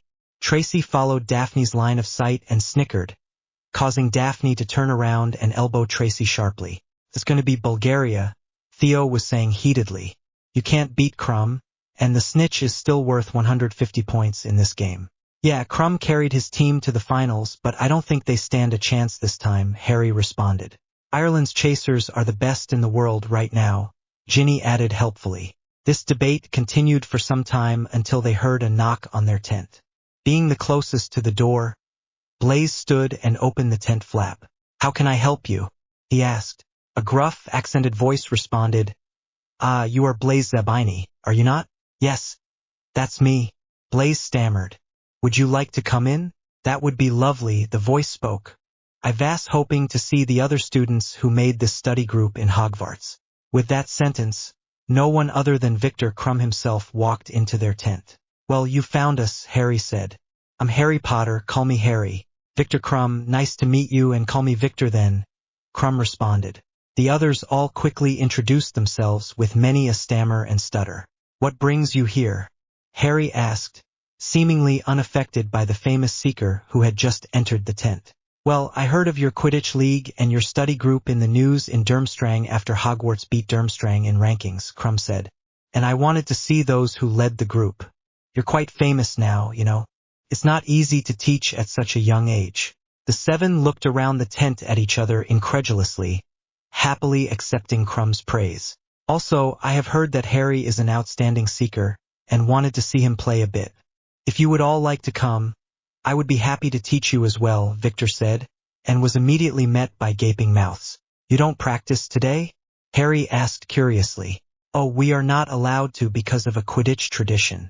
Neither team may practice on the day of the final," Crumb explained. "One more thing. You know of the Tri-Wizard tournament this year?" "Of course," Hermione said, to everyone's surprise. "Well, I will be at Hogwarts this year for the tournament, and I wish to attend some of your meetings, if that is okay?" "Sure," Harry said. "I hope you can teach us all some things as well." "I would be happy to," Victor said eagerly. "Now, would you like to see the pitch?" With that, the 7 followed Crumb to the pitch, where they spent the afternoon playing casual games of Quidditch with him and some of the members of both the Bulgarian and Irish teams, who were, to everyone's surprise, quite friendly with one another. Harry also got in a snitch chase against Victor, and to everyone's immense surprise, almost caught the snitch. Victor only managed it using a few quick moves he had picked up after years of professional Quidditch. After all of this, they happily left the pitch to get ready for the game itself, and came back soon to their seats to view it. The game proved an exhilarating one, and in the end, Harry and Ginny had been correct. The game dragged on as Victor prevented the Irish seeker from catching the snitch on multiple occasions, but the Bulgarians were always more than 150 points behind, and eventually, the Irish seeker found an opening and ended the game. The stadium erupted in a cheer, and then the celebrations began in earnest. As everyone headed back to their tents, a feeling of elation was in the air, and even the Bulgarian fans weren't too depressed, as they had just witnessed an amazing Quidditch match. The 7 friends headed back to their respective tents, all talking excitedly about the different plays in the match that they would watch again on their omnioculars later. It was a while before they fell asleep that evening, but eventually, they did. They were awoken not by the dawning of the new day, but by the sounds of screaming and the heat of fires. All of them got up quickly or were dragged out of bed by their friends. They exited the tent, watching in horror as people in black robes and masks set fire to the tents, levitating people in the air, and yelling around the word mudblood like it was common language. They were yelling about what happens to them when they attend these events, and Hermione was becoming visibly upset. We should stop them, Hermione said. Well then, let's do it, Harry said. But if they're too strong, fall back.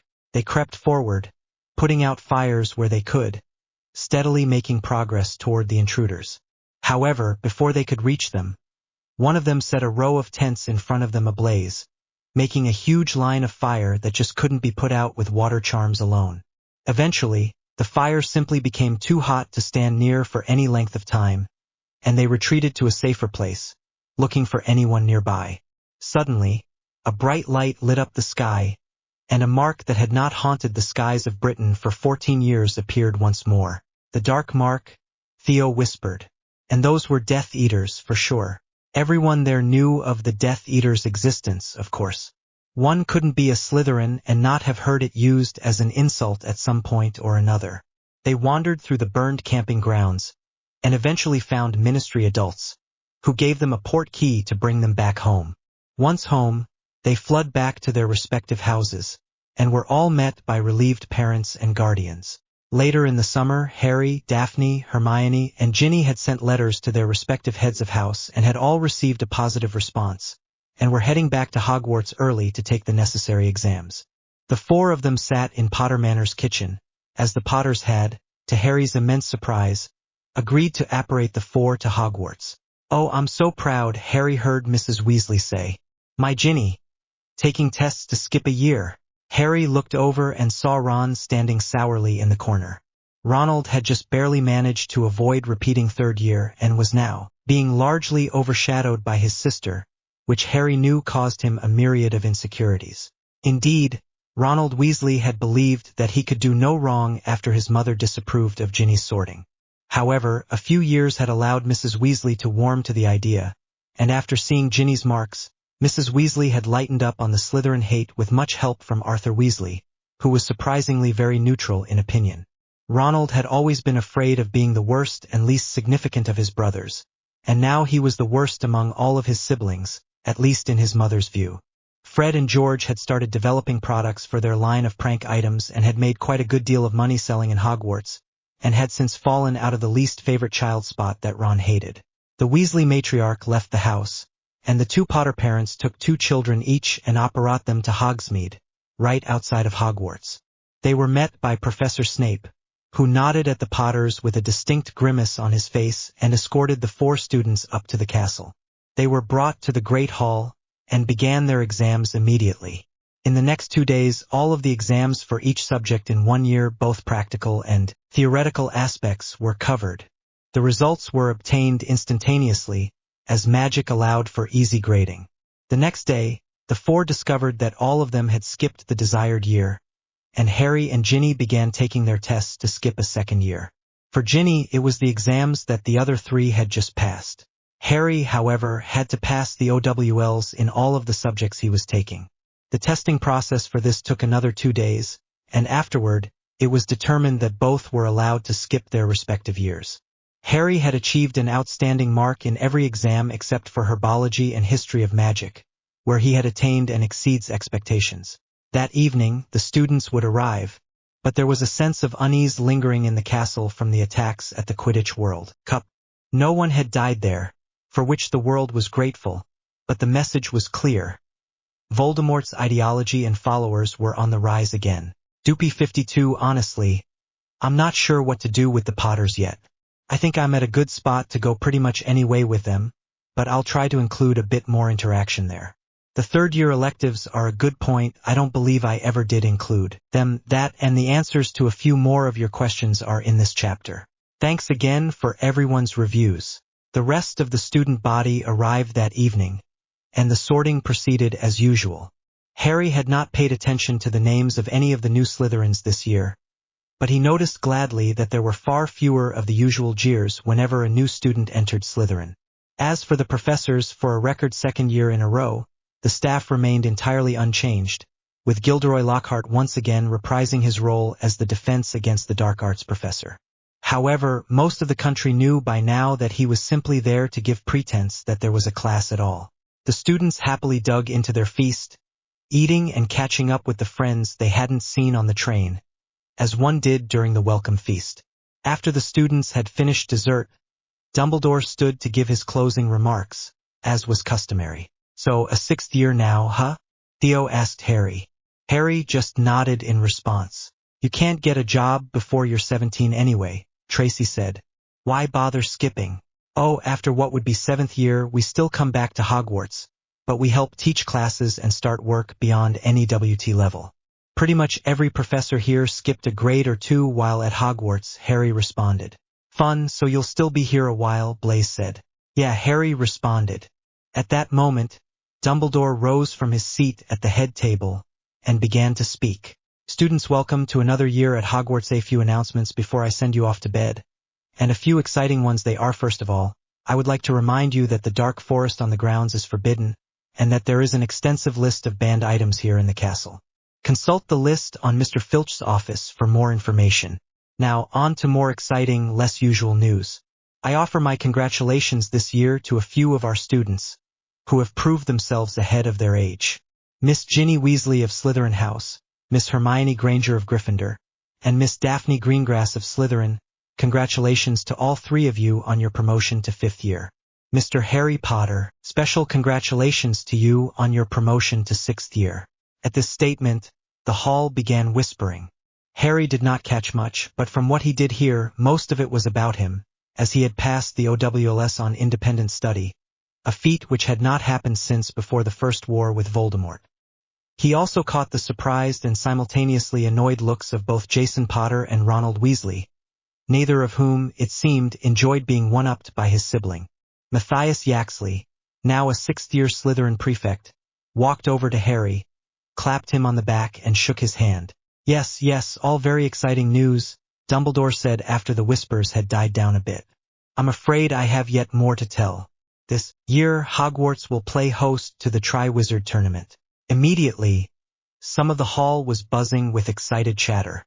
The other people in the hall just looked bored, as this was common knowledge for those with parents who were employees at the ministry. Due to the danger associated with the tournament that also led to its end many years ago, we will be stipulating that all potential participants must be 17 or older to participate in the tournament.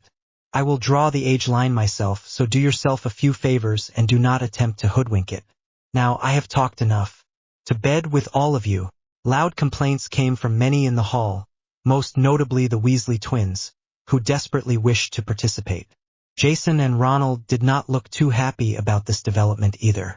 Most of the hall indeed looked surprised, as this had not been specified by many parents. While there were some disappointed individuals, the majority of the student body had not been planning to enter it anyway, so they were altogether unaffected by the age restriction. Regardless of this fact, there was still a sense of excitement about the castle in the next few weeks, as everyone could not wait to meet the students from the other 2 schools. Classes proceeded as normal, with the 4 who had skipped years attending their new classes. On the first weekend of the year, 6 Slytherins and a Gryffindor headed to the room of requirement for their own training and to meet once more with Sirius Black. They entered the room, which contained all of the pieces they had collected thus far, and waited for the fire to roar to life. It did so a couple minutes later, depositing Sirius Black on the floor. "Hello," he said cheerily. "Hello," they all responded. "Well, we're almost done setting up," Sirius said. "In another month, we should be done with this, and then it's got to sit until the end of the school year. It's extremely powerful, after all. It was absolutely brilliant to base it on Muggle machinery," Hermione gushed. "I mean, some of it has to be magical, obviously, but it's a genius design." Sirius laughed. "What can I say? I'm just that good." "Sure, except you didn't design this, you said so yourself," Harry pointed out. Sirius laughed again, and just nodded. "So, I hear the Triwizard Tournament is back," Sirius said. "Anyone here entering?" "They placed a restriction on it," Daphne responded. "That particular secret was well kept. Only 7th years can enter, basically." "Good thing to hear, he's finally doing something right," muttered Sirius. "Any thoughts as to who it'll be?" "Not really," Theo said. I mean, there are obvious choices for each house, but among those there's no clear choice. Jessica Harrison is definitely the best in Slytherin, Blaise said. The Slytherins present all murmured their agreement, although Harry was reluctant to do so due to his defeat at her hands in the dueling tournament his first year. Angelina Johnson is the favorite in Gryffindor, Hermione added. Really? Harry asked. Gryffindor has many better competitors than Johnson. I'd have put my money on one of the Weasley twins if they were 17. There are only really one or two better than Angelina, and they don't want to compete, Hermione replied defensively. Well, it's definitely not going to be Johnson, Ginny said. She's good, but she's definitely not as good as Jess. Sirius watched, amused, as they began a debate as to whose name would come out of the goblet for Hogwarts. In the end, all of the Slytherins agreed on Jessica Harrison as the top candidate, while Hermione argued for the Hufflepuff Cedric Diggory, who was the top contender for the Hogwarts championship at the moment. In any case, please don't try to put your names in, Sirius interrupted. I don't know why anyone wants to do this, it's just reckless. They all nodded, not having wanted to put their names in the goblet, even if they had been allowed to do so. The seven stayed in the room until it became quite late, and they left the room to go to their respective rooms. In an office in another part of the school, Albus Dumbledore moved into the secret room he had avoided for some time now. In it, he kept the remains of the so-called Lord Voldemort trapped, and he hoped that the spirit would eventually lose all power in it. However, as he walked into the room, he got a shock when he found that there was no spirit in there at all. The dome had been impenetrable, or so Dumbledore thought. After all, he himself had created it, and there was no way Voldemort could overpower a wizard as powerful as himself. Life in the castle progressed as it normally would, but this year, there was much more excitement in the air. The official Hogwarts Quidditch season had been cancelled that year officially due to the Tri-Wizard tournament occurring, though most people assumed it was due to the lack of interest after the continuation of the IHQL. Before the cancellation had been announced, every house had went to recruit players, and Ravenclaw and Slytherin had failed to even form one team. The IHQL, on the other hand, added a new team and had even more people try out than the last year. As it was also not an official league but rather a student-run league, it could not be cancelled by the administration. However, everyone was rather happy with this, as the IHQL had been a staple of the previous year. Only the Gryffindors, particularly the fourth years, were upset over the dissolution of the official Quidditch League. Jason Potter had written an angry letter home to his parents, practically demanding it be reinstated, and could often be heard loudly complaining and belittling his brother after what he considered to be the greatest insult to his ability as a seeker. He was largely ignored, but many of his fellow Gryffindors agreed with his opinion of Harry, though they were the minority. The most surprising thing for Jason was the letter he received back from his parents, which told him in nicer terms to stop whining and that there was nothing they could do about it. This rumor did go around, and Harry was rather shocked by this. While his parents had lightened up on him considerably, he had not expected anything even close to an endorsement or support for his actions. Finally, the day that all of the student body had been anticipating had come, the day of the other school's arrivals. At the expected time, seemingly all of Hogwarts stood outside, awaiting the entrance of the contingents from their fellow schools. An eerie silence fell upon everyone there, as the students waited in anticipation of the other schools. Suddenly, a whisper started in the students, accompanied by a finger pointing at a figure in the sky. Soon, all of the students were looking at the approaching flying object, watching as it came closer. "It's a carriage," one of the students yelled. Sure enough, a carriage approached the students, drawn by flying horses, wings beating in tandem. It slowed down as it approached the ground, and eventually touched down. After it had stopped completely, a door opened on the side of the carriage, and a large woman emerged. She was greeted happily by the headmaster, who loudly announced to the student body that the woman was Madame Maxime, the headmistress of Beauxbatons. Many students from the academy then filed out behind Madame Maxime, but perhaps the most noticeable was a girl with long silver hair. The eyes of most of the male population of Hogwarts were immediately drawn to her, and followed her every move. Harry watched as she moved gracefully towards the entrance of Hogwarts, and was only pulled away by a smack on the back of his head. He turned to the side it had come from and saw Ginny rolling her eyes at him. "Not you too," she said. "She's not that pretty." Harry just muttered something under his breath, blushing a deep red, and determinedly did not look at the girl with the long silver hair. He soon found that he was lucky to have gotten away with a smack on the head, as Blaise was punched by Tracy and Theo was left to stare, though he very slowly managed to pull himself away. By the time he had, everyone was now intently looking at the lake and yelling, as a mast had just emerged from the lake, and bit by bit, a massive ship emerged. "That's Victor," Blaise said, pointing to one of the figures at the front of the boat. "You know he's the favorite to win the Triwizard, right?" "Now, honestly, Blaise, we've never even seen him do magic. How do we know he's not awful at it?" Hermione asked. Blaise shrugged and said defensively, "I was just saying." Much the same procedure then happened, with Dumbledore introducing the Durmstrang headmaster Igor Karkaroff, though oddly, he did not look happy about it. "Those two don't like each other at all," Theo muttered. The others all agreed. They watched as the Durmstrang students marched in. Harry saw Jason and Ron along with many other students point excitedly at Victor Krum, who was recognized by all. After they had entered, the Hogwarts students entered behind them and passed them to lead them into the Great Hall. As the other two schools entered, the students were told they could sit wherever they chose to do so. Upon hearing this, many students became excited, wondering where Victor Krum would sit. As Krum entered, there was a loud cheer and many calls for him to sit. However, Krum ignored this and looked around the hall. Eventually, his eyes fell on Blaise, who had been waving at him, and Victor walked towards him, sitting with the group of 6 Slytherins. Victor smiled, greeting them all, and introduced his friends from Durmstrang, who had followed him there, to them. Across the hall, Hermione smirked from the Gryffindor table as Jason glared at Harry, who was sitting across from Victor. "Think it's funny, Granger?" Ron asked. "He should be sitting with us, he doesn't even know them." "That's why he's sitting with them, Ronald," Hermione replied sweetly. "He does already know them." "Oh, right, and I suppose you know him too then?" Jason asked. Hermione simply smiled in response and got up from her seat at the Gryffindor table. She walked over to the Slytherins and easily greeted her friends. She then turned to Victor and smiled, briefly hugging him in welcome, laughing easily at what he said, and talking to him for a couple minutes, before returning to her seat at the Gryffindor table.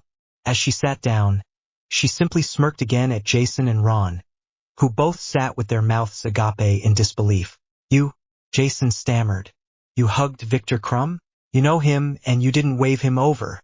Ron asked angrily. "He knew more of them anyway," Hermione said, "and I'm sure he'll have wanted to talk about the IHQL with them.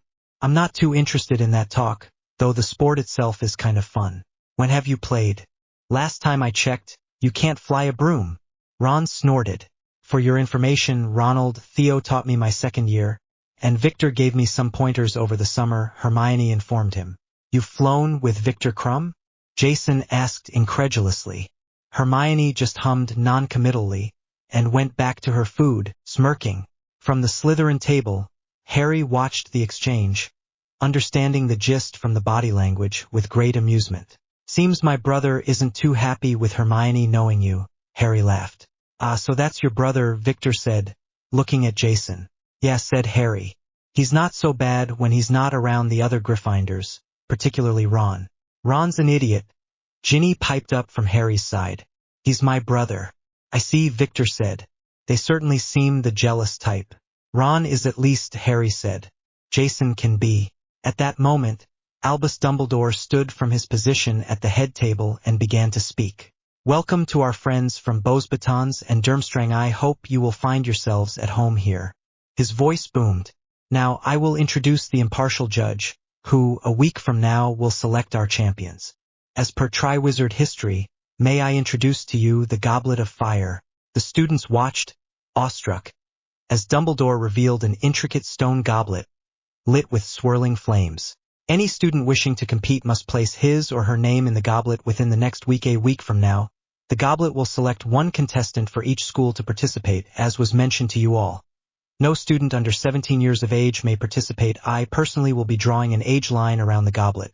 And as an ancient magical artifact, the goblet is impossible to hoodwink, so I advise you all not to try. Dumbledore said this last part with a glare towards the Weasley twins. The Weasley twins just shrugged. With that, I bid you good luck and good night. Everyone in the hall began to move toward their common rooms. The two new school contingents had been given their own common rooms and dormitories. As in such a large castle, spares had been made. The week continued in a state of excitement, with a betting pool forming over who would be picked as champions. The betting pool for Durmstrang was the least active, as there were few bets that Victor Krum would not be champion. On the other hand, the betting pools for Beauxbatons and Hogwarts were very varied. The favorite for Beauxbatons was a girl named Jacqueline Dubois, though she held only a slim lead over Fleur Delacour, the silver-haired girl who had many of the boys drooling throughout the day. The Hogwarts pool was so close it may as well have been a three-way tie. The current leader was a Ravenclaw named Monica Jefferson, universally recognized as the brightest which currently at Hogwarts. Other students, such as Harry, thought that while Monica was extremely talented in areas like arithmancy, ancient runes, and the like, she would not fare well in a duel or when faced with physical challenges as opposed to more abstract ones. These others had made Monica tie with Cedric Diggory of Hufflepuff and Jessica Harrison of Slytherin, both of whom were also bright and better on their feet than Monica. Angelina Johnson of Gryffindor lay behind as a distant fourth. Despite the headmaster's warnings, the Weasley twins had in fact attempted, unsuccessfully, to breach the age line. The age line had simply left them unable to cross despite the perfectly brewed aging potion they had made. In a different room of the castle, a shade of a man who once was looked down at the nearly completed machine and laughed gleefully. Just a little longer and his pain would be banished. He could once more pursue his goals, and this time, he would not be pushed around by the old maniac that had once destroyed his life.